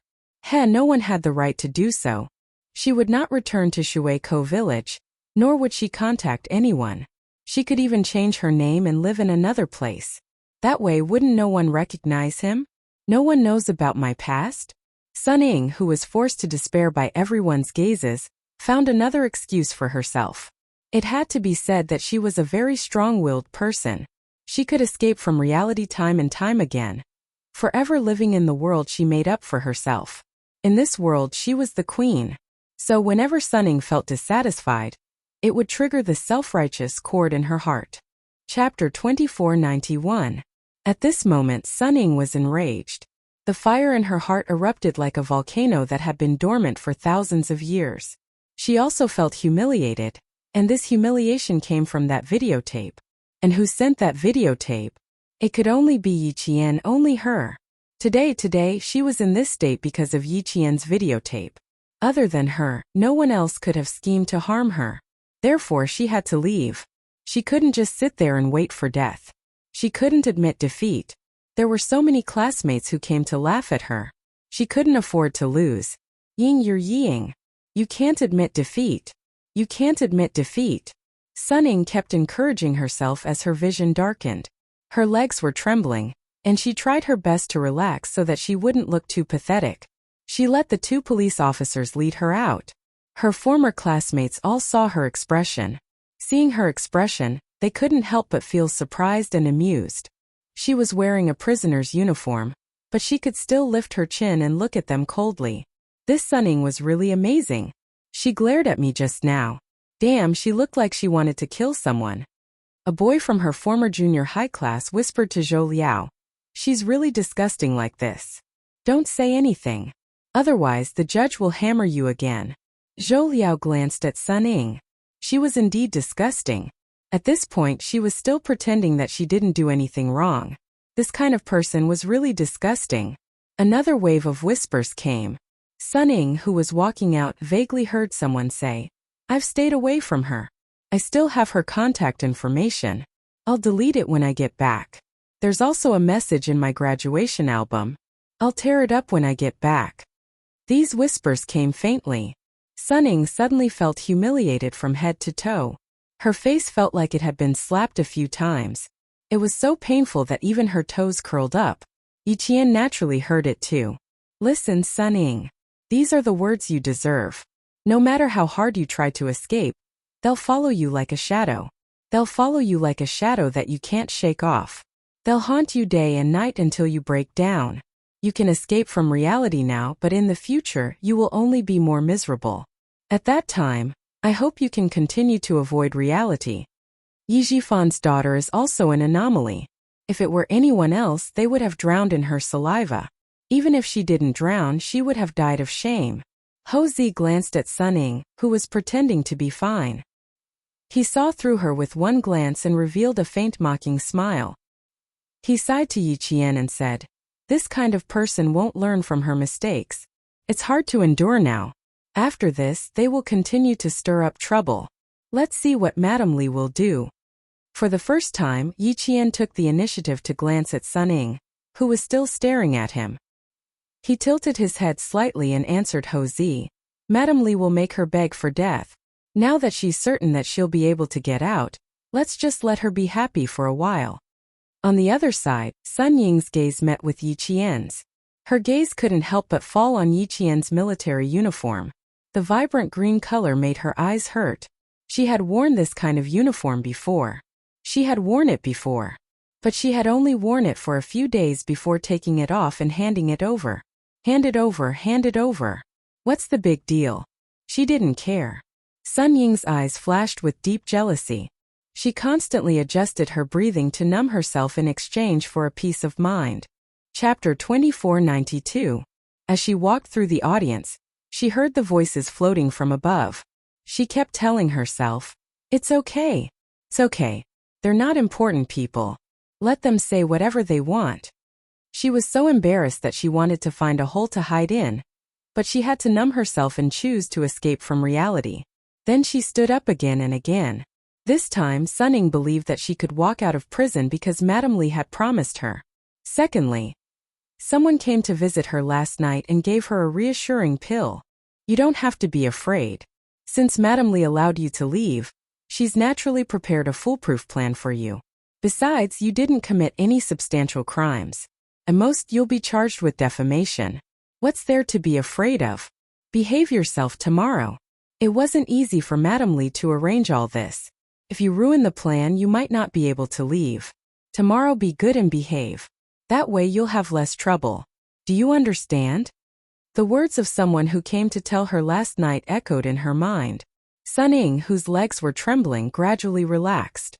There was nothing to be afraid of. Madame Li had already arranged everything. Other than defamation, there was no need to worry about any other charges. The army sent her back. It had nothing to do with Yi Qian. She had already accepted the fine and imprisonment. Today, she would definitely regain her freedom like that person said last night. Regaining her freedom was what she had dreamed of day and night. Even if it meant stepping on her biological father's life, she would walk out of prison. Every man for himself, and the devil takes the hindmost. This was what her good father taught her. Her good father, who didn't care about his own family for his own future, taught her. Just a second ago, Sun Ying was so embarrassed that he wanted to dig a hole in the ground because of his prison uniform. But now he suddenly grinned. It was extremely eerie and terrifying. She no longer lowered her head.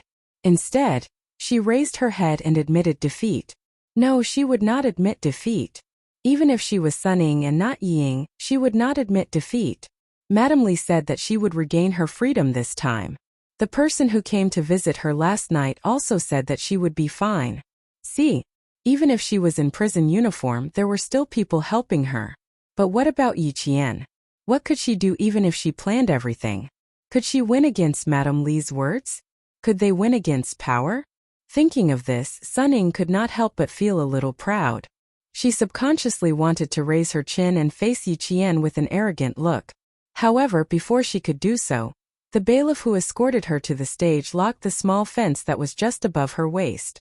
In the silence of the scene, the sound of the lock being unlocked was extremely loud. Everyone was summoned with a click. This was the treatment of a prisoner. As long as you were wearing a prisoner's uniform, you were a prisoner. Sun Ying, who wanted to make up for her embarrassment, did not show any arrogance. Instead, she looked a little embarrassed. Sun Ying's face turned red from embarrassment. She glanced around with the corner of her eyes and noticed something that made her feel even better. Madame Li was right. As long as she stepped forward, there was nothing she couldn't do. Look, that wretched girl Yi Qian didn't even dare to hire a lawyer. She only dared to sit in the audience. Yi Qian found it funny. She really didn't know how Sun Ying, who was wearing a prison uniform, could still put on airs in front of her. Just because Mrs. Li agreed to hire a lawyer for her? She agreed to let her regain her freedom today? How could she be so naive? She was not naive. She was stupid. Chapter 2493. In a fit of anger, Madame Li could make her lose everything. She could even force Sun Dongqing into a dead end. In the end, she completely fell out with Yi Jifan. In the end, their relationship as husband and wife was ruined. A letter of complaint was sent to the Commission for Discipline Inspection, and they became enemies. Sun Ying actually thought that she could get away with Madame Li like this. Pitiful, pitiful, really pitiful. She was certain that what awaited Sun Ying after she walked out of the courthouse was definitely not freedom, but a dead end where she could neither live nor die. A dead end that was pitch black and full of thorns that would cause Sun Ying to bleed with every step she took. In the face of Sun Ying's arrogance, Yi Qian smiled faintly. He glanced at Sun Ying and didn't look at her anymore. Yi Qian didn't hire a lawyer, so the whole process ended very quickly. In addition, Madame Li hired a lawyer for Sun Ying and made sufficient preparations. Sun Ying, who was sent back by the army, had already received the punishment she deserved and should be released in court. The presiding judge had already looked at Sun Ying's case. As the lawyer said, Sun Ying didn't commit any substantial crimes. Her main crime was defamation. The lawyer that Madame Li hired for Yi Qian also submitted the documents, which happened to be the documents that Yi Qian signed yesterday. Everything went according to Madame Li's plan. Sun Ying was forgiven by Yi Qian and would be released in court after she apologized. Sun Dongqing cried tears of joy. Great, her precious daughter was finally fine. Everything was over. It was all over. Everything she did was worth it. It was all worth it. Great, it's finally fine. It's finally fine. At this moment, Sun Dongqing's tears rushed out. Even if she was going to be locked up for 8 to 10 years, she didn't mind. She was happy, but Yi Jifan glared at her angrily. Yi Qian said yesterday that he wouldn't let Sun Ying leave, but he didn't do it.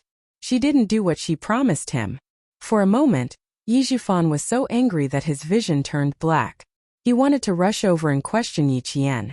When the students sitting in the audience and the villagers of Shuke village heard what Sun Ying had done to Yi Ying all these years, they were all dumbfounded. How could she frame Yi Qian like this? At that time she said something about Yi Qian writing a love letter to the math teacher, and she even saw it. Oh my God, I believed her. Also, when she said that Yi Qian plagiarized during the exam, I also believed her. He even helped her speak up for Yi Qian. This is too much. Sun Ying had been using us all along. Do you think we're fools? Your Honor, this judgment is unfair to Yi Qian. A high school classmate stood up and pointed at Sun Ying. He said angrily, she started rumors and caused Yi Qian to suffer so much. She was misunderstood by so many people. But look at her now. She's not repentant at all. He's obviously proud of himself. It's not fair. She can't be convicted of slander so easily. It was too light. Such a person was clearly the scum of society. She won't be grateful even if we let her off just like that. She even thinks that it's only right. Your Honor, you can't do this. She did so many wrong things and almost caused Yi Qian to drop out of school. How can she be let off with just an apology? It wasn't just one person who protested. After one person started it, at least 10 people joined in. Hearing these voices, Sun Ying, who was so scared that her face turned pale, shrunk her shoulders. She held onto the railing tightly to support her weak body. Chapter 2494. Yuda had a bold mouth and chimed in. We're not convinced either. Sun Ying has been bullying Yi Qian since she was young. How is it just a matter of an apology? She should at least pay some compensation. What's with the damage to her reputation? What damage to her reputation? Even if she's fine, she can forget about staying in the village anymore. She's a disgrace. She's causing us to be pointed at and criticized. Hearing these voices, Sun Ying was so scared that her face turned pale. She shrunk her shoulders and held on to the railing to support her weak body. Her eyes were filled with horror. She looked at her protesting classmates, then at Yi Qian, then at the judge. No, she couldn't just sit here and wait for her death. She had to think of a way. The solemn courtroom suddenly became noisy. Sun Dongqing flew into a rage. The young villagers objected, and the villagers said that her daughter was not allowed to return to the village. Everyone wanted her daughter to continue suffering. She couldn't stand it anymore and yelled, "Who do you think you are? What right do you have to talk about my daughter? You?" She wanted to continue yelling, but the presiding judge picked up the hammer and hit it 3 times. Silence, silence. He then said to the bailiff, "Take her away." He didn't want Sun Dongqing to listen in anymore. Sun Dongqing, who had just heard the result, was finally relieved. But now she was on tenterhooks again. The bailiff took her away and she immediately struggled. "No, I'm not leaving. I want to hear the result. I'm Sun Ying's mother. I have the right to listen in." "You're disrupting the order of the court. Take her away." The presiding judge slammed the hammer in his hand. The bailiff no longer showed mercy and dragged Sun Dongqing away from the scene like a dead pig. Seeing this, Yi Jifan, who was furious in his heart, revealed a cold smile. Endangering the safety of the court or disrupting the order of the court was punishable by a fine or detention, according to the relevant laws. If a crime was committed, criminal responsibility would be pursued according to the law.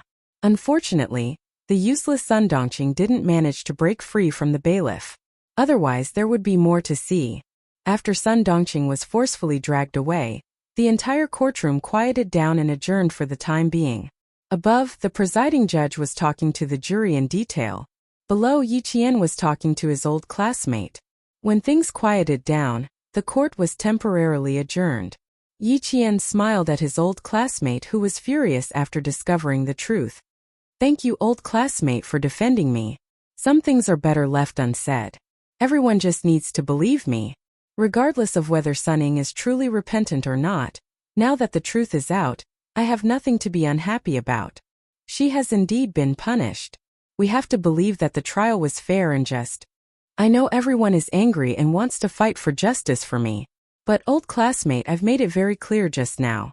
Sun Ying's crime is indeed defamation." She felt indignant for Yi Qian, and angry that she had been deceived. With Yi Qian's persuasion, the voices gradually died down. "Are you really going to forgive her just like that? Yi Qian, look at all the things she has done. How despicable. Although it doesn't cause any physical harm, sometimes the damage to one's heart is deeper than the visible damage. Zhang Na pursed her lips and said in a low and cold voice, "Now is the time to teach her a lesson. She should be taught a lesson. Look at her behavior just now. How is she admitting her wrongdoings? She was clearly provoking you. Even if she was provoking you, she was like a grasshopper in the late autumn. She wouldn't be able to jump around for long." Chapter 2495. Yi Qian couldn't explain to them how painful Sun Ying's life would be in the future. She still remembered how they defended her classmates, especially her high school classmates. They were all hostile towards Sun Ying. "Didn't you say that we should be lenient whenever possible?" Even Yi Qian didn't take it to heart. "Why are you all taking it to heart?" A discordant voice was heard. Everyone looked over. It was He Jimin. Seeing that everyone was looking at her with dissatisfaction, He Jimin felt timid. She lowered her head and said timidly, "I didn't say anything wrong. Yi Qian is a soldier now. He can't possibly make things difficult for Sun Ying. It'll affect his image. Anyway, I think that since Yi Qian didn't take it to heart, we don't have to either." He Jimin dug her nails into her palms and finished her sentence. Yi Qian glanced at her. Her gaze deepened. He Jimin felt a little scared by her gaze. She immediately put on a fawning smile. "That's right. Jimin is right." Her smile made Yi Qian raise her brows slightly. She didn't seem to notice anything. Instead, she heaved a sigh of relief and said, "That's what Jimin meant. So, thank you my old classmates for defending me." Since she didn't have any objections, the classmates who came over to listen didn't have any objections either. This matter was between Yi Qian and Sun Ying. Since the person in charge didn't have any objections, it would be annoying if they continued to talk about it. He Jimin turned her head away and exhaled softly. Out of the corner of her eye, she suddenly saw Tan Wei staring at her coldly. He Jimin's expression stiffened. Then, she gently tugged at the corners of her mouth and forced a smile. "Jimin, do you really think you can make things difficult for Yi Qian just because of this?" Tan Wei said coldly. "Don't think that you're smart. Yi Qian didn't get to where she is today just because of her good grades. Here." He pointed to his head and then tapped his eyes. "She's here. Everything's clear. Everything's clear as day. You can't even hide it from me. Do you think you can hide it from Yi Qian?" He Jimin's lips trembled. After a while, she pretended not to understand and replied with a stiff face. "What are you talking about? I don't understand." "Even if you don't understand, it's fine as long as you understand." After Tan Wei finished speaking, he gave He Jimin a final kind warning before looking away. Some people would not turn back until they hit the wall. Jia Min and Sun Ying were essentially the same type of people. They would not turn back even if they fell and bled. There was no point in persuading him any further, lest he end up becoming enemies. Yi Qian, who had comforted his classmate, also used the same words to appease the villagers. Compared to his classmate, the villagers were much calmer. Village chief Zhang Dagua, who was addicted to smoking, rubbed a cigarette in his hand. After hearing the explanation, he put the cigarette back into his pocket and sighed. "We don't know anything. We'll listen to you. Whatever you say, we'll listen." The village chief is right. "Little Yi, do as you see fit. Anyway, Auntie Yu has already said our opinion. We won't let Sun Ying come back to the village in the future. We don't want to ruin the good things in our village. That's it.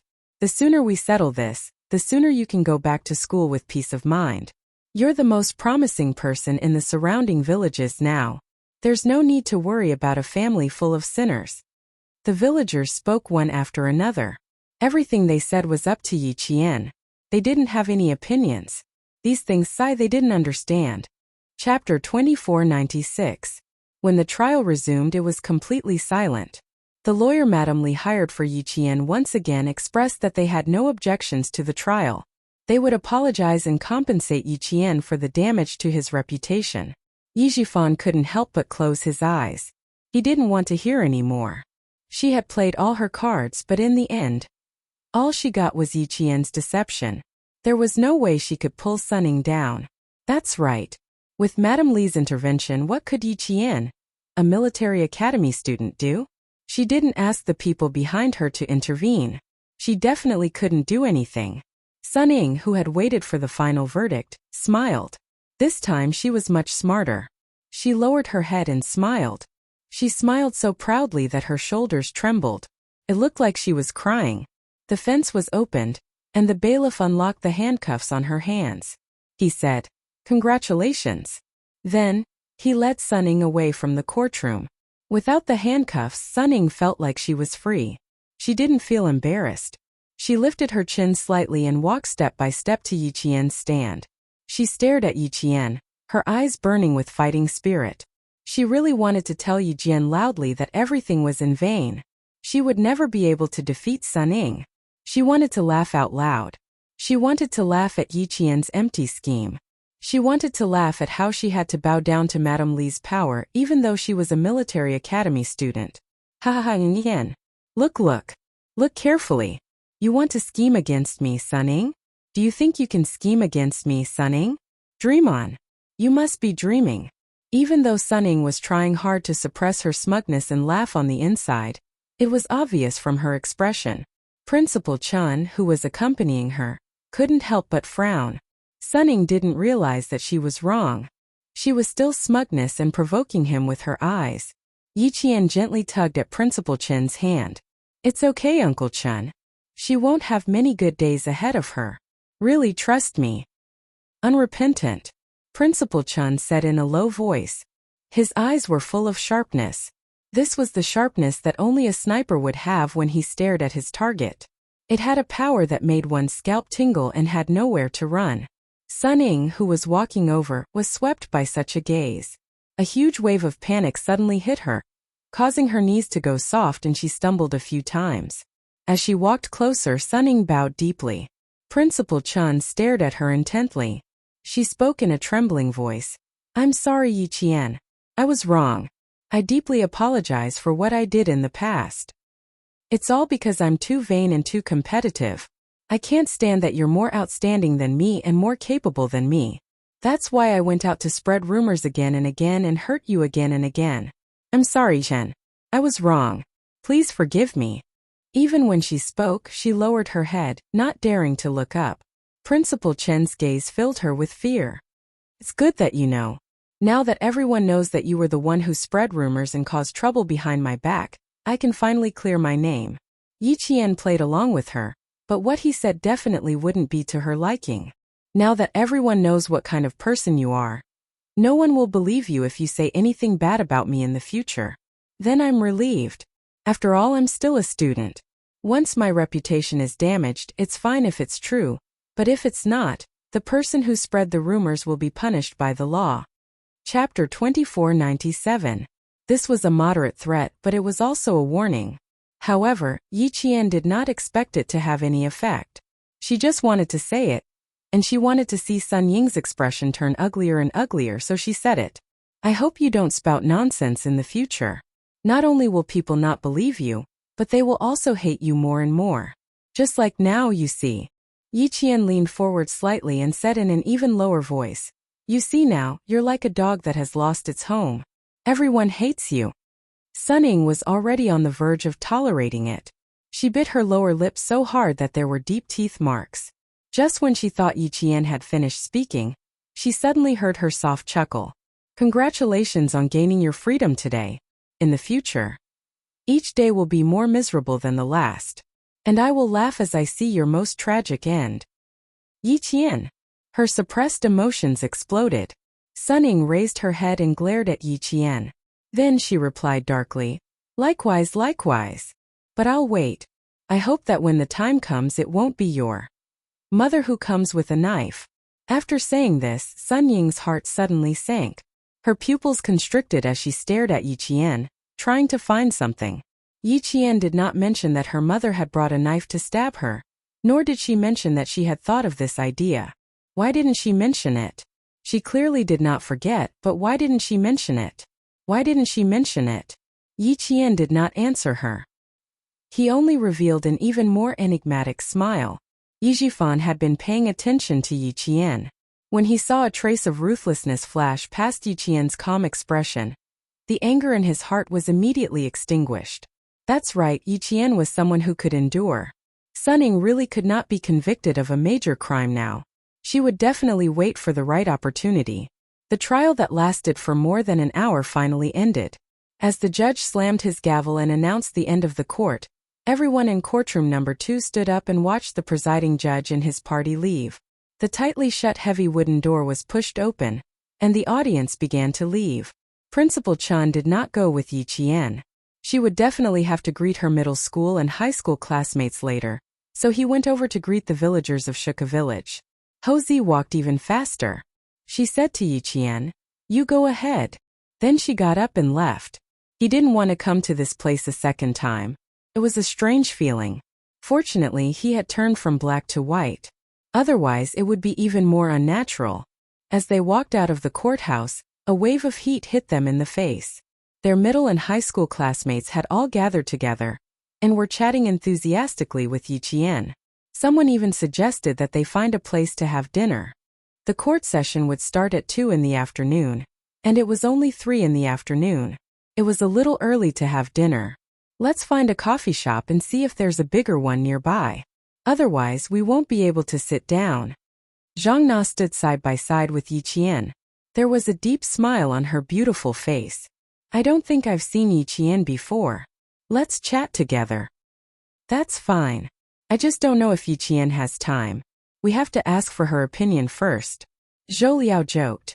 "If Yi Qian really has time, we can sit together." It was the holidays now, so Yi Qian still had time. She smiled and said, "Then let's find a coffee shop and sit down.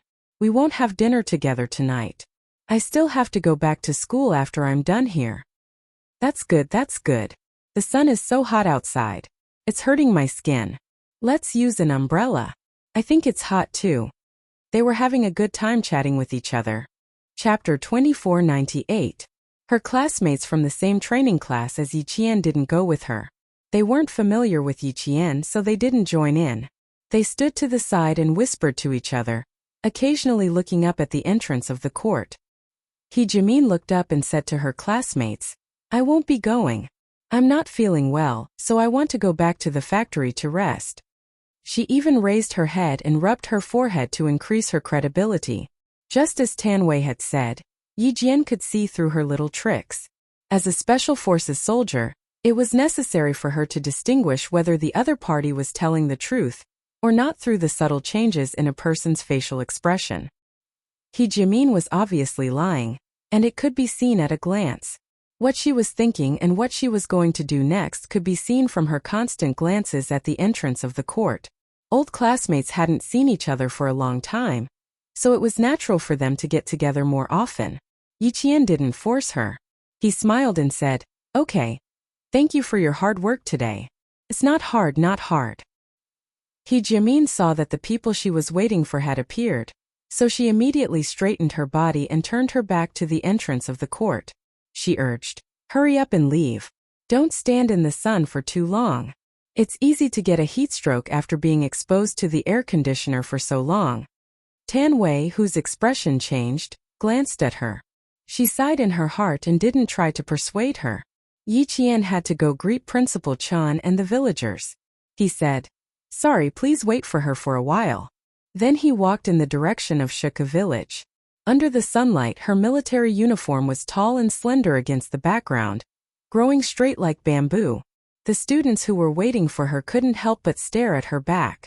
Seeing Yi Qian, who exuded military might with every step, the junior high school students couldn't help but sigh in their hearts. She was spirited and handsome, making people worship her. "Do you have a camera? I want to take a picture with her." "I didn't bring any." "Didn't they say we can't bring cameras?" "I wanted to bring it, but I put it down when I went out." "What a pity. If only I brought a camera." Suddenly, the sound of an argument broke the students' lamentations. They all turned their heads to look. It turned out that the people from Sun Ying's training class were criticizing her. How could Sun Ying have the strength to fight back? She angrily shouted. "You are all stupid. What does it have to do with me? You listen to whatever I say. If I tell you to drink urine, will you drink it too? Ugly people are always up to mischief, and in the end they're blaming it on me. Get out of my way. Don't mess with me." After saying that, she pushed one of the thin and weak girls. She was easy to bully, so she pushed herself away and went down the stairs angrily. The girls behind her were not willing to give up, especially the girl who was obviously pushed down. She took off her shoes and threw them at Sunning angrily. The distance was close and the target was big. The leather shoe hit Sun Ying's back. This time she poked a hornet's nest. After being in prison for a few months, Sun Ying's personality became colder and sharper than before. If there was something wrong, she would feel that the other party was deliberately making things difficult for her. She turned her head and saw that it was a leather shoe that hit her. Without saying anything, she picked it up and threw it at her. Under the sunlight, her beautiful face was gloomy and cold. Her eyes were even colder when she looked at people. Even the air around her was filled with coldness. Sun Ying's current state caused others to feel a chill from the bottom of their feet. They couldn't help but shudder. Chapter 2499. However, those girls were the only daughters in the city. They had been holding back for a long time. So they surrounded Sun Ying and started fighting in front of the courthouse. In a black car parked across the street from the courthouse, Li Chuhai told Mrs. Li what he saw. Life isn't good. She got beaten up as soon as she left the house. Then let them beat her up first. Just don't let them get into the courthouse. Keep an eye on her. I still need her. I can't let her get away so easily. Mrs. Li said calmly and hung up the phone. She was doing skincare with Mrs. Qin, so it wasn't convenient for her to talk about this. Li Chuhai put away his phone and sat in the car with the engine running. He waited for the girls to finish fighting. The bailiff at the courthouse heard the commotion and immediately rushed down. He pulled them apart and yelled, "Fighting in front of the courthouse. Do you want to be sent to the police station for a few days? Stop it. You guys leave immediately." He told the girls who were in the training class with Ying to leave first. They had no choice. Sun Ying had been locked up for a long time, so her body was weak. Naturally, she was beaten up badly. She was kicked a few times and even her face was scratched. His clothes were torn apart, and his sleeves were torn apart. When she came in, it was still cold in spring. Now it was May and the weather was getting warmer. Sun Ying was wearing a thermal jacket and a pair of jeans. The sleeves of the thermal jacket were ripped open, revealing her thin shoulders. Sun Ying had indeed lost a lot of weight after being locked up for a few months.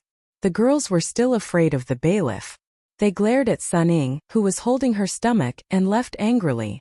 The commotion was so loud that it was hard for Yi Qian to ignore it. After greeting the villagers, she walked towards her classmates.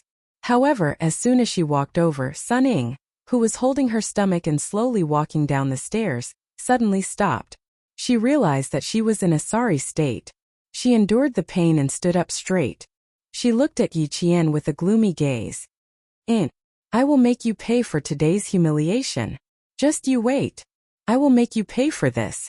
Sun Ying blamed all of today's humiliation on Yi Qian. Without waiting for Yi Qian to speak, all the students began to condemn her. "Sun Ying, you're really disgusting. You've done so many disgusting things, yet you still want to turn around and make things difficult for Yi Qian. How can there be someone like you? The most vicious woman's heart is you. That was too ruthless. You're trying to frame Yi Qian, yet you're still pretending to be innocent. You're so fucking disgusting." The boy couldn't take it anymore and said a few nasty words. This kind of person shouldn't have been released. "Yi Qian, look, we already said that she wouldn't change no matter what. You've forgiven her, but she still resents you and thinks that she's not in the wrong." Since they weren't in the courthouse, they didn't have much scruples when speaking. Listening to everyone's condemnation, Sun Ying, who was furious, glared at her former classmates fiercely. "What do you know? She was the one who took everything from me. It was this bastard who caused me to lose everything. All of you shut up. This is between me and Yi Qian. What does it have to do with you?" "Ha, it really does have something to do with us. Now all of us know your ugly face. You've succeeded in making all of us hate you. Sun Ying, don't come to any class gatherings in the future. We feel ashamed to have a classmate like you. You're so pretentious. There's no truth in your words at all. I really don't know where you get your sense of superiority from. You've been in prison and so have your parents. A family of 3 wearing prison uniforms in court. Your sense of superiority is really laughable." Chapter 2500. Ha, that's not a sense of superiority. It's just that she doesn't have the confidence and has no choice but to lie to herself and pretend that she's noble. Alright, what's the point of saying so much to a disgusting person? It's just a waste of your saliva. Let's not talk about it anymore. I'll go online later and tell everyone about what happened today in the group chat. I'll let everyone in the class know. That's not a bad idea. Don't we have an alumni group? You can say that.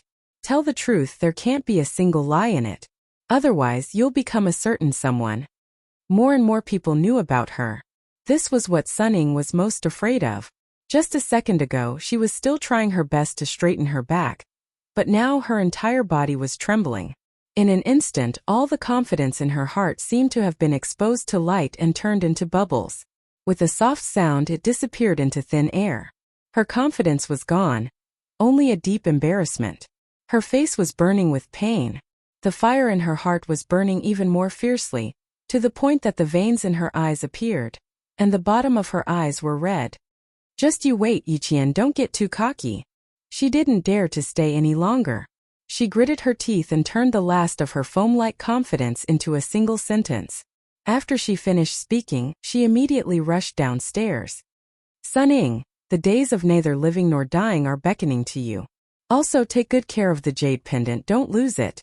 As she ran, she vaguely heard Yiqian's voice drifting over. A huge wave of fear surged in from all directions like a tidal wave. Sun Ying's foot suddenly twisted, and in the end she limped away. Go, don't be an eyesore in front of us. Get lost, Suning. Get as far away as you can. Seeing Sun Ying's fleeing figure, the eyes of her former classmates were filled with deep disgust. They were no longer afraid of what Suning would do. Who would want to talk to someone with a completely ruined reputation? They couldn't wait to hide from someone like this, let alone talk about friendship with her. She had evil intentions and a vicious heart. No one dared to make friends with her, and even if they did, they would have to constantly worry about whether or not they would be killed by her. They did not have the mental fortitude of Yiqian, who was able to calmly face Sun Ying's schemes time and time again. Yiqian looked coldly at Sun Ying's back as she left. The students behind her looked at her, and then at Suning, who was leaving in a sorry state. They all held their breaths. One ran away like a stray dog. One of them was dressed in a military uniform and had a pleasant expression on his face. One was dressed in gray, while the other was dressed in military green. 30 years in the east, 30 years in the west. The two of them had undergone an earth-shattering transformation. One was in the sky, the other was on the ground. There was no comparison. Li Chuhai watched patiently. Seeing that Suning had finally escaped from the encirclement, he pursed his lips and continued to wait. Suning did not dare to take a taxi at the entrance of the courthouse. The sharp voices behind her were like knives scraping her face, causing her to feel pain. It was like a mountain pressing down on her, making it difficult for her to even breathe. She walked down the stone steps until she was out of sight of her classmates. She waved for a taxi at the intersection ahead. Soon, a taxi stopped and picked up Suning. A black car turned around from the opposite side of the road and followed Sun Ying's taxi as it passed by the courthouse. At that moment, Yiqian, who was laughing and chatting with his old classmates, suddenly raised his head and looked in the direction of the road. Just a moment ago, she felt a gaze sweep past her at an extremely fast speed. Even through the car window, she could feel the coldness and chill.